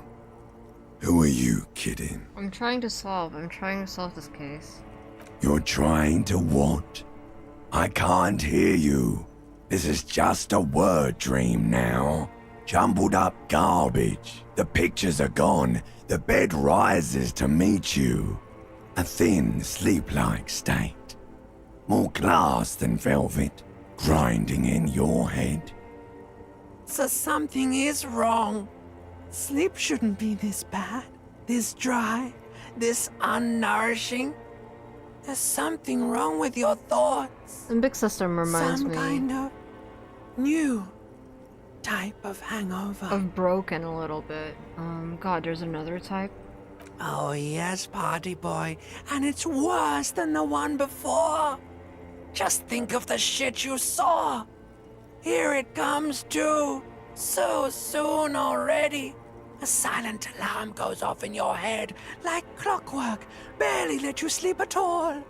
Time to get those clothes on, Harry. Time to go to work in the shit factory.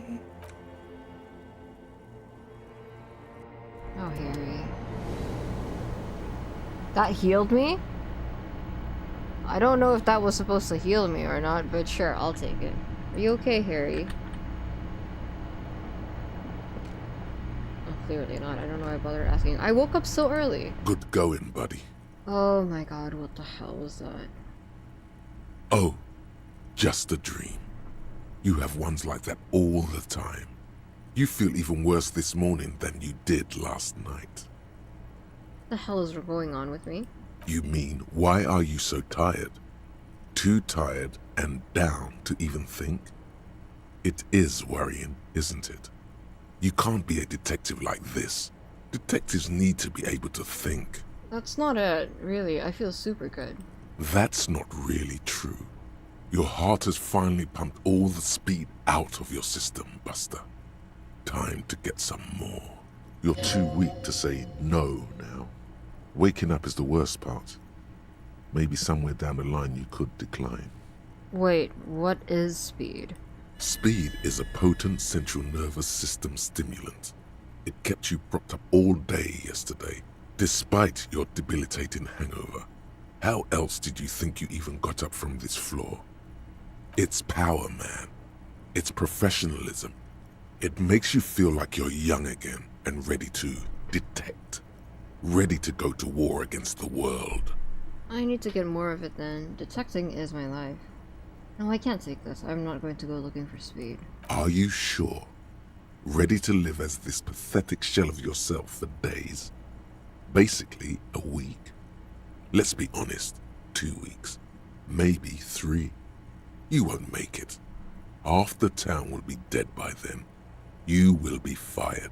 That's a lie. I can do this without the speed. Half the town won't be dead. Suit yourself, slow, sad shell man. See how you do without your spark. I just noticed all your volition passive checks have failed.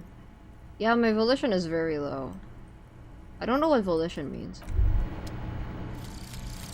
Jamais vu. Derealization. Jamais vu. Jamais vu. The opposite of déjà vu. Not already seen, but never seen. Everything that should be familiar appears strange and new, like some half-forgotten day in your childhood. Only now. That's the feeling you've been having. And for who knows how long. You should go and ask Joyce Messier about this. What world are we in?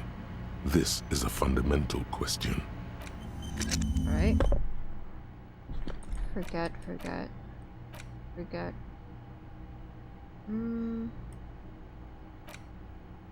If I forget these, will I not have them anymore as like a bonus? I guess I will. Alright, we can... Let's see. All endurance weight checks unlock learning cap for endurance 3 to 4. Authority hell on earth, hand-eye coordination hell on earth, research time.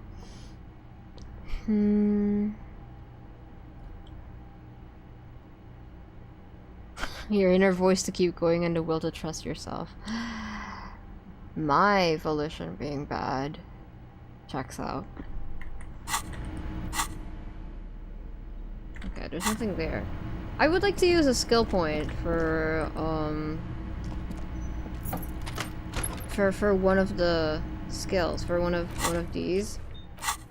The thought cabinet, but I don't know which one to use. Maybe we'll collect more thoughts today. Either way. Kim?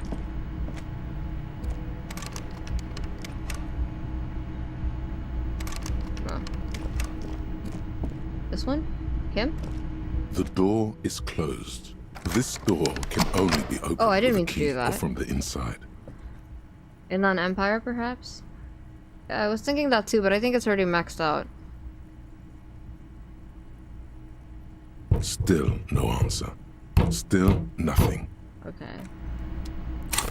Yeah, Inland Empire is maxed out, unfortunately. Oh. I'll do that. Okay.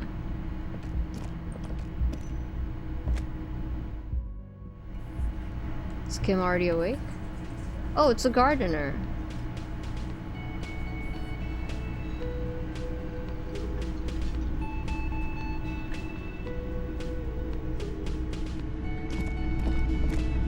Oh, he came running straight for us. Hi, Kim. It's nice to see you. Gives you a quick nod. Looks like we can get to work at once. The Union muscle turned up. They look rowdy. We should talk to them. Why do we need to talk to them? What do you mean, rowdy? Are these the men Garte told us about yesterday? I completely forgot. Sorry, I had a rough night's sleep. Ah. It's them by the looks of it. Loud and nasty, just like the manager said. One loose thread less to worry about. And one big problem to replace it. Why do we need to talk to them? Everything points to the dock workers union. The belt used for hanging him, tracks in the mud, the circumstances in Martinez, my preliminary information, which may, of course, all be wrong. But we still need to talk to them, and it won't be easy. I mean ungovernable. Martinez isn't exactly enthusiastic about the RCM being here. They prefer to be policed by the union. These men here, men who drink beer for breakfast, there's talk of an armed wing of the union called the Hardy Boys, who are responsible for state policing. I think it's them. There's so many of them. Maybe we should call in the reinforcements? That would just escalate tensions. No captain would sign off. Oh, hi, Fluffy Towels. Solving Welcome. one murder isn't worth a conflict between the RCM and the Debarders Union. I'd like to note that the DE subreddit has the intersex exclusive progress pride flag as their header. That's very cool of them. In fact, even the death of 2 detectives might not warrant an all-out war. So let's keep a cool head, okay? That's right. One more thing before we do. We don't have to talk to them immediately. We can walk right past them, continue with our business. Yeah, streetwise. Zoom right past.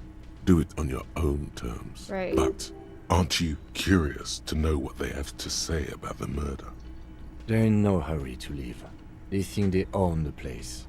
Anyway, I leave that choice to you. Whatever you decide is fine by me. Alright, what I want to do first and foremost is talk to the chef. Over here. The man ponders his cooking utensils and gives you a little nod, acknowledging your presence. What is in that borscht you're making in there? The man says a couple of sentences in that strange language of his and then seems to wait for you to speak. I'm pretty sure he asked you a question. He doesn't know your language. You can just say something cool in return. Mercury Rising? Borscht need more vodka? Vodka? Okay, so it's vodka that keeps the men happy and in good spirits. Clever move by the Union. Of course. Don't forget your dice. Don't worry, I won't. Of course, vodka. Now that makes a very, very special borscht indeed. Did I ask Turn it up electrochemistry? and then ask for some yourself. Turning it up seems like a dangerous idea, honestly. The place is a powder keg. Yes, turn your fingers clockwise. Turn the vodka up. No vodka. Got it. Sure. Sure. He smiles, nodding vigorously, then pours half a bottle of vodka into the pot. With a whistle, he stirs the brew. No, I'm not gonna ask for the vodka. We shouldn't be drunk. But Leo said you're friends with Manana. Is that true? The mention of mañana gets his attention. He smiles and delivers a whole slew of unfamiliar words and lively gestures. Then he falls silent again. I don't think I need anything else. Stay masculine. Why is that his thing? Why is he so obsessed with that? Alright, I'll take the change. Thank you. Okay, and then I would like to talk to the gardener. Let me handle this. Detective Disorientated. Are you still wondering where you are? This is Martinez, in case you've forgotten. I advise you not to overstay your welcome. Her entire character has shifted. This young woman is cold as ice. I knew you were not a gardener. That's right. I am not a gardener. I'm a legal counselor for the Dock Workers Union. So let's get to it. You're looking for Titus Hardy? You think he has information that will help you? Maybe he does. Do you have my gun? That's Titus. Talk to him. But know this. I'll be keeping an eye on you. No strong arming. Nothing official. The District of Martinez does not recognize your authority to make arrests. It doesn't matter if you recognize our authority. We will make an arrest if we have to. She says nothing. Yeah. Her glare speaks for her. I did have a feeling that it was her who wrote all that. And again, if it was actually her, then it's fine. Could this be the Miss Beaufort that Easy Leo mentioned? The one Mr. Everart sent to law Oh, is school? that her? Are you Lizzie Elizabeth Miss Beaufort? I suggest not wasting time Yes. on trivial pleasantries and focusing on why you are actually here. Titus Hardy. It's the art style. They like to use unnatural colors to highlight the characters' faces. Actually, I really like it. Even though she has excellent control over herself, something moved behind her eyes. In the way she stands. In her face. Easy Leo told me about you. He likes to talk a lot. You are not here to chat up the legal counsel. You are here to question these men. What if I want to talk to you, not Titus? What you want is of no significance, officer. Don't test your authority. In Martinez, you are no one. What's your role in all this? Like I already told you, I'm a legal counselor. Do you have hearing problems? What are you going to do to me? What are we going to do to you? The union isn't going to do anything to you. It is not a crime syndicate. It is a labor organization. Goddamn right it Oh, is. that's Titus. If anything, it is the RCM who do things to people. But we digress. I don't think she's aggressive. I think she's intimidating, but not aggressive. Alright, that's it. And then before we... Well, first of all, let's greet our barista. I mean, cafeteria manager.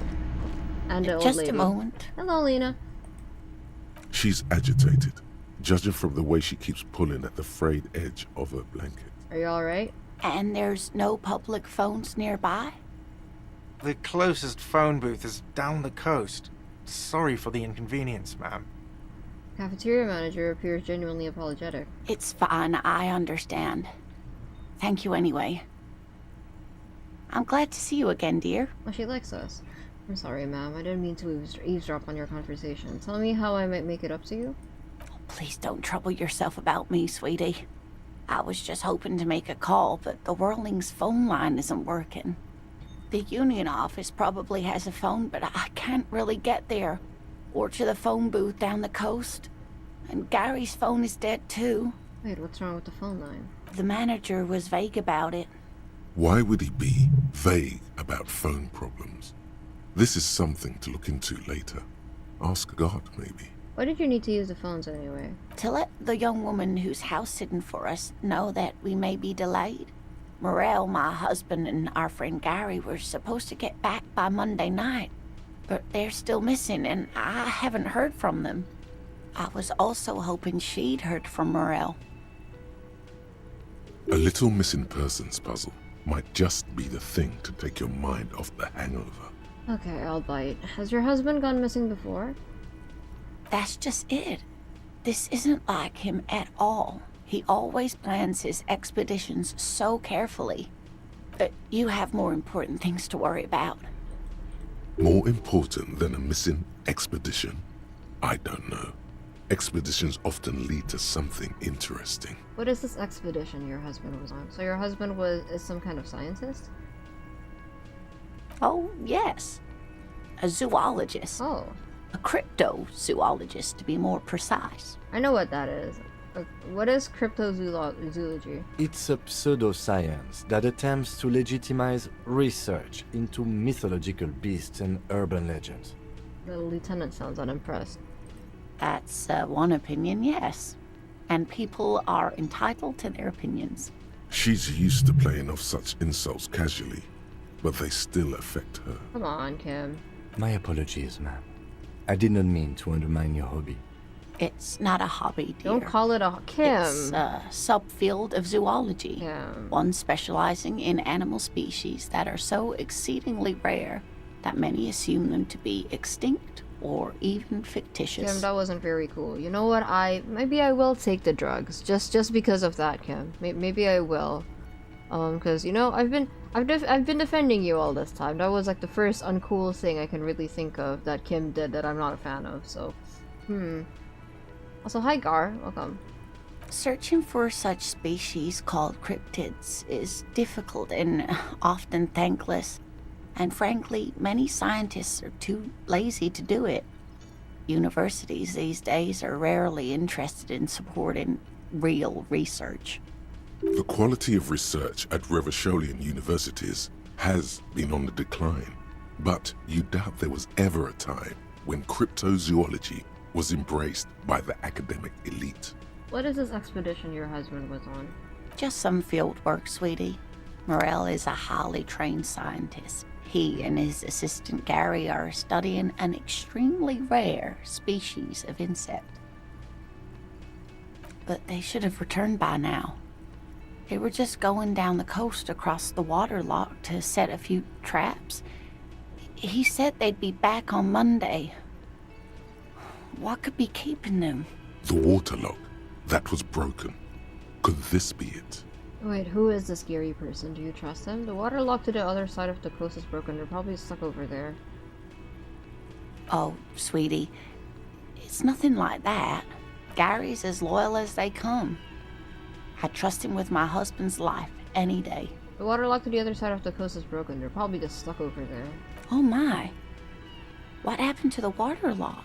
Word around the canal is some weird new cryptid destroy it. Oh, now you're just having fun at an old woman's expense. I was being serious. In any case, thank you for looking into this. It takes a weight off my shoulders. Thank you both. No problem, Lena. You're welcome, ma'am. I hate to ask, but if your investigation takes you to the other side of the coast, please do keep an eye out for my husband. What day is it today in game? Yes, some left-field scientific research is exactly what you need right now. Funk up that vanilla murder investigation. And if you see him, let him know Lena is waiting for him here at the Whirling. He gets so tangled up in his work that he may not know the waterlock's been repaired. And it's cold out there. If I see him, I'll let him know you're here. When or if I get there, accept task. Oh, you're such a dear. Thank you, sweetie. No problem. Tell me more about Morel. Looks, character, your relationship. Oh dear. I'm not sure where to begin. What does your husband look like? Well, his expression is slightly grumpy, but his eyes are always bright and curious, like a small boy's. And his palms are quite coarse from all the field work, but he's quite gentle. Kuno, is that you? No. You can't go around Revachol feeling grown men's hands. If you want to find her husband, you'll need more concrete information. Let's try again. Why don't you try describing him as you would one of your cryptids? Oh, well, he's a bit shorter than you, but with a larger frame, and he has longish white hair. Usually a bit uncombed. You might say wild, even. The lieutenant pulls out his notebook and begins jotting down the woman's description. One other thing. He'll likely have all kinds of field gear on him, even if he's not out in the reeds, you know, just in case. How long have you been married? We'll be celebrating our 16th anniversary this autumn. Not the most numerically satisfying anniversary, but I like the less obvious milestones even more somehow. 16 for her age actually is surprising. I feel like it could be older, but good for her. Good for her. How did the two of you meet? By a dating agency, I'm ashamed to say. I was looking to get back into the scene after recovering from my accident. And he'd just divorced. We hit it off, and, well, here we are. She's skipping over some important parts. Perhaps you'll find out more later.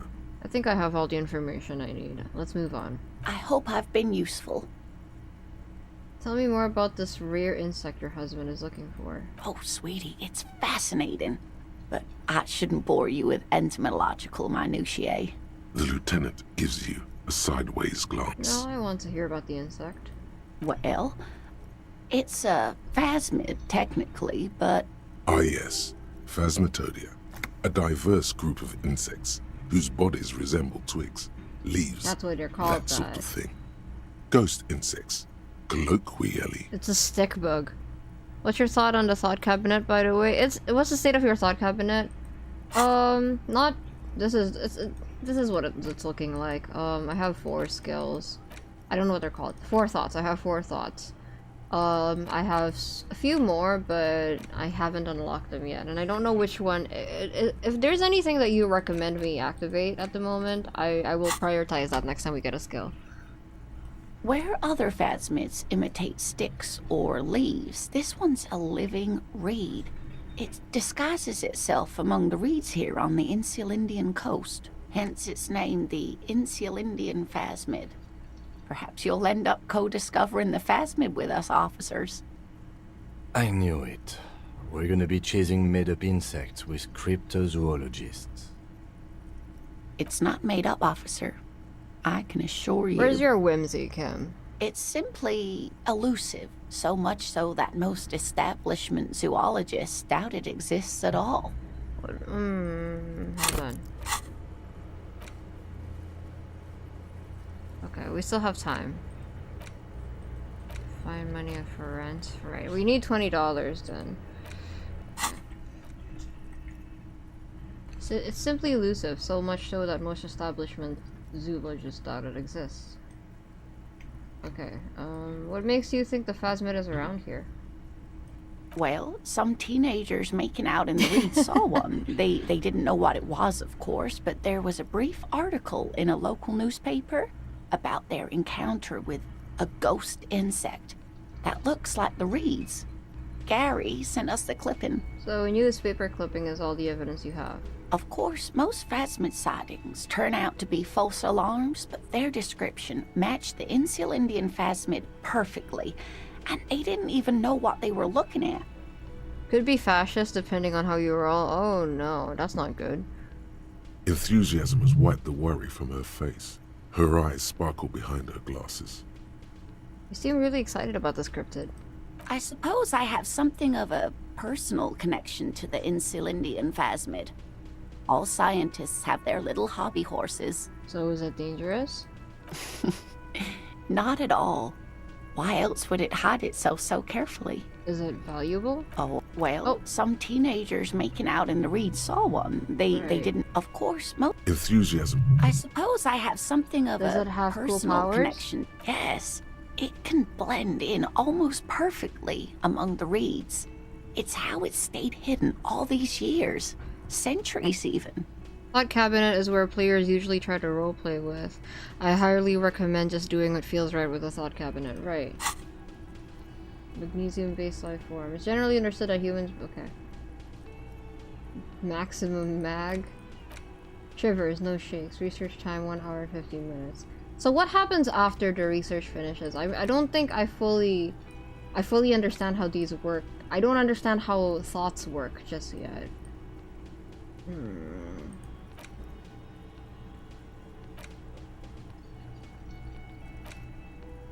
Okay.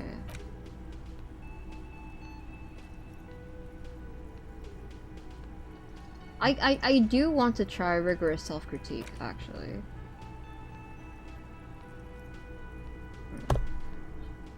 There's no point trying to meta game the thought cabinet, especially on a first playthrough. It's too vast. I see. You get bonuses after internalizing it will be, and the temporary debuffs will be gone. I see. Okay. That's not special at all. Of course. Also, hi, it Derma. Most Welcome. insects do. You don't even have to be a stick insect for that. Okay, what's so special about the stick bug then? Oh dear. I'm afraid I'm not explaining this very well. It is very special. Morel can explain it all much better. I wish you could hear him describe it. Then you'd understand, I'm sure. Maybe. There's really no point in manipulating anyone. She'd be only too pleased to tell you about her work. I cannot believe that worked. That worked. I cannot believe that. Suggestion is a new skill for me. I basically just unlocked it. Whoa. Hey Lena, I'd like to hear about some of the cryptids you studied. Could you tell me about a couple of them? Oh, I'd be delighted. Truth be told, I could really use the company too. One cryptid, not a couple. One. This won't turn into some kind of cryptid extravaganza. Okay, Krim, just one cryptid, I promise. Cryptid extravaganza, I like the sound of that. And I don't.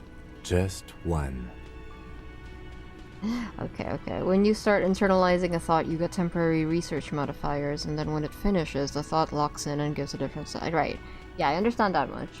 Ooh, tough choice there. What's the biggest cryptid? That would be the giant of Kokonur. The giant lives in the most arid parts of the vast Kokonur Desert in South Samara, casting a strange light across the barren wastes. Wait, what do you mean strange light? Mirage or psychogenous luminance. He does not elaborate the nature of this luminance further. And just how big is it? No one knows for sure. It is like an awful mountain appearing from below the horizon and expanding to cover almost a third of your field of vision. Is it dangerous? The towering luminosity of Kokonur is a bad omen in local folklore.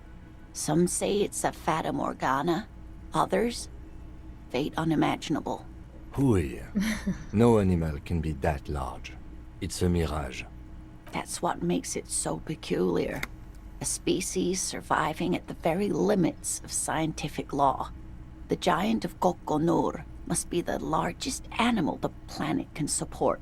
There are limits, you see, to how large a metabolism an ecosystem can beget. Some say a gravity anomaly below the Kokonur Desert might allow the creature to grow to these gargantuan sizes. Gravity anomaly? Digging it. Digging this parascientific stuff right here. What's the tiniest cryptid? Hey, you promised you'd only ask about one cryptid. But Kim, don't you want to hear about another cryptid too? The lieutenant pauses, thoughtfully. Ah, fuck it. Let's have more cryptids. I like Kim. Well, the smallest cryptid is the Cryobacter catlensis, a unicellular bacterium. It was discovered in one of the northernmost points of Katla on the Boreal Plateau by renowned geologist Caitlin Mijanou some 70 years ago. What's so special about it? The bacterial colony Mijanou found had remained alive while frozen in ice for longer than anyone could reliably estimate. Certainly from before recorded history. Many such cases? Mijanou disappeared shortly after injecting herself with the bacteria she had brought back to study. No doubt in hopes of prolonging her own life. Wait, she injected herself with it? You mean there's an immortal geologist? Well, now this is interesting for me. I don't understand. Why would you prolong your life? Being alive is terrible. I intend to live forever too, as a symbol. She was preparing for the end of time. She wanted to witness and record the Twilight proceedings. You mean there's immortal geologists wandering the world? I understand why she injected herself with it. Kim is kinda. Yes, and she's quite mad, too. After she treated herself with the bacteria, she stopped aging, but also became increasingly eccentric and irascible, so that even her oldest friends were forced to pull away. Hey, I respect it. We can assume that she has been living somewhere in the wilderness for decades now, all alone except for the Cryobacter catlensis coursing through her bloodstream. What's the most dangerous cryptid? The gnome of Jeroma. The gnome of Jeroma? Oh, yes. None of its victims survived. Grieving relatives never even found their bodies because the gnome's venom dissolved organic tissue. What did this cryptid look like? It was reportedly a small creature with webbed fingers and a protruding forehead and a gangly little thing. Quite scary to look at. A couple of campers found it when it was already dying. They heard an odd wailing in the woods and followed the sound. They were scared and wrapped it in tarpaulin to suffocate it. Oh, I know about Matthew Mercer, but I never watched Critical Role. You are the gnome of Jerome, I believe, electrochemistry. Interesting. It still took the gnome of Jerome an entire day to die. If the body of the creature was found, why aren't there detailed illustrations of it in science textbooks, confirming the existence of this very little species? Alas, the first scientist who got his hands on the creature's corpse put it in a jar of formaldehyde, thinking that would detoxify the gnome's venom. Instead, all the venom leaked out of the creature's teeth and into the surrounding liquid, dissolving the creature itself. A poetic end, perhaps, but a real loss for science. Is that something that could actually happen? Alas, always alas, and then it was gone. Isn't that overly convenient? I am a little skeptical. It seems very convenient that it was just disappeared or nothing like it was seen again. I understand your skepticism, but that's what happens with things that are rare and stand out. Their disappearance is most memorable, and they are least likely to be found again. Are there any invisible cryptids? What an interesting question. And the answer is yes, there are. Of course. All fairy tales have someone or something invisible in them. Shush, Kim. She's going to tell about the invisible cryptid. What is it? It's the Col de Mama d'Aqua. Its name means thin whisper of sound, and that's precisely what it is. Self-replicating sound I need waves, to message my invisible roommate something. and intangible. The Col de Mama is very afraid of us, which makes it incredibly difficult to track.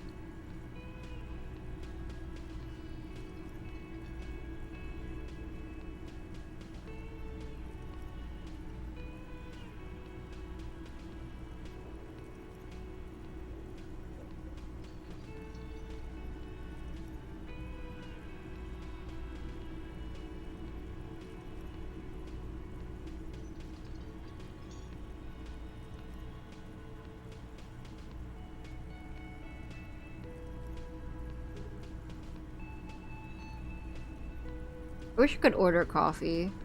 I want to keep playing this game, but my eyes are getting sleepy. But I had coffee to buy for this because I knew I was going to get sleepy at around this time, and I think it has gone bad. I don't really know what happened to it. So the nearest place I could get coffee from is quite a distance from here. So I wish I could order coffee. I don't know how I would order coffee though.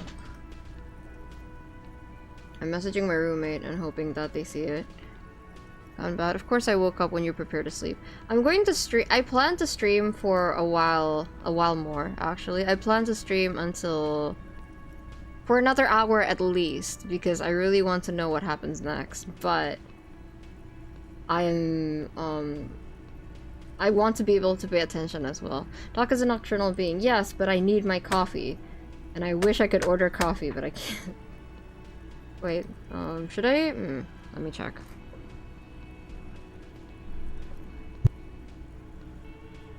The other thing is that I'm also really picky about coffee.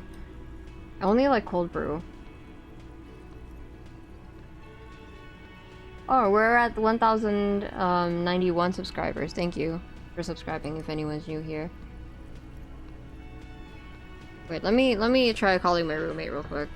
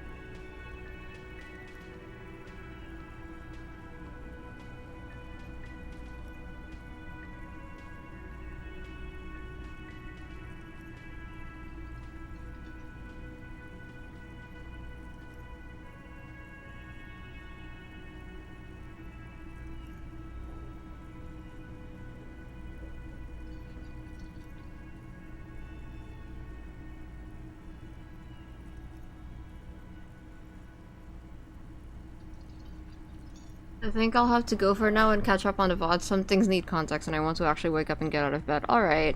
Thank you for coming. I appreciate it. And I hope you enjoy watching the VODs. Chat, should I order coffee? I'll let you know how much it is. And then you guys can decide. Ah, this is stupid. Give me a second.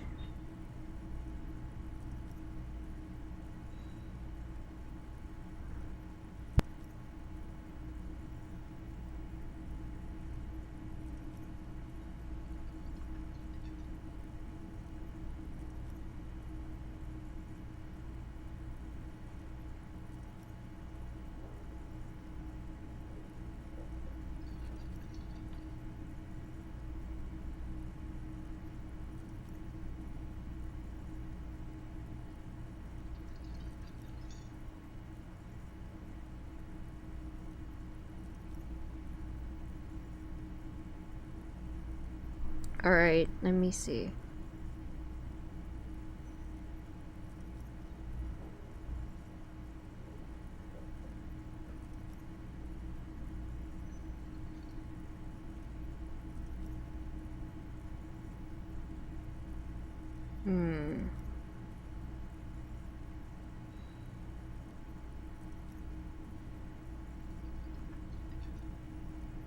Would alcohol make me more sleepy or wake me up? I think alcohol would make me more sleepy, right? I probably shouldn't drink alcohol. I mean, I don't drink. What? That's crazy. Who said that? I don't drink.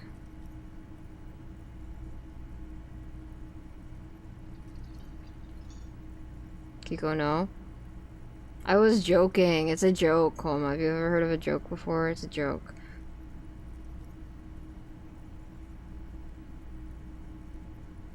It'll make you more derpy? That's true. It will make me more derpy. Well, my roommate isn't picking up, so...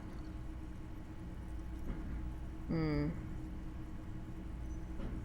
in a bit of trouble right now.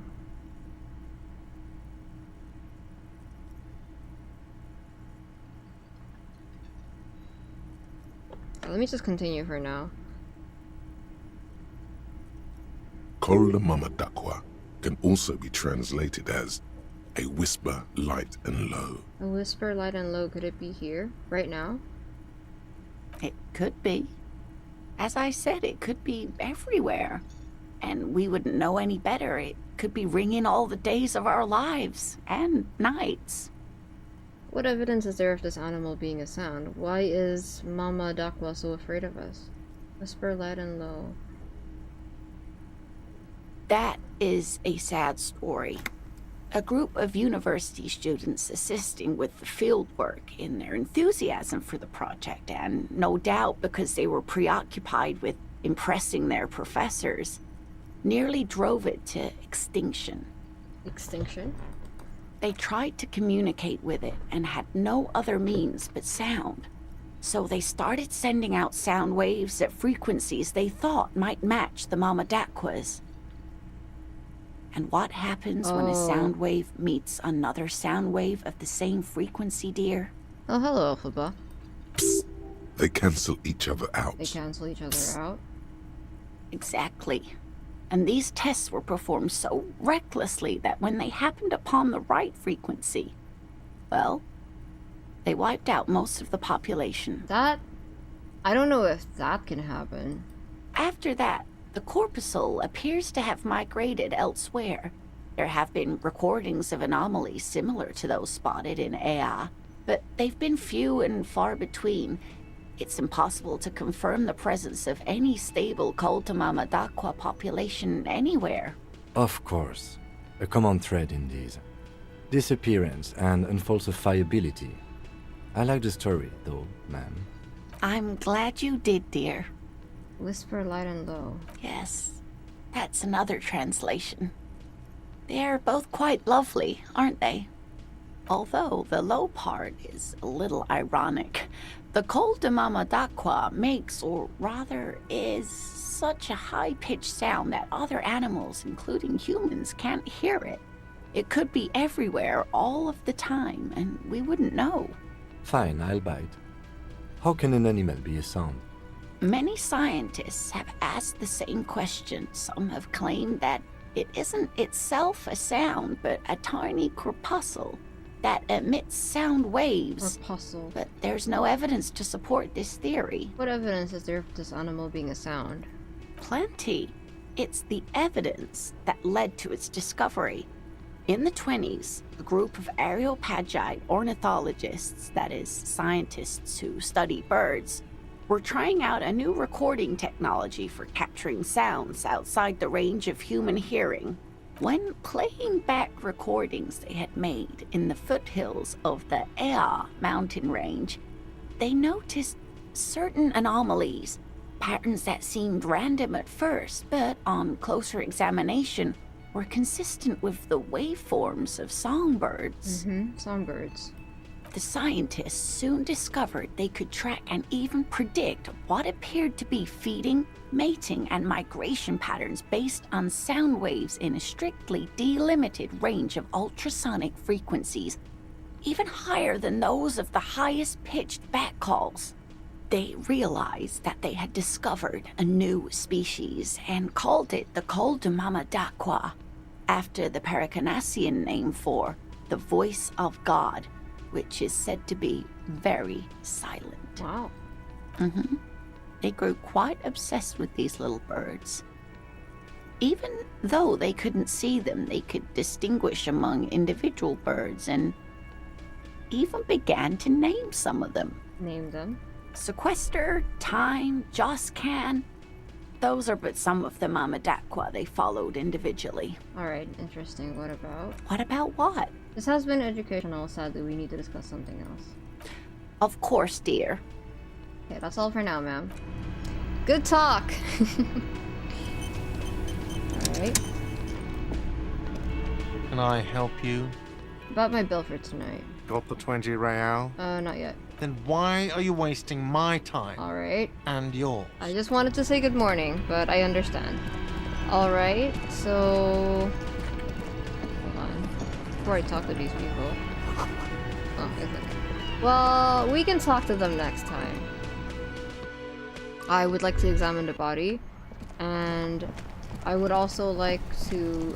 there was one more thing that I wanted to do. My dice. No, let's do this first. Let's do this first. Good morning, racist. Looking for something, Hunt? Come to tell me to fuck off again? I found this mug in the trash. Is it yours? Oh man, that's great. Look at that guy go. Haven't seen anything that funny in a while. Is it yours? God damn. Thanks for that, but no, it's not mine. He doesn't live in Martinez. What are you hauling? Oh, not much anymore. I'm here to pick up some cargo, but the dock workers are on strike, so it's a sit and wait on your ass situation. So, wait, so how long has this been going on then? The strike? Oh, they've been at it for a while. A month, 2 months maybe. But this here is just the last week or so. What kind of cargo are you supposed to pick up? Apples. Apples is exactly the kind of thing you'd say if you had something to hide. Sounds like a cover story to me. Good morning, racist, in such a jolly tone is starting is a startling juxtaposition. I mean, he is a racist, no? His name is literally Racist Lorry Driver. Look, as detective. I come from a Racist long Renier line friends? of lorry men. We got ancient rights and privileges. He loses his patience for explaining it. Oh, I'm here to pick up a load of fucking apples, man.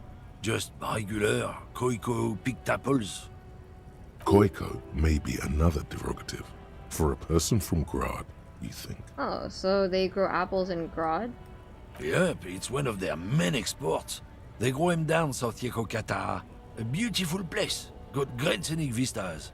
In fact, Yekokata is a desolate wasteland whose name literally translates to Zone of Ecological Catastrophe.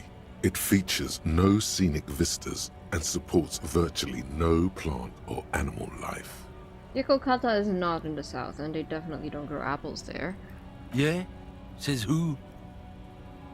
I mean, but he's racist, and he was racist to Kim, so... It's literally in the name, Zone of Ecological Catastrophe. Then, I guess they grow apples somewhere else. You can never really tell with those koikos. They're everywhere, except their own homes. That's insane. You keep saying that word. What does that actually mean? He means the people living in Grad. Yeah, you know, Gradniks, Gradvolk, those degenerates from Grad. Okay, so it's an ethnic slur. Hey, if the name and description fit by the very grace of nature, who am I to say otherwise? Yeah, he sounds very happy. He just made his day by showing that Samaran frolicking saffron cup. I had planned to come to the stream at the beginning of the stream, but I overslept. It's alright. We had a bit of a hiccup in the middle of the stream with my internet, so...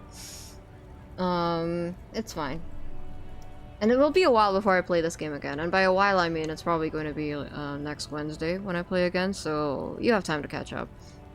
That's what I plan to do. Monday, Friday, and then Wednesday, and then the next week. So, sometimes once a week, sometimes twice a week. Does that sound good? So can I see the apples? Did you miss the part where I said they aren't here yet? Besides, even if I did have some, I wouldn't go putting my nose in them, huh? Just remember, you didn't subscribe to Mr. Head's race theory, so you didn't know. Yeah, I would rather not. I think, how do I say this? From outside of a moral perspective also, when it comes to being racist in a game like this, I feel like that's going to pigeonhole me into a certain route.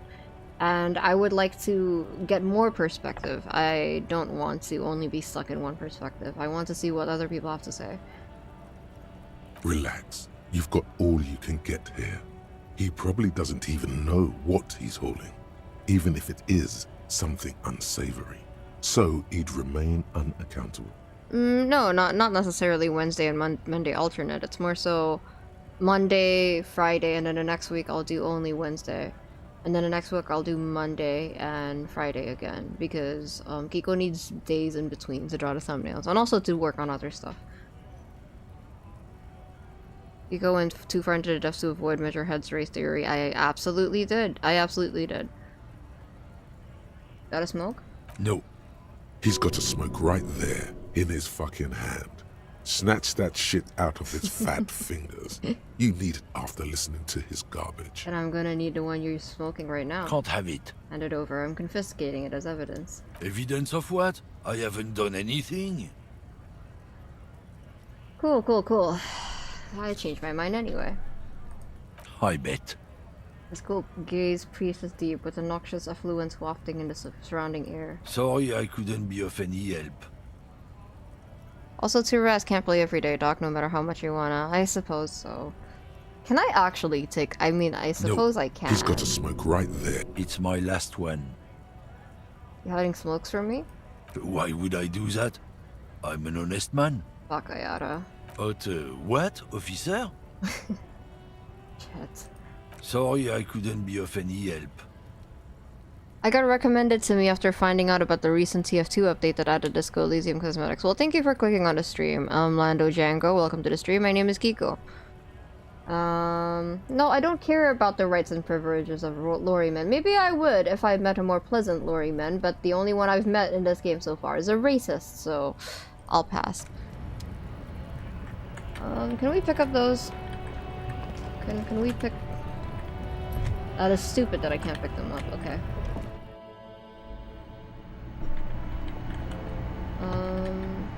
Let's see. The tear machine stands and your bottles clunk into the machine, and the money appears. You're 100% sure you've got special Hobocop money for that tear. Do you know what you should do with that money, kiddo? Nope. Nope.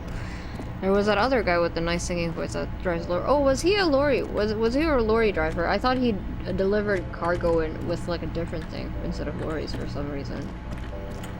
My mistake. Oh. We didn't analyze that last time. A colorful display of cigarettes and alcohol bottles line the shop wall, inviting you closer. The bottles wink at you in the light.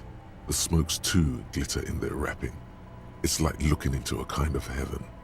Your knees are weak. There, in that dark green glass, all in vain. The great flowing river of warmth, Actually, wine, alcohol. let me think beer, about this. Alcohol, love, alcohol. Because I'm thinking, isn't the Genshin update dropping on Wednesday? They usually drop in on Wednesdays. I don't want to coincide with the time that people will be playing the Genshin updates, so we'll see. We'll see how it goes.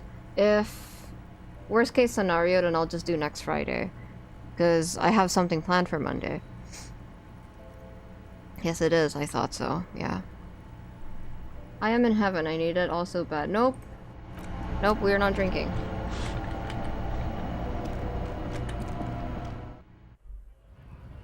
Lorries, what they call cargo trucks. I see. Well, I wasn't aware of that. Nope, I am not talking to you. We need to collect more bottles. We need to collect a lot of money to be able to afford staying another night here. That is a bottle. Why can't I pick that up? That's stupid. Oh, Monday plans? Archon Quest spoilers would be abound, as always. Don't worry, I'm prepared. Just let me know which one I should approach first, because oh, there we go. Let me know which one I should approach first, because there's multiple quests that they're dropping next time, right? And I'm not really sure where to start, so... Oh, there's a person here. I haven't talked to them before. Oh. See a sturdy woman humming to herself. She seems to be browsing books. Good one. Hello. No ceremonies, just hello. Hello? Who are you? Me? No one. I'm just a working class woman. If she's such a working class woman, why isn't she working? What are you doing? Looking for something to read. I mean, she's on strike, probably. Phenomenal. It is. I'm a policeman. I know you are. Good then. Did you need the help of a policeman? What with? What with? A lot of things. For example, people tend to go missing. Watch her browse books. Her hands move over the book covers. The tips of her fingers look rough, stained with yellow. It seems like she has spent a lot of time at work, smoking. Maybe your husband is missing? My husband? No, he's not. Well, where could he be? I don't know. At home now? Out drinking with his friends? Where is this going, officer? So what I'm hearing is you don't really know where your husband is, which means your husband is missing, which means I get to be nosy and make this my problem for some reason. Yes, but I don't really need to know where my husband is. Not all the time. Wouldn't you like to? No. He looks at you straight into the eye. Her right foot is tapping nervously. I can totally help you find your missing husband. Suit yourself then. I don't really care if your husband is missing. Maybe you're right. Maybe he isn't missing indeed. Of course he's not. It's not like he's a pocket watch. I'll leave her alone. It's got to be something else then. Maybe your Why cockatoo is missing. What? I don't mean to disrespect, sir, but you are being a bit of a cockatoo here. That's a new one. For what it's worth, I agree. But cockatoos can't be stopped when they get ladies. It's better to indulge him at this point. Ma'am, I was asking about your cockatoo. Is it missing? I don't even have a cockatoo. And guess what? It's a trap. Never ever say what. What? Even if I had, it wouldn't be missing. Alright, cockatoo not missing. Just wanted to make sure. Great. Just one more question. What did you mean by being a cockatoo? Nothing. Go read up on them if you're so interested. There's a great book in the bookstore. Maybe you should. What if the cockatoo is your astral captain? Or your heraldic bird? Actually, that's exactly what I'm going to do. Thanks for the tip. Get task. You're being sarcastic. Okay. Well, sure. Wonderful. What the hell? The store is open. Maybe your children are missing. No, absolutely not. Okay, so where are they?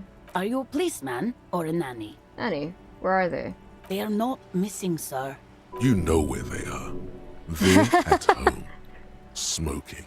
Wait Giving a the second. ladder of vices a chance. Are you Kuno's mother? You could be. Well, actually, of course not. They don't have the same accent. It would be very funny if I met Kuno's mother. I would love to see Kuno's parents. Does Kuno even have parents? No, they're at a disco, getting down. Stupid disco dancing teenagers. They're at home, right? Smoking cigarettes. I know where they are, at the disco, dancing nasty. I don't want to say that about a bunch of children. What? That's just... My daughters are perfectly fine. They're with their friends down in Shamrock. There's nothing to worry about. They're almost grown up now anyway. They're past the age they need me protecting them from everything now. I'm afraid the danger is now greater than ever. Tell me, how old are they? My youngest girl, Jolie, is just shy of 16. Jenny, she is turning 18 next month. But we shouldn't even be talking about them. And can you describe their appearance? Any features that stand out? Something to make identifying a little easier? Why do you need to know this? Haven't I repeatedly told you that they're not missing? That they're in Shamrock, safe and well, at some stupid party? It's funny that we're acting more drunk now that we're sober. Did someone say party? Nope. You could use a party. Okay. She gives you a short. I'll leave. The woman before you nods and returns to her reading. I'm so sorry for disturbing you, Mom. Alright, first of all, where can I buy a map, Chad? I think you could buy one here, no? A sulfur-crested cockatoo sits on the cover, its beak slightly open. It looks as if the bird is calling out the book title. From A to Zurich, a guide to a well-behaved... Turns out that there are so many different cockatoo species, and they all have behavioral problems. Electrochemistry, trying to get us to drink to convince us to pass the sanity. Well, I'm familiar with that. Top left of the store? Okay. You don't have behavioral problems. That's garbage. You're cool. What's this guide to cockatoo, storekeeper? It's a must-have if you own a cockatoo. I've heard they're quite capricious. Nah, not worth it. I do not want to deal with that lady. This bookstore is not amidst the point of the book, and many others on the shelf, this is a various self-help paranatural... Okay, my bad. Was it here? It was here, I think. Several the maps look old and faded. Your eye catches a map of Insulinda. Always good to be informed of your surroundings. There we go. Okay, much better. That's much better. Oh my god. Oh, there's a church on the other side. There's a Ferris wheel. There's a Ferris wheel on the other side. We have to go there. I would like to go to the Ferris wheel. Damage ledger. Map wall. Challenging. Kim Kitsuragi. Formula home. Arpa. Interesting. Joyce Michier. Cash container. Physical measure head. Measure head. Okay. Electrochemistry is the most trustworthy skill and has always your best interest in mind, by the way. That's just a future that will never come. What's a future that will never come? Okay. Now let us get our dice. We need so much more money. We need to go to the next part of the city. We need to go to this. That's why we need to go to the Ferris wheel, and for no other reason. We are going to the Ferris wheel so we can find more garbage because we need to be able to pay to stay the night at the hostel, and for absolutely no other reason. Where's my flashlight?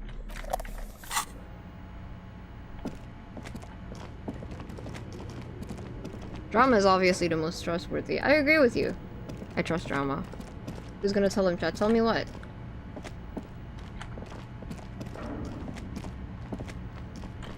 Speaking of, why are there no empty bottles here? There should be more empty bottles here. I'm sure there are empty bottles here. I'm just probably just missed them.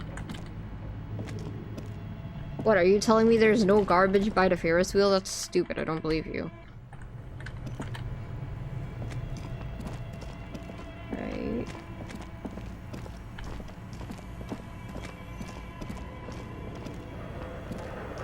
A thick layer of coal dust covers the furnace. Wait, how do we get up there? I can't recall how to get up there. Is it this way?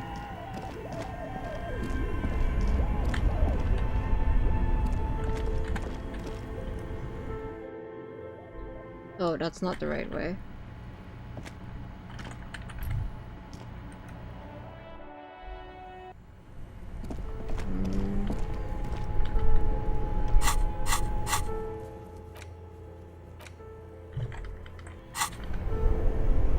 There are plenty of butters at the Ferris wheel. Don't pat my head, but thank you.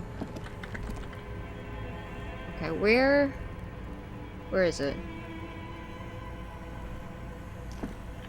How do I get up there? Oh, never mind. I remember. Was it this way? It was this way. Yes, I remember now. I went too far again. There's a secret skill called Shklembo who will teach you the technique. What technique? Okay.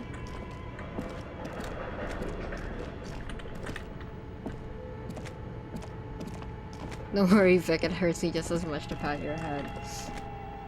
And don't do it. Let me pick those up.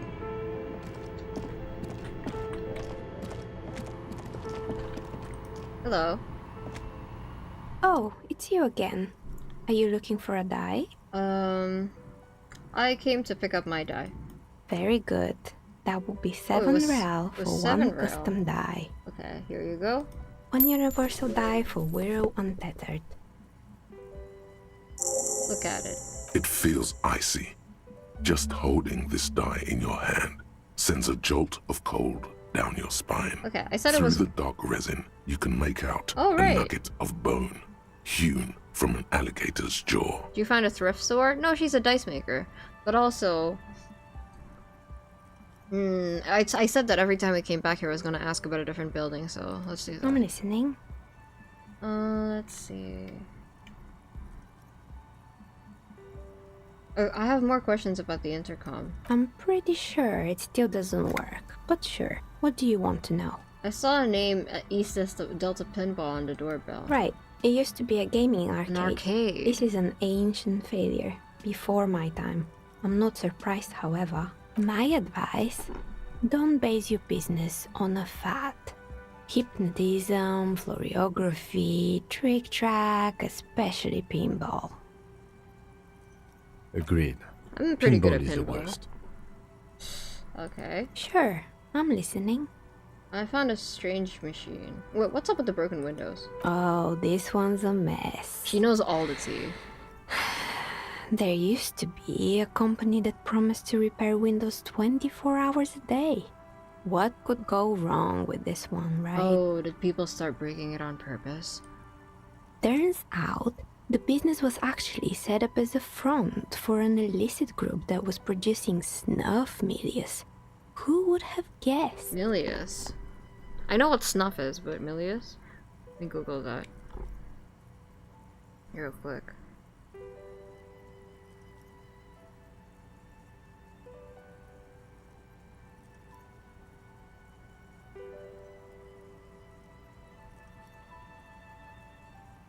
Ah, okay. What's the snuff milieu? And they never cleaned up the debris either. Now it's just littering the hallway and I have no idea how to get rid of it on my own. Cool, very cool about the debris, but what's snuff milieu? It's a Sub Rosa radio station that broadcasts real murders with real victims. Some people pay good money to get off on it. Yikes. So a true crime podcast? Nothing changes in her tone as she says that, as if it's just another piece of information to lay out for the world. What does she mean to get off on it? What do you think it means, electrochemistry? Don't worry, the ICP has a separate division that deals exclusively with unlicensed sub-roses. This isn't our problem. Good luck with that. It's not easy catching those perpetrators. Okay, did someone here make stuffed animals? I saw a mount lying around. You mean Mr. Fabron? Right. The taxidermist. No, he mostly just did drugs. I see a comment in my chat, and I think it might be talking about a character that I have not yet run into, so if you could remove that comment, I would appreciate it. I don't really like leading questions or anything talking about material I haven't really come into contact yet. But what drugs exactly? I need to know what drugs he was doing for my police report. My god, electrochemistry. He got high on some weird taxidermy chemicals. I wouldn't recommend it to anyone. Eventually, they caused him to lose control of his bladder. The smell was awful. Even you can probably do better than that. Used to be a hair salon here, right? Yes, I think it was called Androgynous Orlando or something similar. Androgynous They Orlando. weren't a big hit around here. Turns out that working class men don't like genderless haircuts. They're scared of that word. And how do you feel about it? A bit of experimenting every now and then isn't bad. It's not about the haircut. It's about the confidence. I would never let anyone androgynous touch my hair, not even if my life depended on me. What's wrong with a bit of experimenting? The customer should have been more open-minded. I guess it just wasn't the time yet. What happened to the gym? It wasn't merely a gym, it was Artemiteps Boxing Club, a community project created to steer at-risk youth away from drugs and crime. That's nice. Judging from the kids I've met so far, it didn't really work, did it? It didn't. If anything, it made the youth situation in Martinez even worse. At some point, someone started a rumor that the punching bag downstairs was full of amphetamines. You should have known it. It's not really full of that. No one would store their drugs like that. Eventually, the coalition took away the funding and the club went bankrupt. This was we're few almost years done, ago. so let's It's just keep gotten asking. much more peaceful around the plaza ever since. I found creepy mannequins. There used to be a fashion atelier here, but I have forgotten the head designer's name. They were doing well for a couple of years, until the insect rights activists came. Insect right activist? What in the name of? I didn't know insects had any rights or activist. I can think of someone next door who would be an insect right activist. Mm-hmm. The atelier produced a certain collection that used chitin among the materials. Apparently chitin is made in the Occident, where it's extracted from beetle wings. And you know how all kinds of political movements are big in the Occident. The activists shut down the biggest chitin supplier, which of course caused the price to skyrocket. And, naturally, all the most fashionable tastemakers refused to be seen in chitin from then on. The atelier went bankrupt before they could finish the collection. I'm glad someone took care of the little guys. I like insects, but insects don't have any brains or feel. We can't speak for them. They got what they deserve. Making clothes out of beetle wings is a terrible idea. I'm glad someone took care of the little guys. I like insects. Really? Not really. Anyway. I don't like insects. Okay, what's with the rotor blades and skis? They were made by a company called Slipstream. Oh, Slipstream. After they pivoted from making rotor blades to skis, their chief executive took off on a vacation with all their money. Honestly, I think it's quite funny. I think he's still sending out holiday transmissions from Tulula or Tiumotiri or Hashtkor or wherever he is. Interesting. What do these transmissions say? The usual, I imagine. That he's been thinking up all kinds of new business plans and can't wait to get started on them just as soon as he returns. Men like that are a curse. Speaking from personal experience, Kim? Sure, but Slipstream is history now.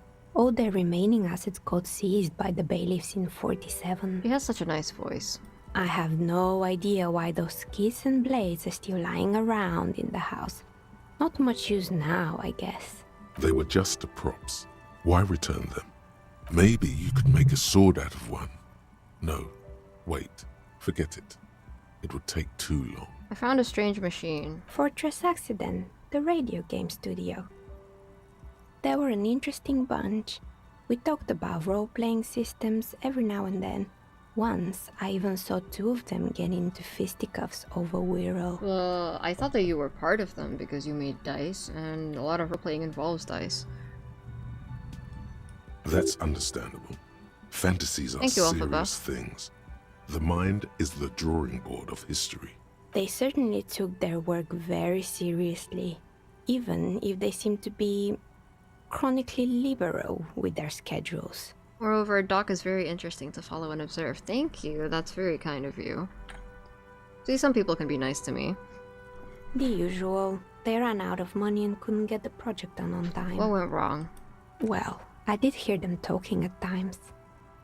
She looks at the hallway as if she can still hear the chit-chat behind her curtains on a cigarette break. They seemed to believe they were historical individuals on some grand quest. She sounds almost mocking when she says that. From what I've seen before, so far the project did look quite impressive.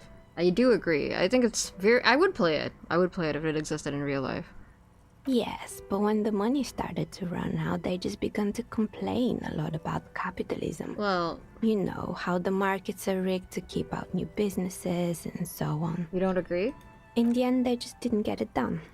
They didn't have enough willpower to produce something truly historic. And to show up to work on time. Showing up to work on time is hard. No, scratch that. Showing up to work at all is difficult. Especially if you've been drinking. Electrochemistry has been getting awfully attached to me, huh? Or it's the withdrawals, I bet, because we didn't take speed this morning. What's that supposed to mean? I don't know, Koma.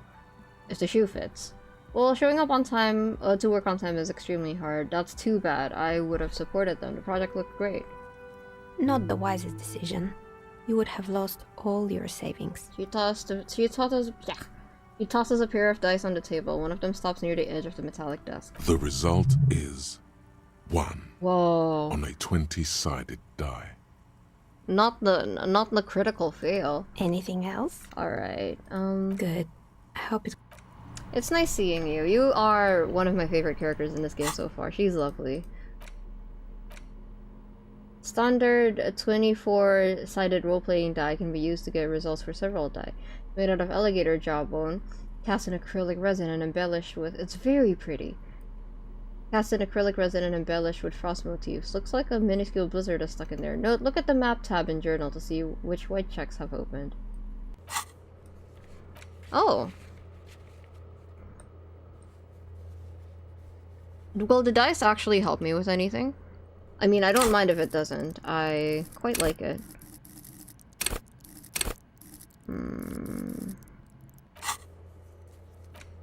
Okay, let's unlock one. I said I was going to unlock one. Yes. I'll do rigorous self-critique. Yes, that's good. Alright. What else can we do? I already picked that up. Oh, we were going to head to the Ferris wheel, of course. Hold on, let me check my tasks again. Got a lot of them done. Dice give you bonuses to some checks, though you won't know which ones until you acquire them. Alright, next time, thank you for explaining, by the way, and welcome to the chat, Engineer TF2. Next time if I ask a question like that, you don't have to elaborate unless I ask you to. It's okay, but thank you, appreciate it. Run the number of new victims. It's not time yet. I think I did that at 12, so it's not time yet. The pissing competition. There's a pissing mask. Ask him about this after the initial... Oh, right, the dead body. I didn't forget about that. I would not forget about something like that. How irresponsible. I wouldn't forget about that. How do we get out of here? Okay, it would just be faster to go the other way at this point. I don't remember how to get back. Oh, never mind. We found it. Sure, Doc. I'm not forgetful. In fact, I know exactly where we're going. Why can't you sell articles of clothing here in this game?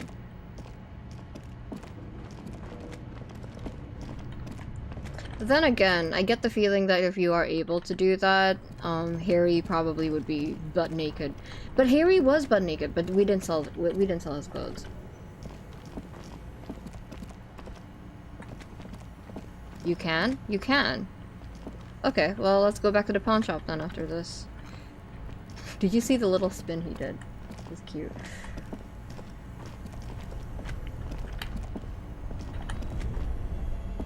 How's this thing doing? This orange machine. Same as usual. Alright. We have to make 20 real a day. Okay. Let's check the body out. Put that away.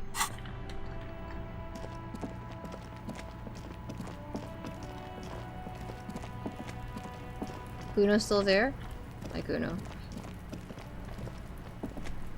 The rotting man lies on his side. The lieutenant adjusts his glasses and takes a deep... I'm gone. Well, where have you gone? I can see you, but you're gone, but who are you? I'm a joke. Look at me. There's nothing funny about you. You are now, but who were you when you were alive? A killer. A motherfucker. And a killer. I have another question for you. Go ahead, Coppo.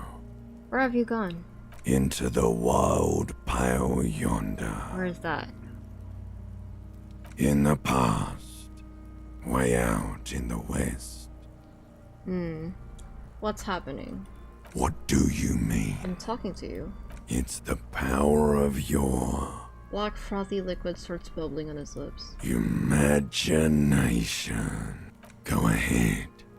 Ask me more questions. You fucking love questions. Why do I love questions so much? Because you're a copperoonie. Look at all of them go. Do you want more questions? No, I'm good. Yeah, give me questions. Here you go, you loony. Is my name Rooney? Fuck no. You're no Rooney. Rooney is not who I am. I'm Harry. No, you're not a Harry either. You're a motherfucker. That's who you are. Rooney the motherfucker. Why do I feel like I've forgotten something terrible? Because you have. I hate you. You stink and you're annoying. Do I remind you of someone? A child born with Muller's disease, harlequinism, grown up miraculously. A baby affected with harlequinism? Deep sea creature. No, not quite. Be fair now. A baby affected with harlequinism? You sure I got out of that one? Coppellini. Enough. Come back later, Coppo. Amuse yourself with my frank manners and my memento mori features. If possible, also, see me in your dreams. Tell me something, dead man. Shoot, Looney Rooney. Oh, enough. Come back later, Coppo.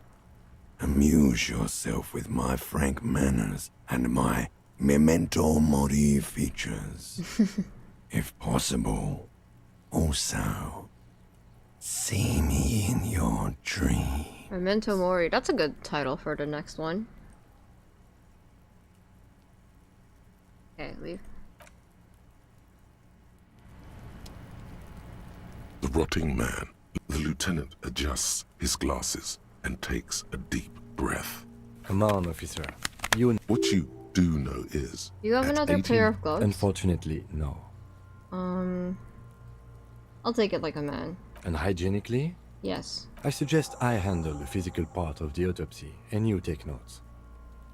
We just fill this in, right? Show him the red field autopsy form in the ledger. Okay, let me put my coat on. Remember, you will die a very pleasant title, Doc. Very. Really, you think so? That's right.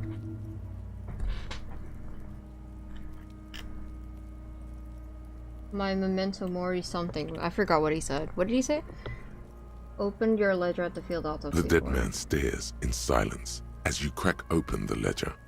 The bright red paper is covered in boxes and lists, describing the condition of his skin and organs in 3 parts.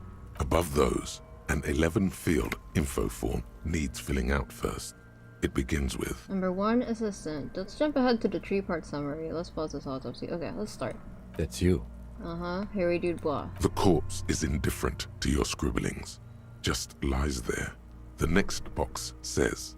Number 2, coroner's case number... KK57-0803.0815. KK57-0803-0815. KK equals Kim Kitsuragi. 57 equals Precinct 57, followed by his date 0803 and time of arrival 0815 on the scene. He's indexed the case after himself, not you. That's because he doesn't want to bring up the messy question of your initials. Okay, I'll write it down. Next. Name. NA. Next. Date of birth. NA.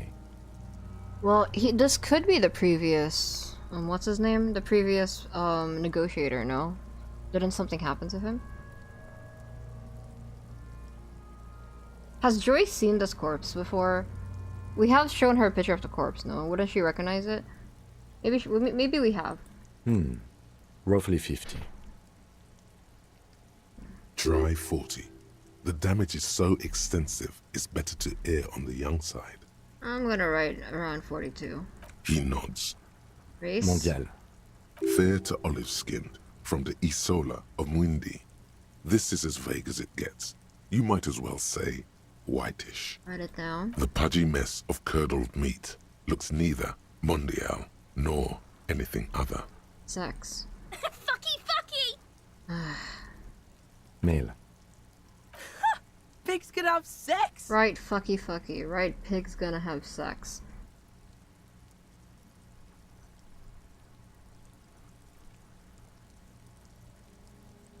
Naively, the lieutenant does not double-check your notes. Date of death. Hello, is this your first time playing with the game? Hi Flip, welcome to the stream. Yes, this is my first time playing with the game. I mean, I streamed it on last Monday, but this is still my first playthrough. Hope you enjoy your stay here. My name is Kiko, and please don't spoil me on anything that's going to happen, like that I haven't experienced yet. I hope you enjoy your stay here. I'm just doing what I want in this game. I'm just figuring things out. We're still going with March 4th, 51. 040351. What else? 9. Body identified by is non-applicable. 10. Case number is the same as the coroner's case. KK 57 0503 0815 listens motionless, with the cargo belt still around his neck. Only one box remains. Evidence of treatment. Hello, do you have a favorite type of narrator so far? Probably drama. I would have to say drama.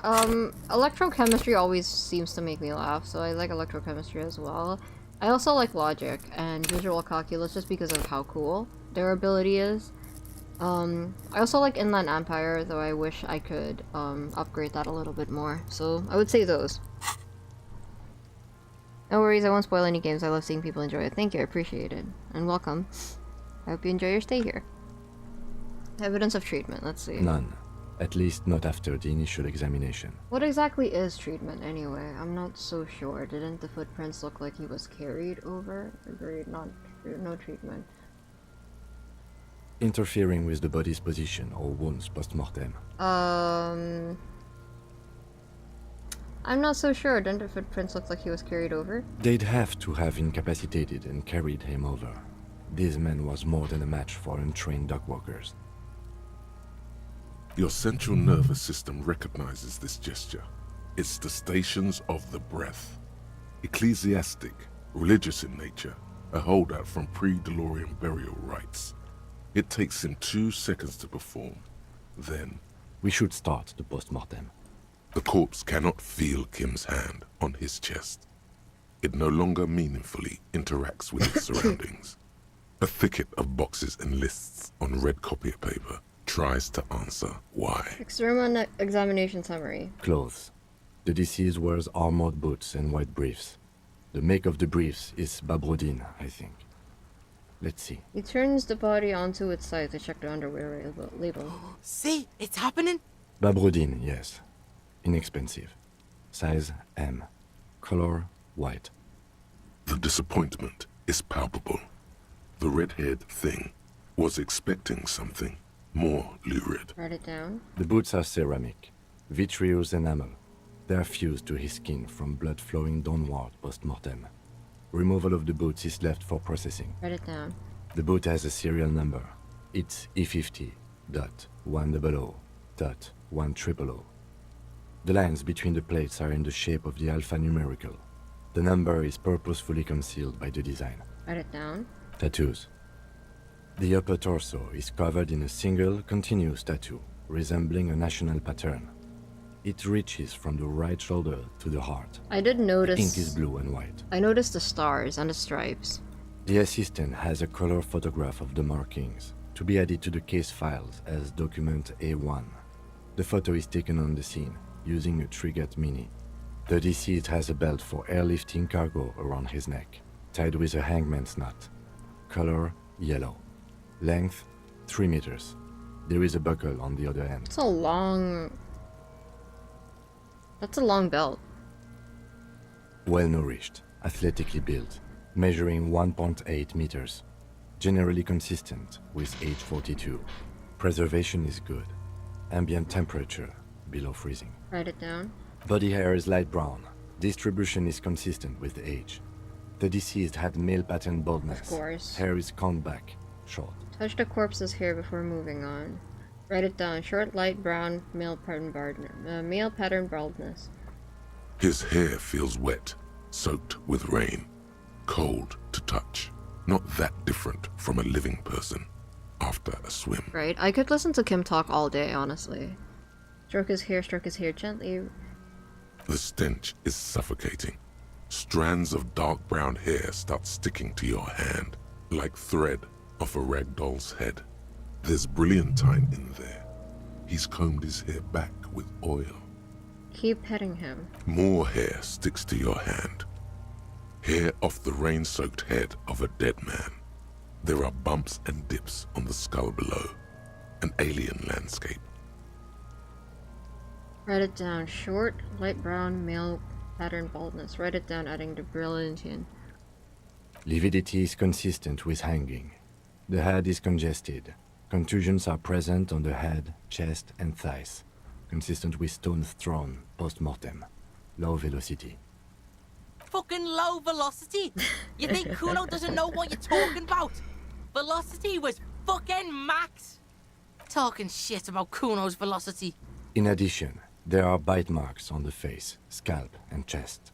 Consistent with predation. Write down, but it meant for high velocity. No? Ligature mark. The lieutenant produces a small folding knife, with the other hand pulling on the belt. He starts cutting into the polyester. The stench is horrid. After a while, it's obvious the material cannot be cut. The steel wiring. There's too much of it. We need to remove the belt so we can get to the ligature mark. You got just the right tool for that. The chain cutters. Oh yeah, I'm prepared.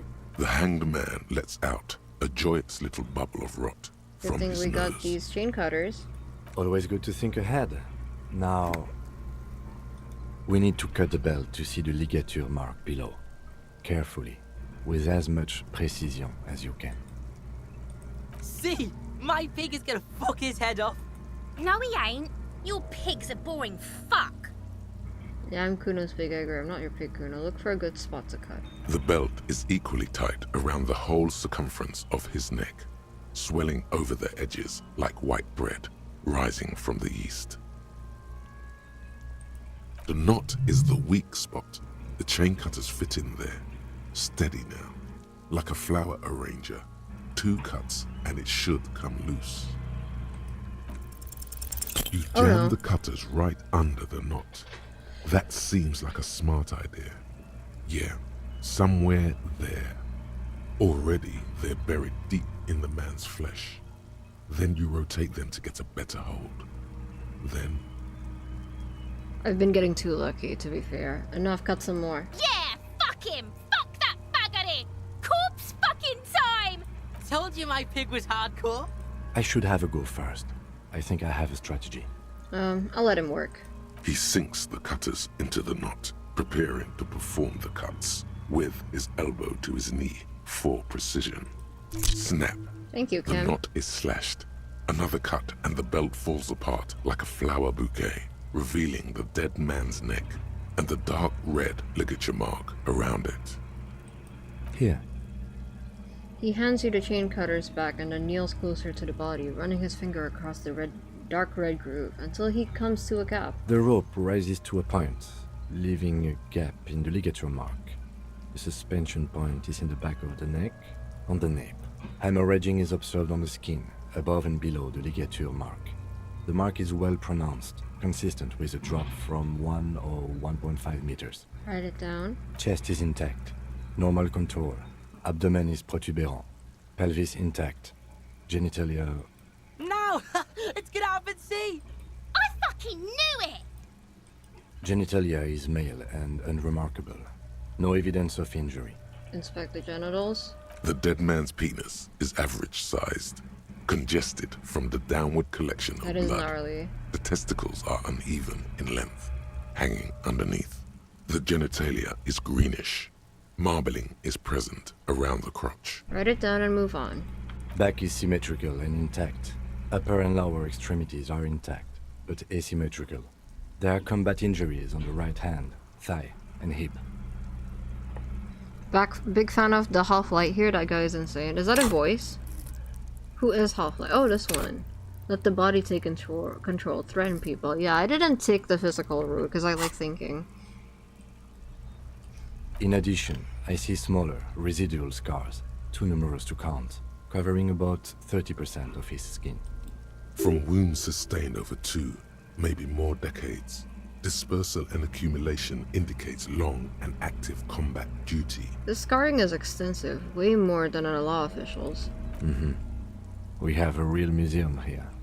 Of battles, wars. Write it down. Last item. Hands. He takes the man's right hand in his, inspects it, then moves onto the other hand. The hand is surprisingly heavy to lift, filled with decay liquids.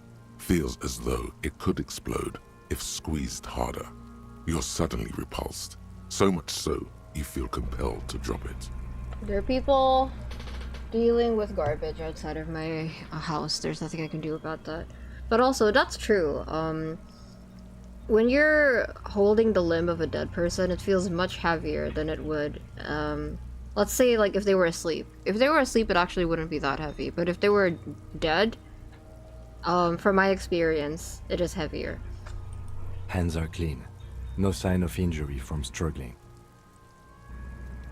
Cold sausage-like fingers slip over his hands. Were we expecting any? I was. Maybe I'm just not seeing them. Honestly, this stench is making it hard for me to think at the moment.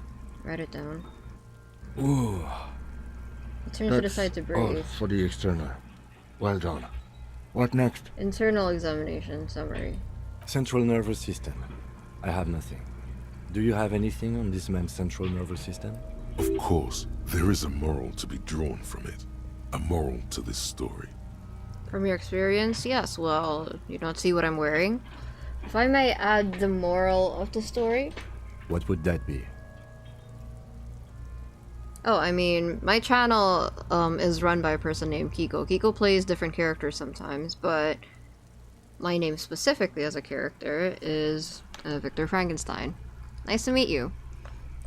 The dead man looks, too, with barely contained excitement to hear the moral of his story. The brain is very vulnerable to compromises in its brain. That's true. That's true. You could last minutes. Like, even if someone survives getting brain damage or getting their blood supply cut off to their head, the damages will be very severe. If someone gets resuscitated, for example, if they don't get resuscitated fast enough and they don't get blood to their brain after a certain amount of time, they could get permanent brain damage because of that. I think that may well be the moral of every story, officer. Alright, not available. You don't know we have Frankenstein casually playing Disco Elysium. Well, yes, I have opinions. So far, the dead body parts are very detailed, and I appreciate that. My bad, I broke the fourth wall. No worries. Technically speaking, I am just the actor that plays Victor Frankenstein, so I can talk about my work. Good. Musculoskeletal. Purge fluid is coming from the mouth. Not injury related. Eyes and tongue protuberant. Hyoid bone. Let's see. With his eyes almost closed, the lieutenant puts his hand on the dead man's throat and begins to massage it, gently. A rotting smell erupts from the mouth. Purge fluid runs down his lips, black and viscous. You could not pay me to do that. You hear cracks as the lieutenant moves his sharp fingers inside the flesh. like the creaking of an old house at night. Yeah, jack that fucker off! My goodness, these children. Pretty cool, thank you. The hyoid bone is fractured. The rest of the musculoskeletal system is intact. Unremarkable. Respiratory system.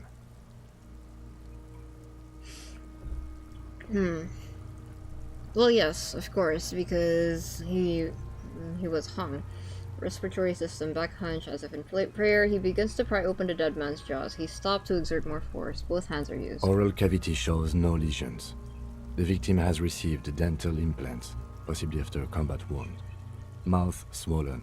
Hemorrhaging present in mucosa of the lips and mouth. Look inside the dead man's mouth. No scream, no sigh of relief rises from the darkness inside. It's humid there. Sickly sweet air, unlike anything living. You feel like you're about to throw up again, straight in that mouth of his.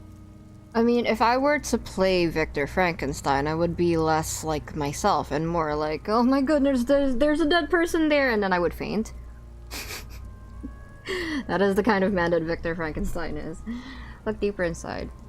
To be fair, I used to be like that. It's hard. Once more, you taste stomach acid in the back of your throat. A contraction. Your throat pumps a little something from your stomach and into your mouth. You're forced to swallow, just to keep looking. How much perception do I have? 4. I think it's not bad, right? I could level that up next. You'd pull a Harry duck? No, yes, absolutely I would pull a Harry. I only don't respond like Harry because I'm not in person and I don't have to smell it, but also I've gotten used to it after a while. I still don't really like it, if you ask me. Which is why even though Frankie jokes about it, Frankie actually doesn't smell like a corpse. Inside, you see darkness. Just a mess of meat and darkness. Hemorrhaging present in mucus. Write it down. Hepatobiliary. NA. What? Why? We don't have anything? Are you a hepatobiliary expert? No, not really. Hepato means liver, and biliary, the gallbladder and bile ducts. I'm an expert in that I drink a lot and I damage it, if that's what you mean. Let's see. Am I an expert in those things?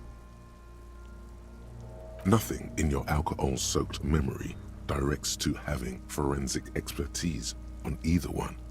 What does Frankie smell like? To be honest, Frankie just smells like a little bit like the cologne on the jacket that they were given, and also a little bit like grass. Like summery grass, I guess. What do you mean you don't enjoy the smell of a corpse? How odd. Well, some people do. Not me, though. Some people who wear big hats do, but I don't. Neither am I. And that's it? That's it. Okay. Same for toxicology and serology. NA. Both? Unless you have untapped reservoirs of knowledge there? Reservoirs? No, but do they take obscure trivia and odd tidbits? The completionist in me wonders if there's something we could still do. Like a toxicology screening? At this stage, I doubt processing will find anything, even if it was brimming with cocaine. But still, you should add a request. Brimming with cocaine. Electrochemistry, come on. Ride not available and add toxicology requested. Cardiovascular. The body exhibits heavy lividity. Blood has gathered in the hands, feet, and neck. Hypostasis is visually consistent with the hanging. That's what I studied back in school. Not Kiko. Victor Frankenstein. Gastrointestinal. As in me, not the actual character Victor Frankenstein.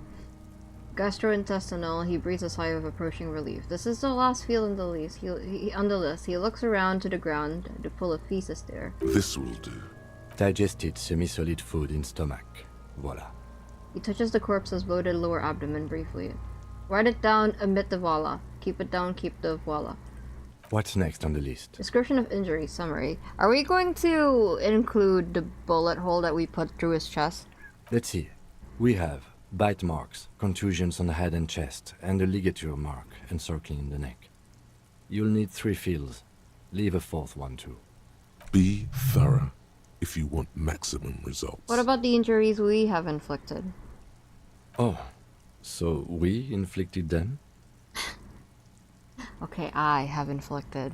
Okay, so there's a spin-stabilized munition from a Kiel A990 muzzleloader lodged in his lung. And an incision on the thorax from a chain cutter. I wouldn't mention those. Better not to muddy the waters. I agree, the waters are muddy enough, but isn't that sloppy? Keep it minimal. Back to the injuries. Injuries. Bite marks. Head, chest and scalp bite mark injuries. Predation by birds has caused damage to the body. Odontologist does not need to be consulted. And your opinion, officer? Not fatal injury. Non-fatal post-mortem. Agreed. Next injury? Contusions? So, the scalp bleeds from a post-mortem head injury, a stone. The injury does not have the rim of an early inflammatory response. The perpetrator on the scene has confessed to causing it post-mortem. At maximum velocity, fucko! Yes, we will write that down, Kuno.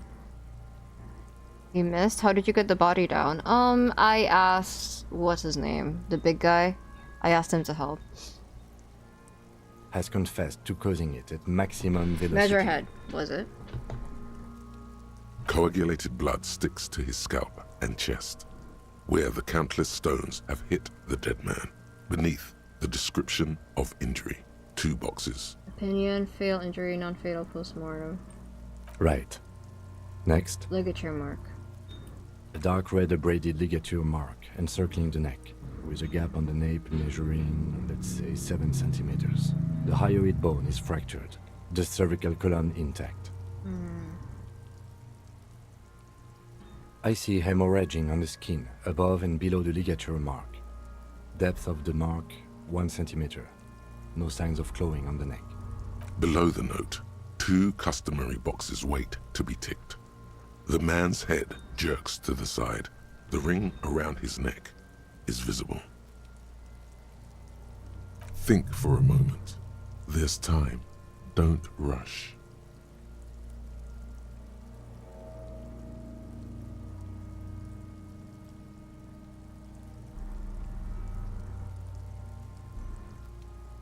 What else could be the fatal injury? No other external injuries, though. Like, he wasn't beat to death or anything like that. Everything else that happened to him was post-mortem. So... But how did they...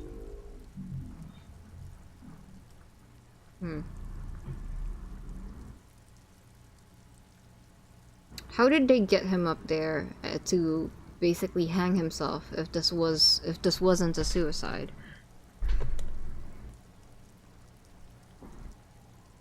I feel like the right answer here would be opinion fatal injury, but you were wondering if he was really lynched or hanged. Let me think about this for a second. Well, they told me not to rush, so I could think about this for a second.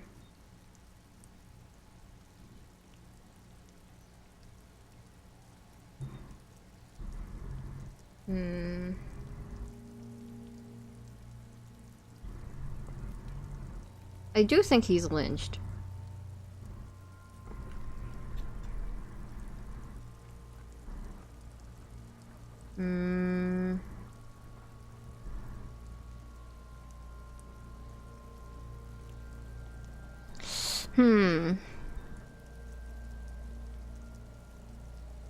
What if... My intuition says it's non-fatal. I don't think that's what killed him. There are no bruises or cut marks. They could have poisoned him. But I don't know about my intuition, especially because I've been streaming for 6 hours. My brain is not in... I'm not the most focused at the moment, I guess. This is difficult.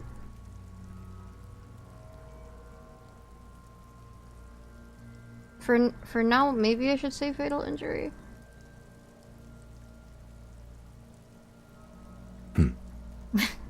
I'm sorry, Kim. Why do you say that? I just took a whack in the dark. I'm serious. I don't think this was the injury that killed him. Okay. Why don't you think it was fatal? I arrived at this conclusion through the psychic arts. Why weren't his hands tied? A big man like him, I would tie his hands when marching him to the gallows. Honestly, I'm not sure there weren't marks on his wrist. That part got blurry for me. The stench. But you are right, I was ready to call this. Now I think we should leave it empty, at least for the time being. Yeah, I don't think we should be decisive about what caused his death just yet. Let's wrap this up. I pronounce this field autopsy over. I can't confidently rule out everything and say that that's the only way he could have died. And that's the reason why I'm going with this answer. It could have still been that. I could be wrong.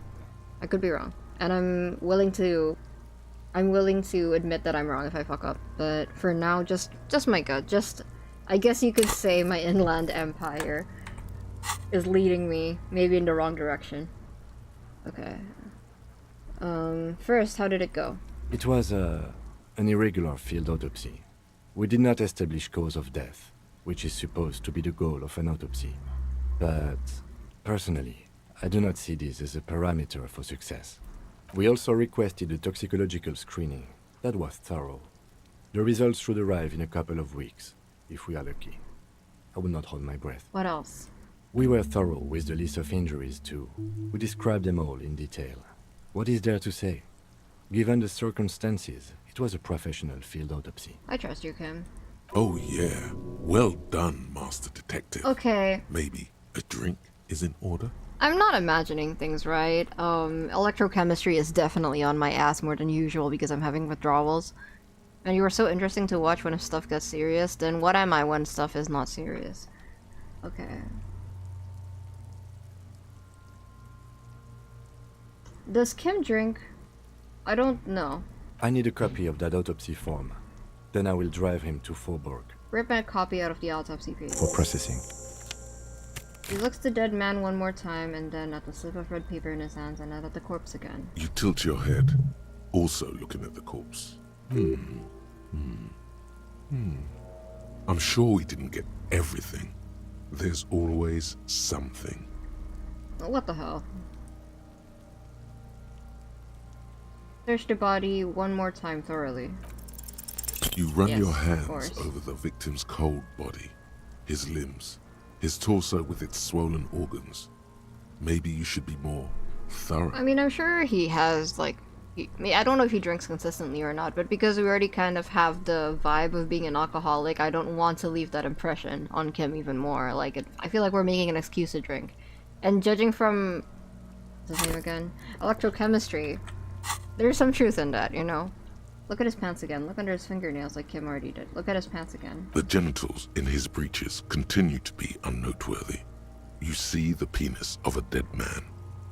If you've seen it once, you've already got the picture. Can't get enough of that dick. Okay, Kuno. Do you think we missed something? Again, you can keep calling me that. That won't make it any less true. Do you think we missed something? Yes, there's something we're not seeing. Okay, well, we are in livor mortis here. He is disintegrating. We need to refrigerate the body if we want to conduct another examination, and we need to do it fast. Okay, where do we find a fridge for the body? Hey, wasn't there a giant ice bear sarcophagus below that building? Oh my god, I love Kim so much. Alright, so that's what the ice bear shaped refrigerator is for. He is so... I love Kim. Now, that's an overstatement. It's not actually for storing cadavers, or at least I hope so. I think we should take a look at it first. Make sure it's big enough before we carry him over. I'm sure it's big enough. Let's move. With every hour, whatever we are looking for in the deceased will become harder to find. Putting an actual corpse inside of an ice beer fridge. I love this game. He seems like the kind of guy who indulges more in exotic vibes to me. Exotic places? Like what? Such as? There is no greater character in this game than Kim. I don't know, the dice maker is pretty close. Alright, let's check that out.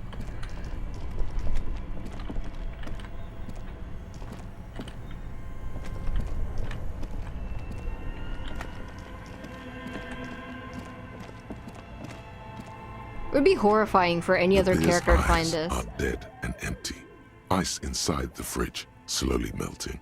The power has been cut off. So what do you think of this fridge, Kim? It looks big enough for 2 corpses. It's certainly an eccentric choice, but it's more than big enough and cold enough. Honestly, it's perfect. All we have to do is plug the fridge back in. Okay. Let's see.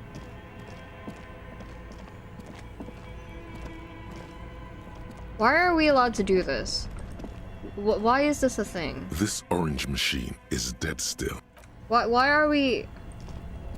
Maybe I shouldn't question it. Both cables are unplugged from the breaker box. Somewhere, a machine hums along with the current. Happy, a giant electric mammal awakens. Great. The owners of this building will just have to keep paying for the electricity sucked up by this monstrosity a little longer. Let's return to the fridge. The ice maker can come with us. I remain unshaken in my conviction. That's fair.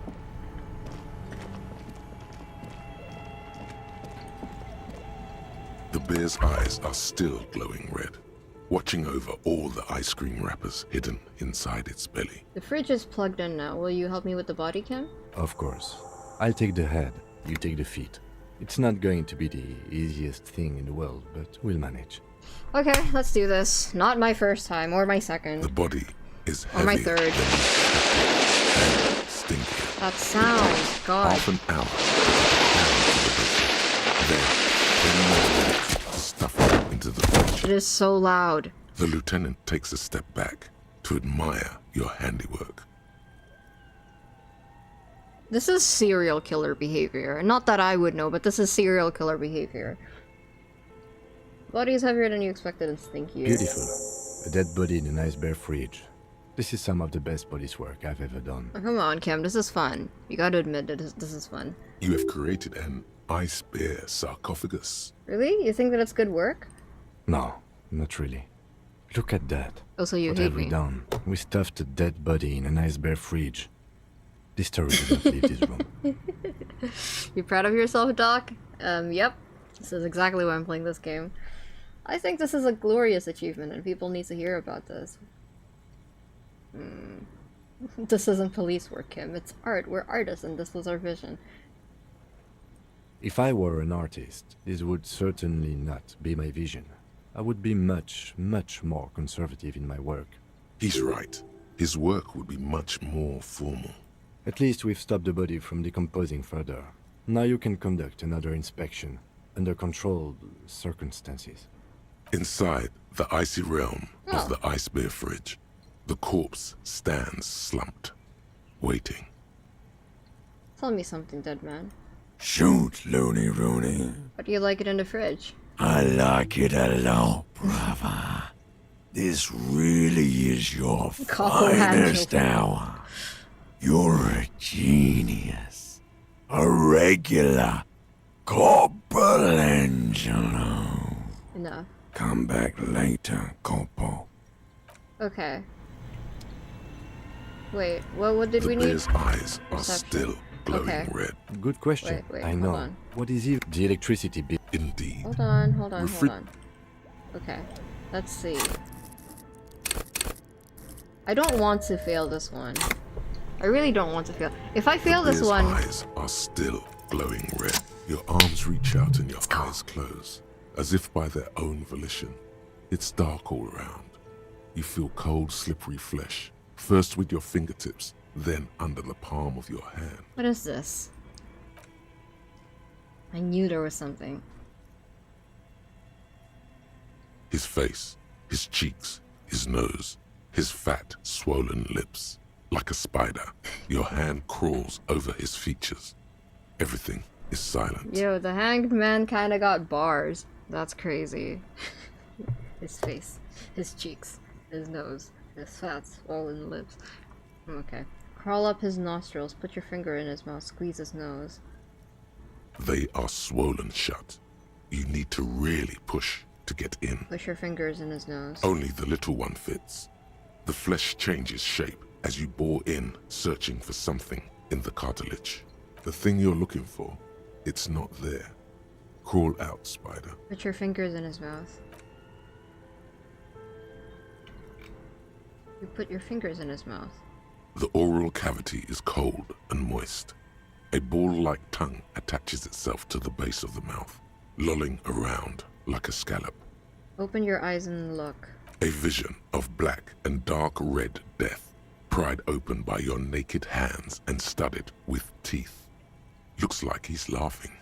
Death fumes rising from the throat, and there, in the back of his mouth, above the bell of the uvula, right in the soft palate, you see a hole, barely visible to the human eye. It is swollen shut, almost vanished. No larger than 0.4 centimeters in radius, the edges appear darkened. An abrasion collar. This is what we're after. Fuck yeah. Mm-hmm. Keep going. A black trickle of liquid runs into his throat from the wound. Put your finger in. Your index fits right in there. A tight tunnel of flesh opens up. Tissue damage. Wide enough for 2 fingers. As you push both in, you reach through his mouth, right into his brainstem. Brainstem? Yes, that's what this part is called. Feel around first. The basal ganglia feels clumpy. What entered here has torn apart his reptilian complex. This man will never sleep again. Never wake. Push deeper. Your fingers slide into the remains of his limbic system. There is no resistance. It's gelatinous. The slug-like structures are damaged too. The tearing extends deep into both hemispheres. They're very detailed and they're being very thorough with the descriptions. This is what it's he very used nostalgic. to regulate his emotions with. Here's a cavity cut right between the hemispheres. The lieutenant answers with the sound of his pen on paper. Push deeper. Your fingers are all the way in now, reaching toward the inside of his skull. The cavity goes further, but the entry wound isn't wide enough for the rest of your hand to follow. We're trying to find a bullet, right? Wait, no, it's an abrasion collar. Your fingers reach toward his skull. His cerebral cortex feels like jelly. Cold jelly. Strange fluid streams down your wrist as you push deeper until you feel it on the tip of your finger. Sharp, serrated material. The edges cut right into your skin. I feel a solid object right under the skin. Can you get to it? Inspect the skull first. There's a tiny crack. A protrusion in the cranium. Right in the back of his head. Your finger must be pointing straight at it. From the inside. The object that is in there stops just short of the skull, in the encephalus, knocking this tiny fracture into the cranium. We have the makings of a very small exit wound here. Push it out. Nice.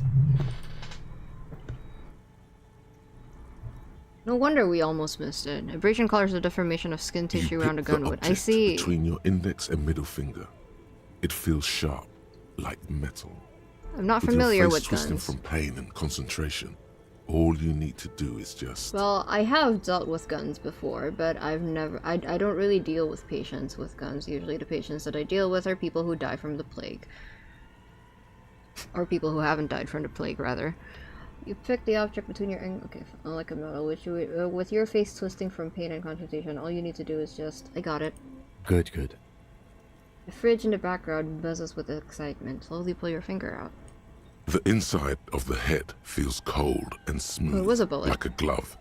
Sweat dripping down your brow. Careful not to lose the prize between your fingers. With a plop, your hand emerges from the mouth, covered in blood up to the wrist.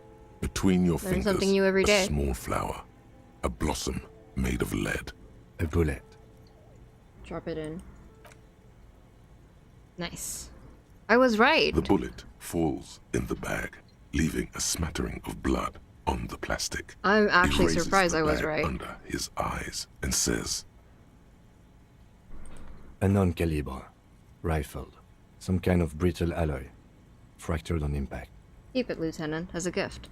No, you deserve it. We can log it later. The Lieutenant drops the bag in your bloody hand. It feels light. We need to add an item to the injury list. Injury number 4. Oval entry wound with an abrasion collar. Soft palate, back of mouth. Oh, is that why they hung him? To disguise the fact that he got an abrasion collar? High velocity.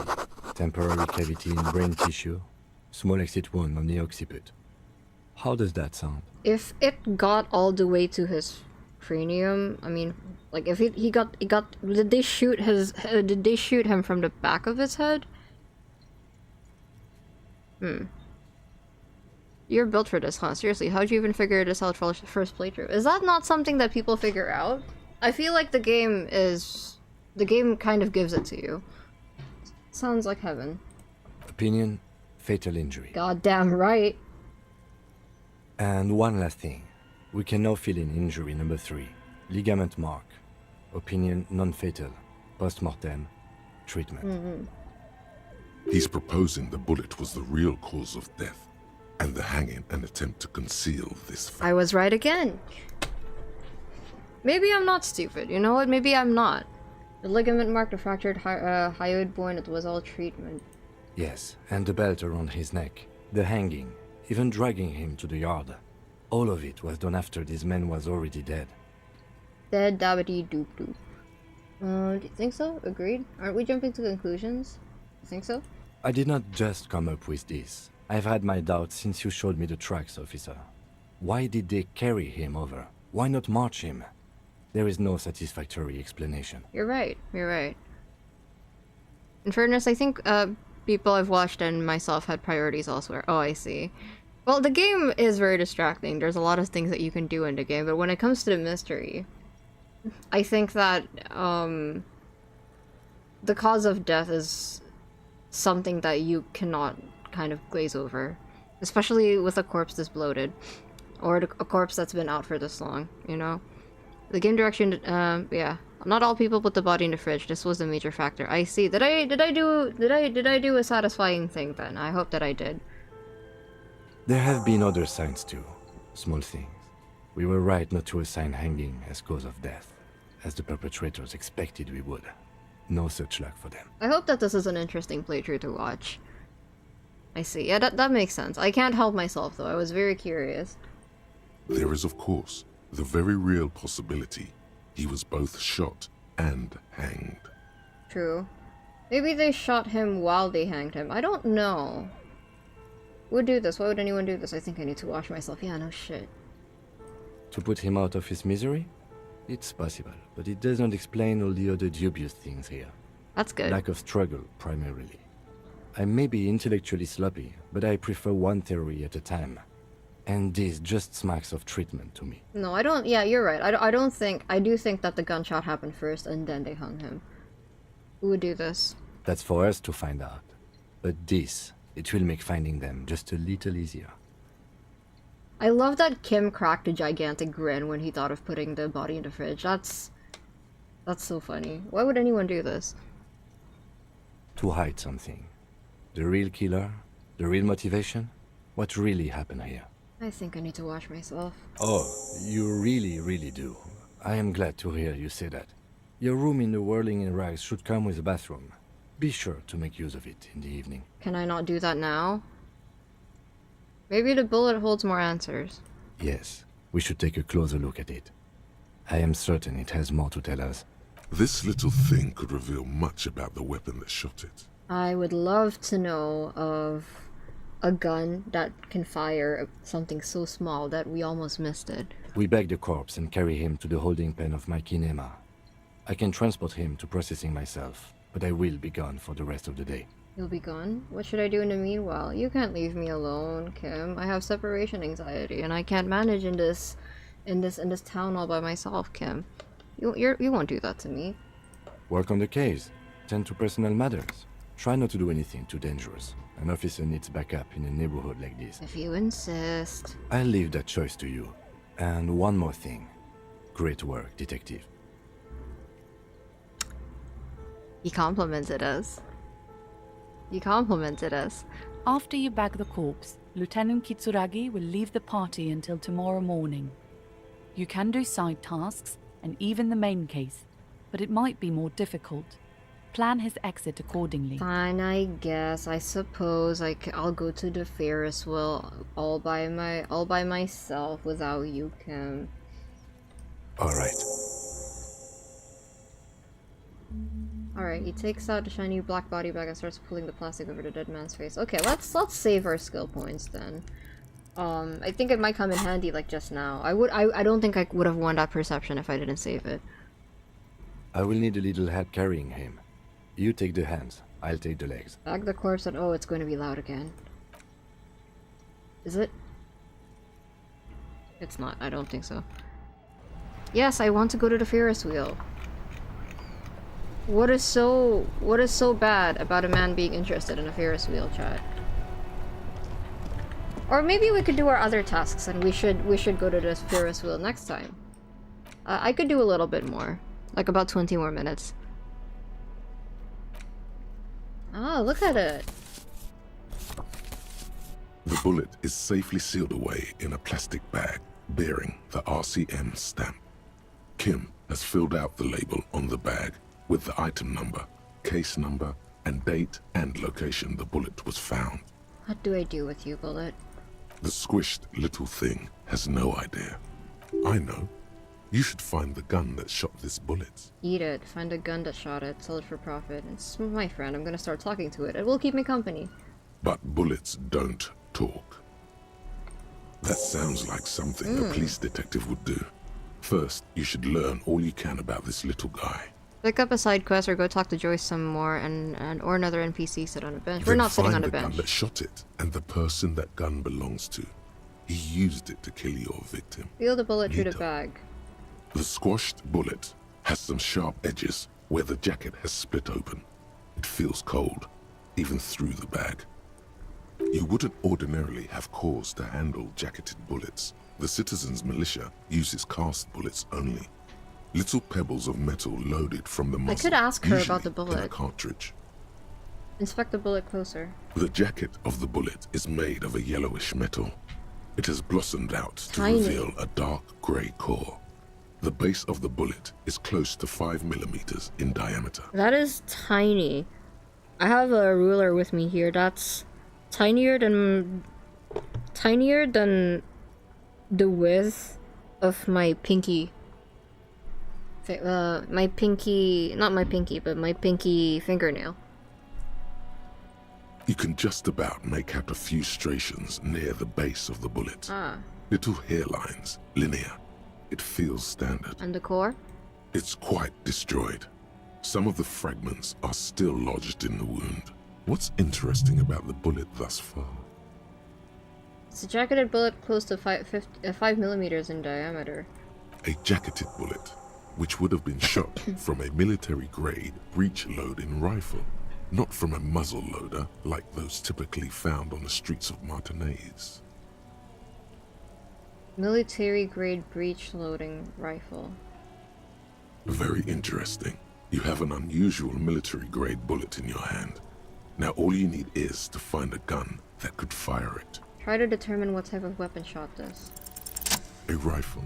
Revolutionary. I was thinking... Your bullet looks to be an old 4.46 I was thinking we should check from the one we have. Left over from the turn of the century. Probably an antique, or a retrofitted antique. Make? The 4.46 caliber was widely used with the Belmargrave rifle, a Revacholian manufacturer.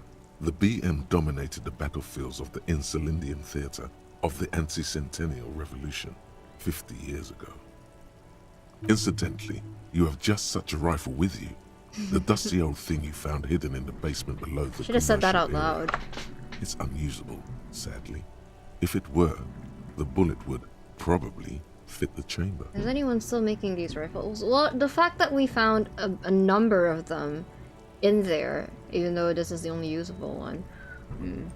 No, but Zeliger, a major firearm manufacturer, ended up with a surplus after the war. So there are still a lot of these old military rifles floating around, usually broken. The quality was appalling. Oh, I am so glad that being thorough actually rewarded me with progress on the story. I didn't think that it would, I just did it because I was curious. Who uses Belmargrave rifles these days? Antiques enthusiasts, guerrilla fighters in distant countries, a few lucky jamrock bangers.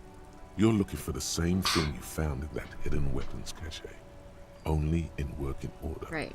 Back at the station, the lieutenant is standing at a counter.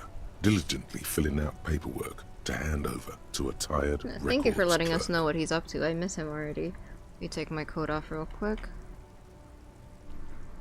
There's a reason this is called one of the best RPGs. It surely is. It's shaping up to be for me as well. You should share your findings with him as soon as possible. Bullet has nothing more to say. I'm glad I chose not to rush through the story. It does look like a flower, doesn't it? It's kind of pretty. Alright, let's see. That was nice. Wash off the dust smell. Can I take a bath now? I don't think I like the idea of walking around smelling like death, personally. Was that? Could it be? The Calder Mama Dakwa? No. No. It's probably just What? your imagination ringing in your ear. You're looking at an antique rifle. The state of the world right now is already in semi-automatics. I do remember that. I do remember that because all of the other guns were not in a good enough state for me to take, but one of them was, so obviously they're outdated. But one of them's still good enough to kill someone with. Is it? Is there a ringing? There seems to be an extremely high-pitched ring. Ultrasonic. Lena said it was very high-pitched, right?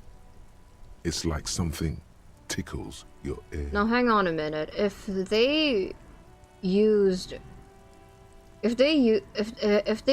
the hanging / lynching to hide the fact that he died via getting shot, is there a possibility that maybe the fact that the belt came from the cargo, from the dock workers, that could also be on purpose? Like maybe it wasn't actually... I'll hold that thought for now. Lena also said that it couldn't be heard by any other animal, including humans. What you're hearing must just be a regular bird. Because it would be so easy to put it on them, no? Even Kim said, like, everything points at them. Maybe I'm getting a bit too conspiracy theoristy, but I don't know. If I worked there and using something from my workplace would tie my workplace directly to a crime or my organization, I wouldn't do it personally. Like, who else is going to get their hands on that? Honestly, not that I would know. I never killed anyone. A whole lot. The distant hum of the industrial harbor, the traffic. But, admittedly, there is a high-pitched noise somewhere there too. But then, isn't there always? Listen closely first. There it is again. You're about to rediscover a long-lost species. Hold on. Yeah, but how are you going to catch it? Keep listening. It must be very close. Maybe, just maybe, it will come toward you. Keep still. It might perch on your shoulder. Listen closely first. Hold very still and hope the bird comes to perch on your shoulder. Oh no. The sound. It's moving away. Somewhere over there. Go after it. No. Too late. It's gone. There is no ringing anymore. Just the sound of the streets. Go then, leave. Leave like everything else. So it does. It's gone. All that's left for you is the disco. Disclaimer makes you sound more sus. Don't be a weirdo. There's nothing like I can do that to change lawyer your at mind. the pawn shop who doesn't like music. You don't need sounds when you have beats. No, why do you like beats? I mean, I suppose beats is also a type of vice, so, yeah, you know what, let's go. Let's see if I can shower or not.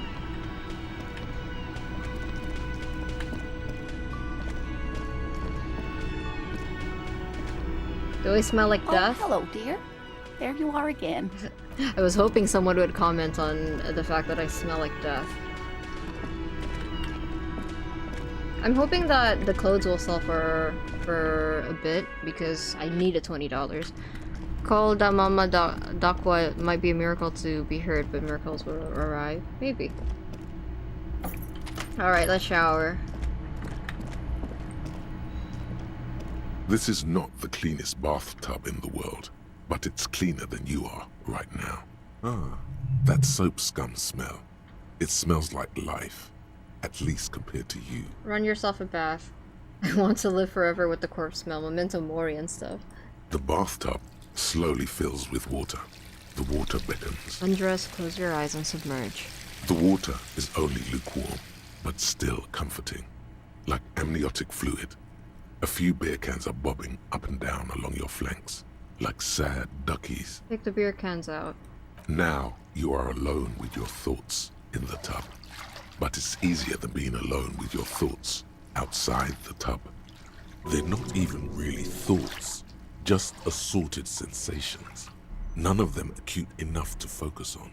Did none of you try to take a bath? I hate being dirty. I hate having corpse bits all over me. So if I were hypothetically ever in this situation, you know, I work with the coroner a little bit, so I guess I didn't have to say it was a hypothetical. Anyways, I would shower immediately. I'm a bit of a clean freak. Again, you might find that hard to believe, but I don't like it. So let's linger in the tub a little bit. Your fingers grow pale and are covered with tiny whirls as the water cools. It's a video game where you are allowed to do a lot of things. Why wouldn't you do it? Imagine something. You see the corpse. You can still smell the cadaver on you. It's going to take more than one bath to get rid of that stench. Then, houses along a narrow street. A video rental. A video rental. Darkness on the planet's curvature. You see the corpse. You can then how the waterline recedes as you stand. You are cold now. Your clothes stick to your still moist skin. It's a task. It's a task. Of course I can bathe. Okay. Fortunately, you got a point there. Exactly. Alright, what else can we do? Damaged ledger. What were we going to do with the damaged ledger?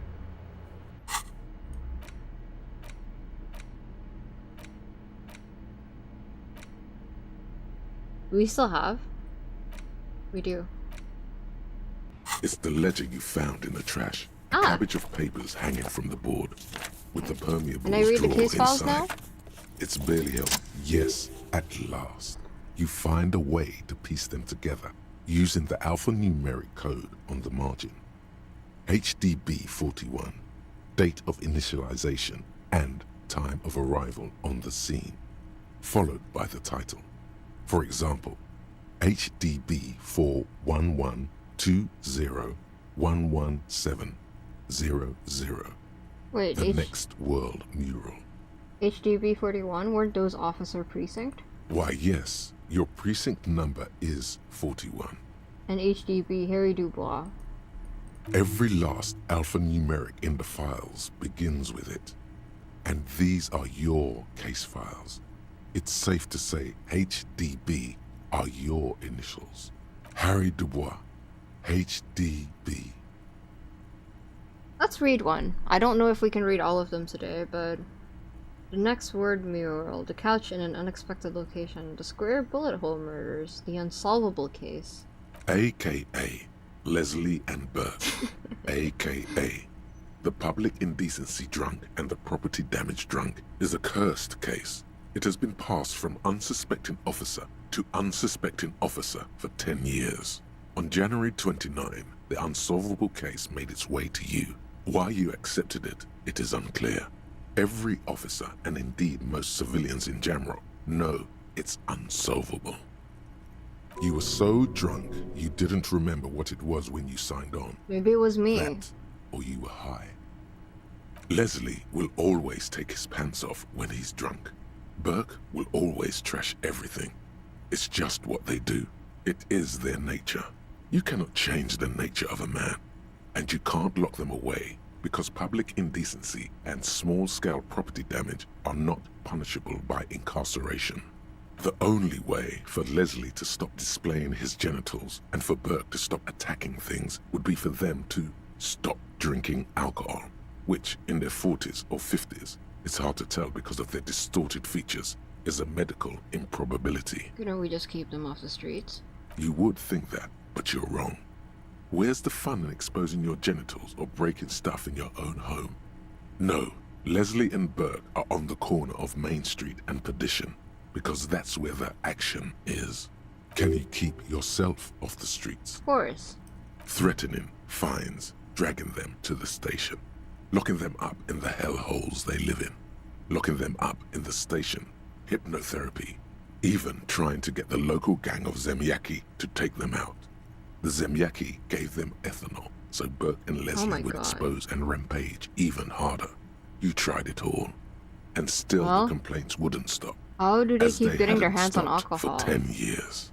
It's plain to see from the files that you, Satellite Officer JV, and Special Consultant TH had more important cases to attend to.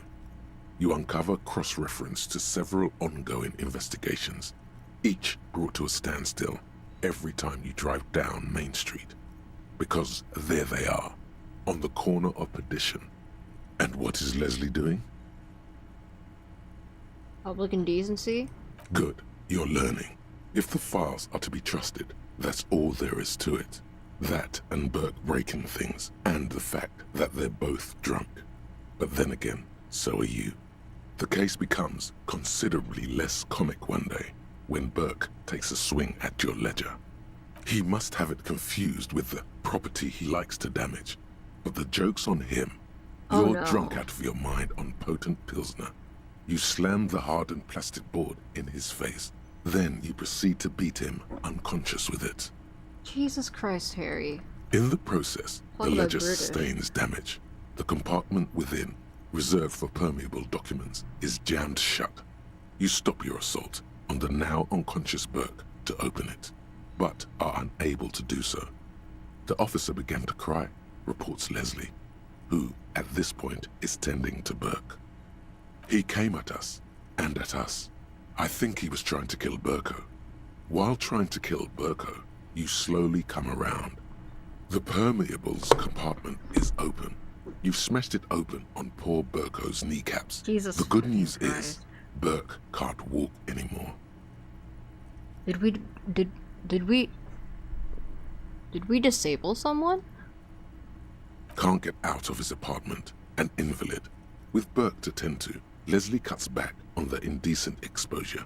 Maybe he flashes his genitals to Burke. Who knows? But both drunks are off the street. The complaints stop.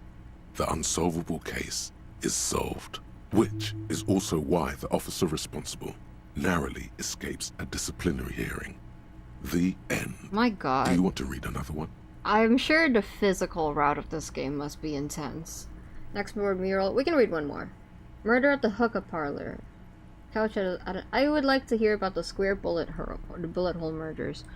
It would be very interesting to read about these, wouldn't it? I mean, there seems to be a square-shaped entry wound in the victim's forehead. She's been sitting there for weeks, on her rocking chair, with a square hole in her skull, staring at the wall, her mouth agape. What? That's all you got. From the half hour you spent piecing it together, all you know is the entry wound was square-shaped. You never found the bullet. And then another body showed up, also with a square hole in his forehead. A sequence killer. Who knows? Those pages are missing. What next? One day you may still catch the man with the square gun. Interesting. Okay, let's save the world. Not let's much save has the rest changed for later. in the meanwhile. Okay. Harry's a machine that can break everything and everyone. He's an unstoppable force. Yeah, so I've gathered. So far. Alright, let me see. Let's see. Oh, we are almost at the 8-hour mark. I'm sorry. I didn't realize how much time had passed. Actually, I'm actually not sure because again, I had to leave at some point because something happened to my stream, unfortunately. So I'm not really sure what time we're at the moment. Maybe 6:40, maybe 7:40. I don't know. But I can play a little bit more and then we're done. Because I think there's something that I still need to do, but I can't remember what it was. It sure does. It sure does. Thank you for staying here from the beginning, by the way, Colm. I do appreciate it.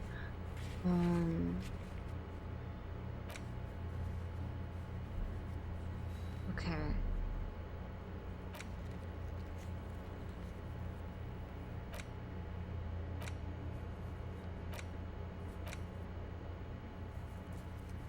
see. Renee. Okay, let's try Renee.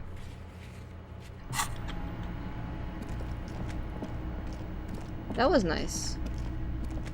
And now when Kim comes back, we're not going to smell bad in front of Kim. And that's totally not why I took a shower. Not at all. I am not that shallow. I would like to go to the pawn shop because I want to pay for the hotel fees because I don't want to think about it. But first, Renee. It's nice that we have a bit of time away from Kim. I will not progress the story without Kim. Of course I'm not going to do that. Oh, there he is. Totally not. What's your thought cabinet status? Good question. I don't think it's done quite yet. Yep, not yet. And... oh. We can unlock a new skill, but I kind of want to save that, so maybe if we get another one. Vigilance officer, what can this old carabinier do for you? Renee, I found your guard booth. Yes, the Debardiers Union pays me to stand vigil during the night. Not out of any political allegiance, mind you. I didn't see you last night. I'm an old man. Don't sleep more than a few hours every night anyway, and... money is tight. You must have seen something on the night of the murder. Your booth looks right into the yard. Yes, it does. Unfortunately, I wasn't working that night. Been on a 2-week leave since last Monday. Hold on, why are you on leave? It's a private matter. Nothing to do with your investigation. You see, officer, René is the kind of man would rather die than admit he needs medical assistance or, God forbid, sick. A real man's man is just gonna ride it out. I know people like this, but unfortunately I can't really comment or criticize them because, as I've said before, doctors are the worst patients. I don't like going to the hospital. I'm fine, goddammit. Mind your own business. Hey, take it easy, old man. Just got to cut back on coffee. So who was working your shift that night? No one. The boss has been unmanned since last Monday. There's no other guard. It's just me. Container yard has been unguarded for a week? Yes. It's not actually an issue. I mean... Look, officer. The container yard doesn't actually need a guardsman. Never had one before René. Monsieur Claire had that booth built specially for him. It's mostly decorative. Mostly decorative?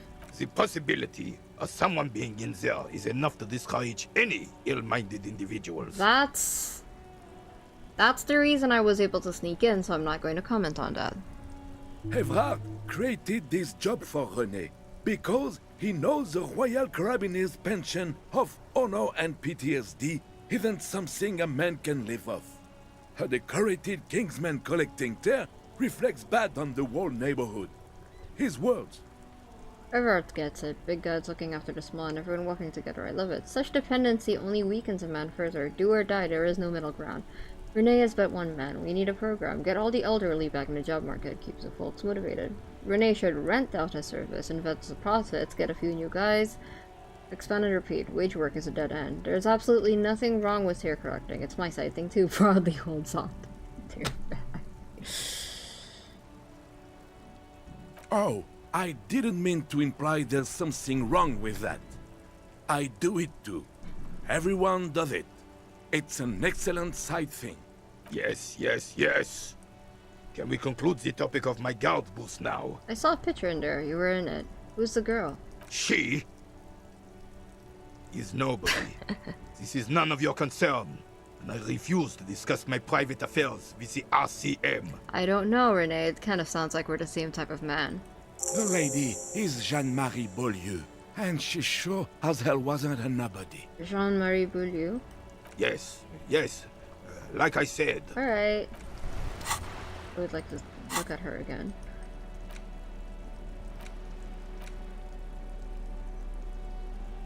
The Ferris wheel! Maybe we would find her if we go to the Ferris wheel. Revachol Fair Summer of 91. Damn, that was 60 years ago. Thank you for being a bro, Gaston. This Gaston is goated. And it looks so empty to be running around in town without our buddy Kim. I miss him. I want him back. What? Why are you dotting me? What did I do this time, Coma? I feel like everything I do upsets you. See, on the Ferris wheel, did you forget what Plazan said about it? I think I must have forgotten. What did Plazan say about it? Anyway. Hello, hello. Sure, let me have a look. I'd like to sell my clothes. I'm not purchasing any more clothing at the moment. I can't sell my clothes. Anything else you're thinking of selling? Anything else you're thinking of selling? Who lied and said that I could sell my clothes? Who lied? There is no Ferris wheel and busing, so alright, buddy.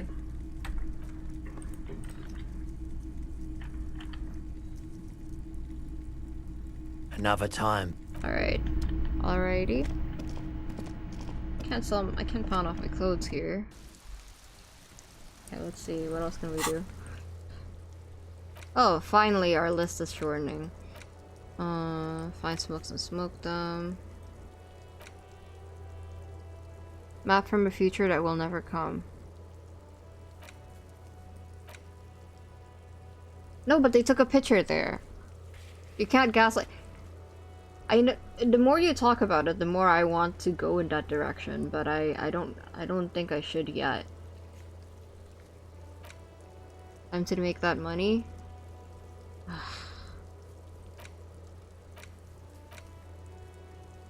Right, okay, let's go to Joyce. Wait, actually I don't think I've ever been in this direction. No, I have not. Okay, let's see, are there bottles around? I don't see any bottles around. There's a pile of cheap sunglasses in a small box, a variety of shapes and colors. Okay, but it's second day. You should really get some money because you might soft lock yourself without it. I don't know how to get more money. You like sunglasses, officer? Hello. I've got the latest styles right here. Abort. These are hideous. What's more, they don't even fit your face. You can feel them pinching your nose and chafing against your brow. Damn, officer! You look like a mega secret spy. Very secret. They're practically made for you. I'll let you have them for 2 real and 50 cents. They're perfect for concealing your bloodshot and baggy eyes. I'm already wearing shades, electrochemistry. It's going to be very difficult for anyone to take you seriously with these things on your face. Rubbish shooter. These are all boring. Those UV stickers are almost certainly just there for the show. If anything, these lenses probably direct more UV light into your pupils. These are all first-rate sunglasses. Premium design, superb material, very cool, UV resistant. Oh, very interesting choice, officer. Very high culture. This is how a sea monster sees the world. You've become a sea monster, Harry. Giant, hidden, and strangely tender at heart. All is blue. We are very blue, that's true. Alright, but these actually make your vision worse. It's like literally being underwater. Wow, officer! You look so cool! And they can be yours for a mere 3 real. My regular customers have passed them all up because they've got no taste. But you found them. Let's leave for now. I just wanted to find some bottles. There are clothes inside. Cheap second-hand clothes, smelling of strangers' body odors. Don't be shy. These are premium class clothes. Good quality fabrics, best retro design. Save the economy with your style, officer. Save the economy? That sounds off. Save the economy? What are you talking about? Haven't you heard, officer? We've got to be economically conscious. Recycle your cash, keep it in circulation. Don't buy new things. Buy eco.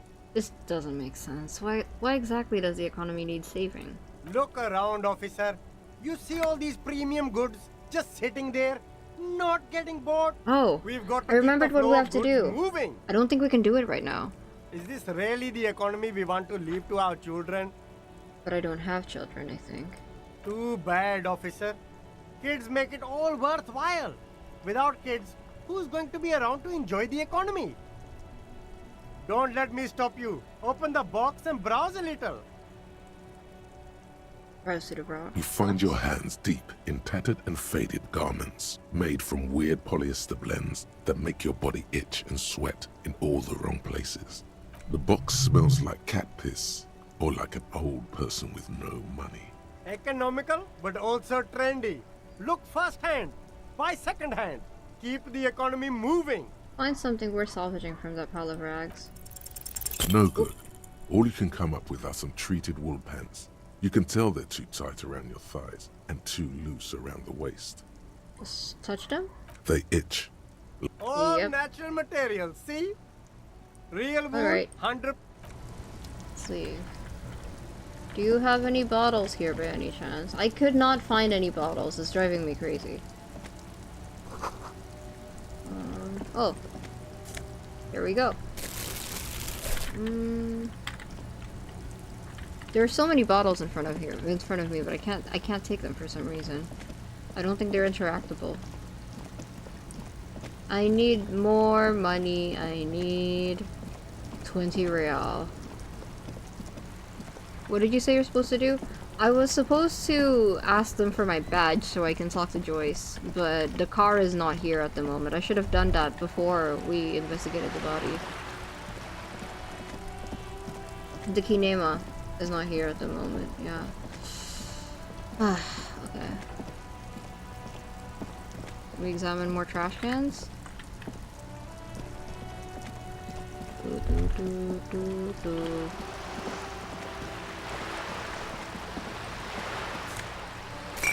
you. I wish there was more garbage around. Oh yeah, wait, but that isn't necessary for Joyce, is it? She said she wasn't going to talk to us unless... I think. If I remember correctly, then she said that she can't really tell us any information until I have a badge. And now without the lieutenant, I'm actually fucked.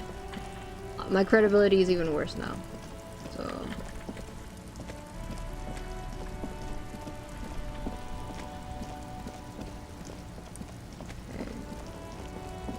You can do a reality lowdown with her though, that's true. That's true.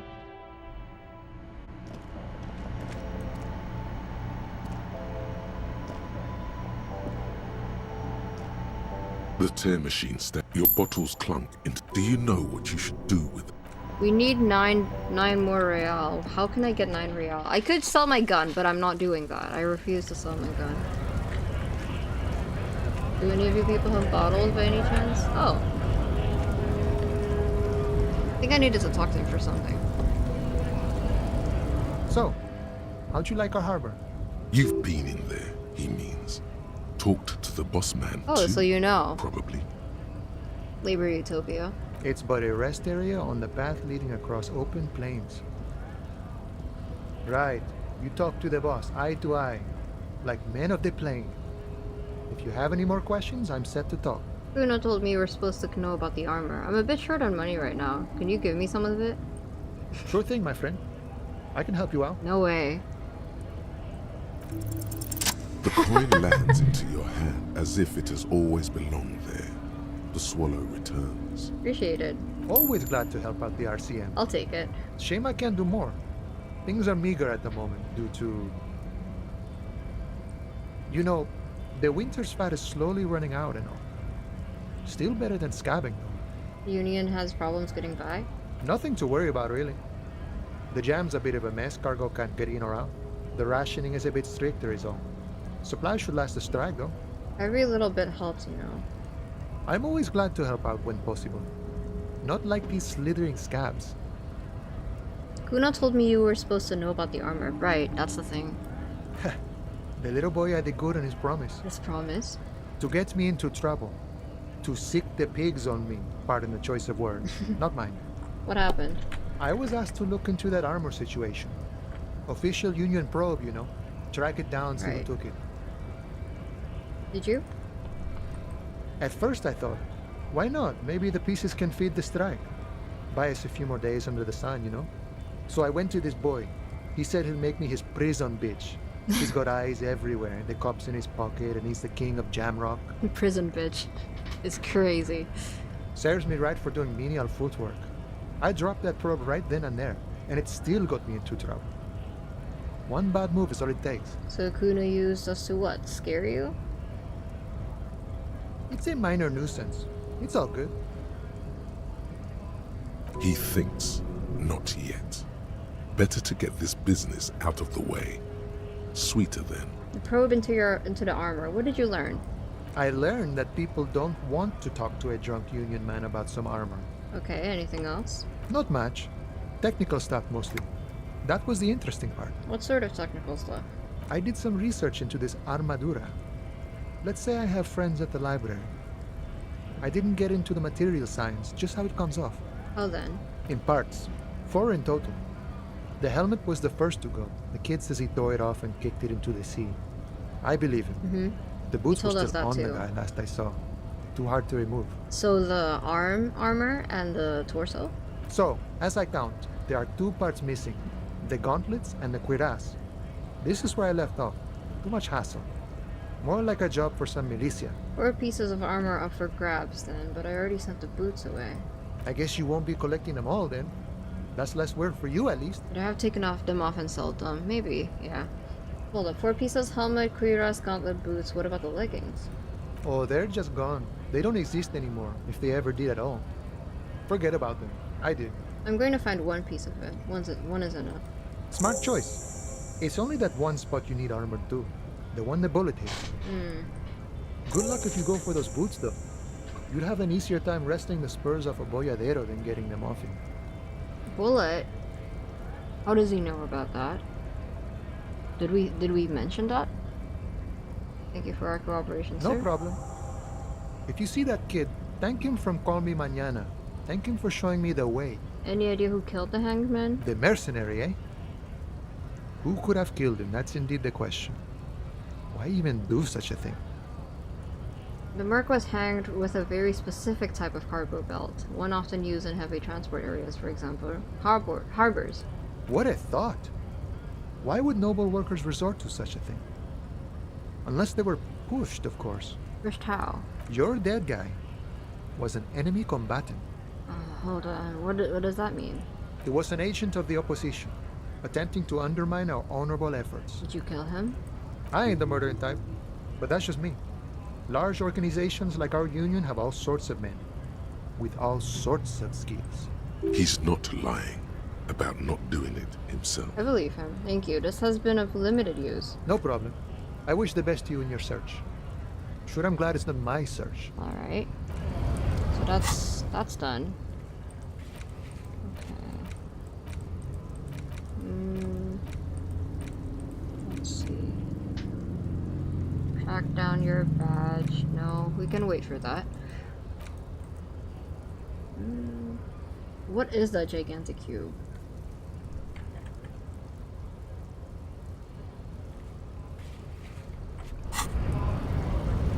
Let's talk to Joyce, and then we can end the stream. Alright. I always struggle with these stairs.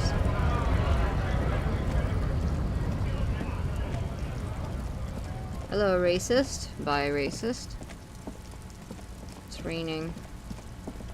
And then, next order of business for next stream, we're going to talk to the men in the restaurant. Oh, I don't think I've talked to this person.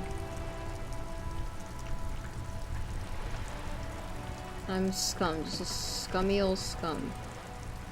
Don't deserve her, okay. Happens to the best of us, alright, Betty. Is this where he fakes his own death? Probably reading Sherlock.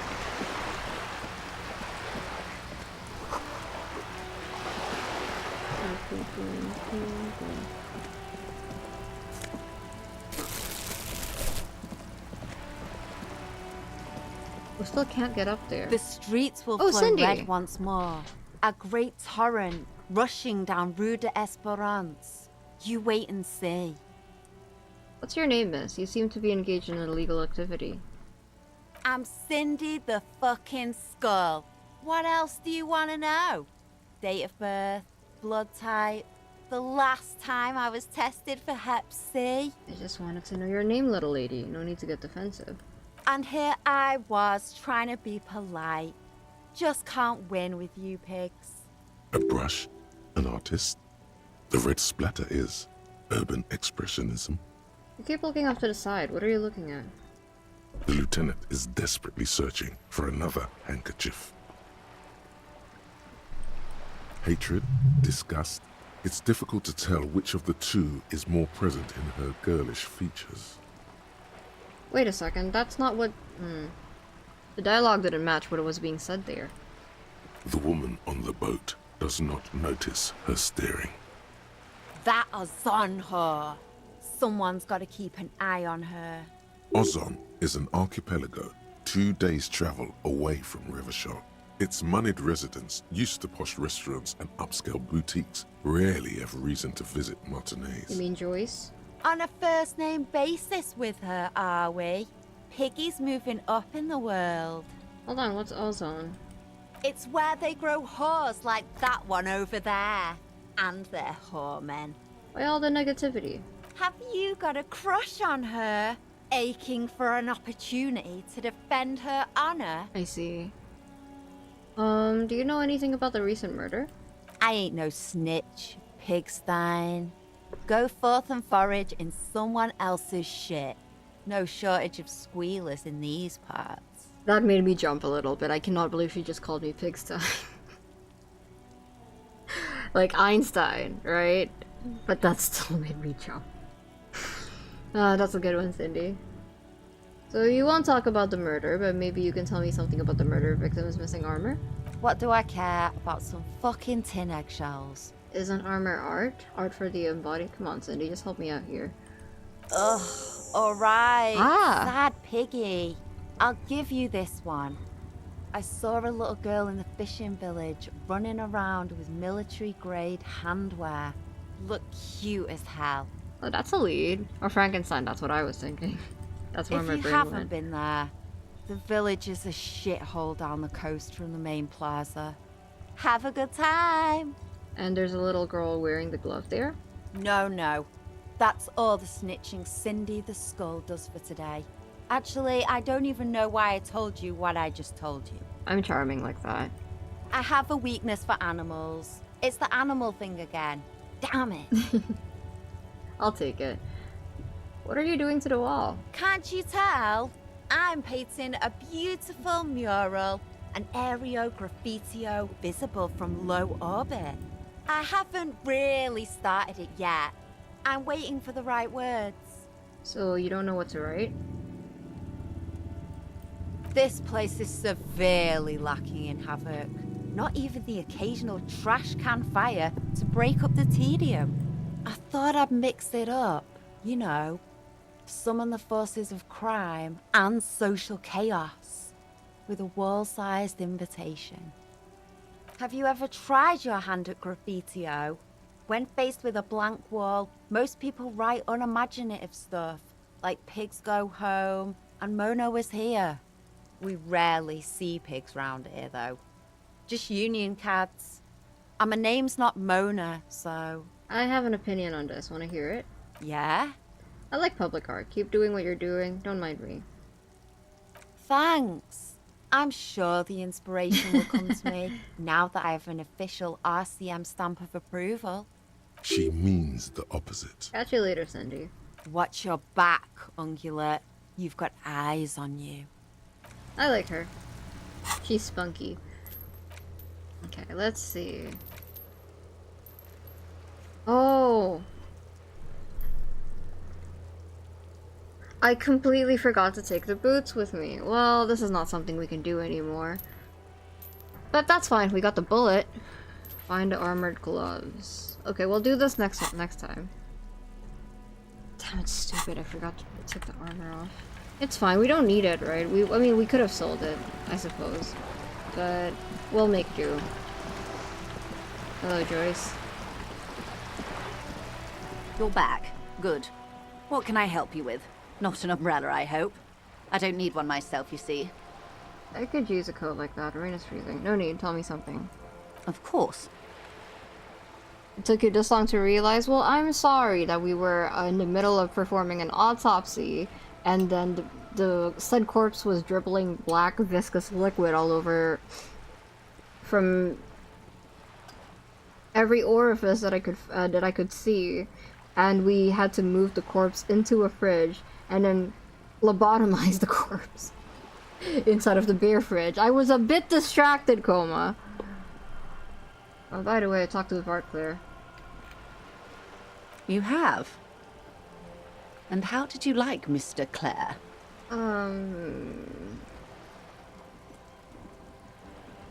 I didn't. Oh, come on now. He has his uses. How else would he have stayed in power all these years? Or wait, actually, corruption. That's how he's done it. Fantastic, worm-like corruption, reaching into the bowels of the earth. Well, I realized then that I didn't take the boots, but what I didn't realize was we had a task that told us to take the boots. Of course. I don't expect you to share anything he told you with me. I'm not a worm myself. But if you felt like passing some information, how could I stop you? Are we not human? Are we not curious to hear another person's take? It's only natural. We would only be gossiping. Intellectually speaking, it would be quite interesting to hear what she has to say about these things. Tell her she'll like you for it. Mr. Everart is helping me find my gun. Oh. That's so helpful of him. So very, very helpful. And how is that going? Do you have any leads on that gun? Mr. Everart says it's almost ready to be found soon. Did he now? Well, then it should be any day now. Unless, of course, he's lying to you. Anyway, was there anything else you've heard? Perhaps he is. I helped him turn up the heat on the borscht. Did you now? What sort of borscht is he making? The cook makes it to keep the strikers drunk, helps them strike. The strike brew. That's a classic. And by turn up the heat, I presume you mean put more alcohol in it? Yes. Why, if I may ask? Why make them more drunk? Aren't they corked enough already? An act born of sympathy for the working man. I set fire to the fumes of struggle. I worship alcohol in many ways. It's uninteresting. I thought it would make the broth taste better. Very curious. A very curious thing to do. What else? That's it. Of course, Detective. Should something come up later, down the road, don't be afraid to drop by for a chat. Until then, is there anything I can help you with? I guess we're done. Alright, I'm going to ask for advice now before I end the stream. Is there any way I can gain $8 8 real in the game before the end of the day? Because I am worried and I cannot stop thinking, what the hell is that? This is a wall on the side of an apartment building. You have no clue. Well, yes. So many walls. Ex-communist dialogue then refuses to pursue communism. I was just curious. Can't you ask Joyce? I'm not going to ask Joyce for money. Chat. Oh, wait, this is my first time here. Maybe there's some things here.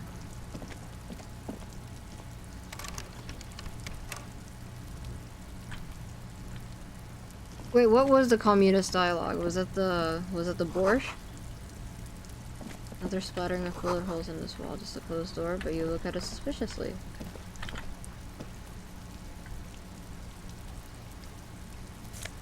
Oh, let's take that. Orange bum hat.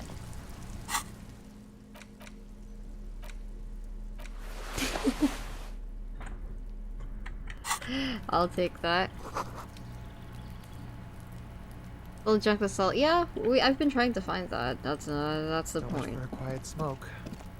Who said that? Oh. New skill point. Now we're a Hobocop. You can find ways up to the roof. I see.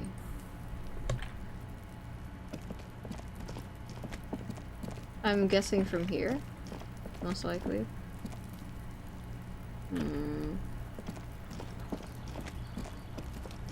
Kuno's gonna have a fucking heart attack. Oh! Hello. Are you trying to sneak up on me? Come to slit my throat in my sleep? Apparently, she doesn't like people standing behind her back. Logic error. She is not sleeping right now. Pigs come to take me out? Trying to snuff me out? No, why would you even say that? Then why are you sneaking up on me like that? It's Can not give a a good hint idea if you to need scare one. me, pig. No, it's okay. Not a good idea at all. We'll figure that out next time. He's funny. Alright, suppose that's all I can really do at the moment. We are not selling the handkerchief. It would make me very upset if we had to. That's funny to you? Yeah, she's funny. She's very funny.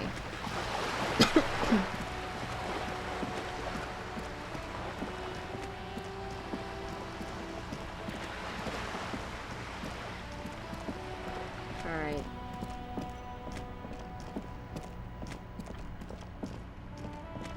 I don't have a lot, but I will take it anyway.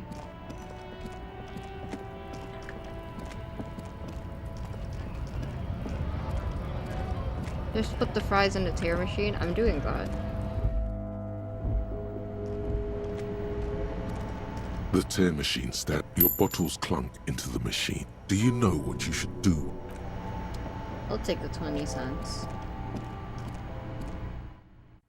Doctor's determined to be fully independent, I'll give him that. Well, it's not that. I asked money from the guy at the bridge after all. It's just that for some reason asking Joyce specifically for money is incredibly humiliating. I would rather not ask her for money. If I could help it. Alright. Wait a second, there's people on the roof. How did they get there?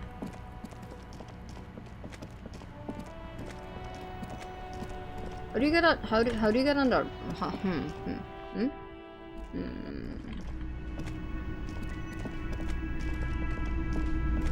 Things keep distracting me in this fucking game.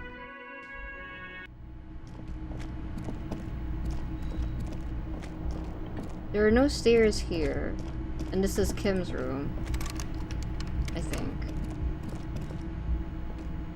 The door is closed. This door still.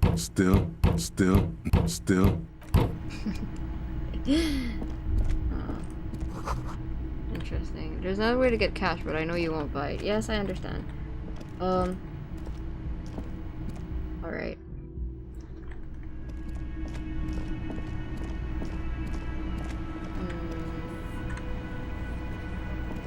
Alright, let's end it here then. Sorry for the anticlimactic stream ending. I've been streaming for a very long time today, and I would like to rest now. Alright, thank you for coming. I had fun today. I think what would the percentage look like in terms of the game completion? Like just for the first run. How far along am I in the story at the moment? At least we finally took the body down and did an autopsy. So you could issue fines to a citizen who does it bad. Oh, interesting. 17%, not bad. Not bad at all, actually. Ending with Joyce is never anticlimactic. That's true. I like her a lot as well. Alright, as for when will be my next time streaming, let's see. I will try for either next, let's check something real quick. Either next Tuesday or next Thursday, I would say. Next Tuesday or next Thursday. I wanted to do Friday or Wednesday. Okay, Tuesday, Thursday, or Friday. Definitely not Wednesday, because that's when Genshin's dropping. So, we'll see. If you're making good time, I hope I am. I'm still kicking myself for not selling the armor, the feet armor, but maybe if we get the armor from the girl tomorrow. Not tomorrow, like next time. we might get somewhere. But yeah, we'll figure it out. Once I finish the thumbnail, I will have the stream scheduled, but I could change it. So it could be either of those 3 days. I'm not coherent anymore. I need to take a break. Alright, thank you everyone for coming. Hanged Man thumbnail? Not exactly Hanged Man thumbnail. I'm not going to draw myself being hung as much as I'm sure some people would love to see that happen to me. No. But more so a reference to the colors of the Hanged Man. So, we'll see. I didn't even steal the boots all up till my 6th playthrough. Okay, that makes me feel a little bit better. Thank you, Captain. Alright, I'm going to go pass out now. Thank you for coming. It's been your Kiko, and I'll see you next time. Bye!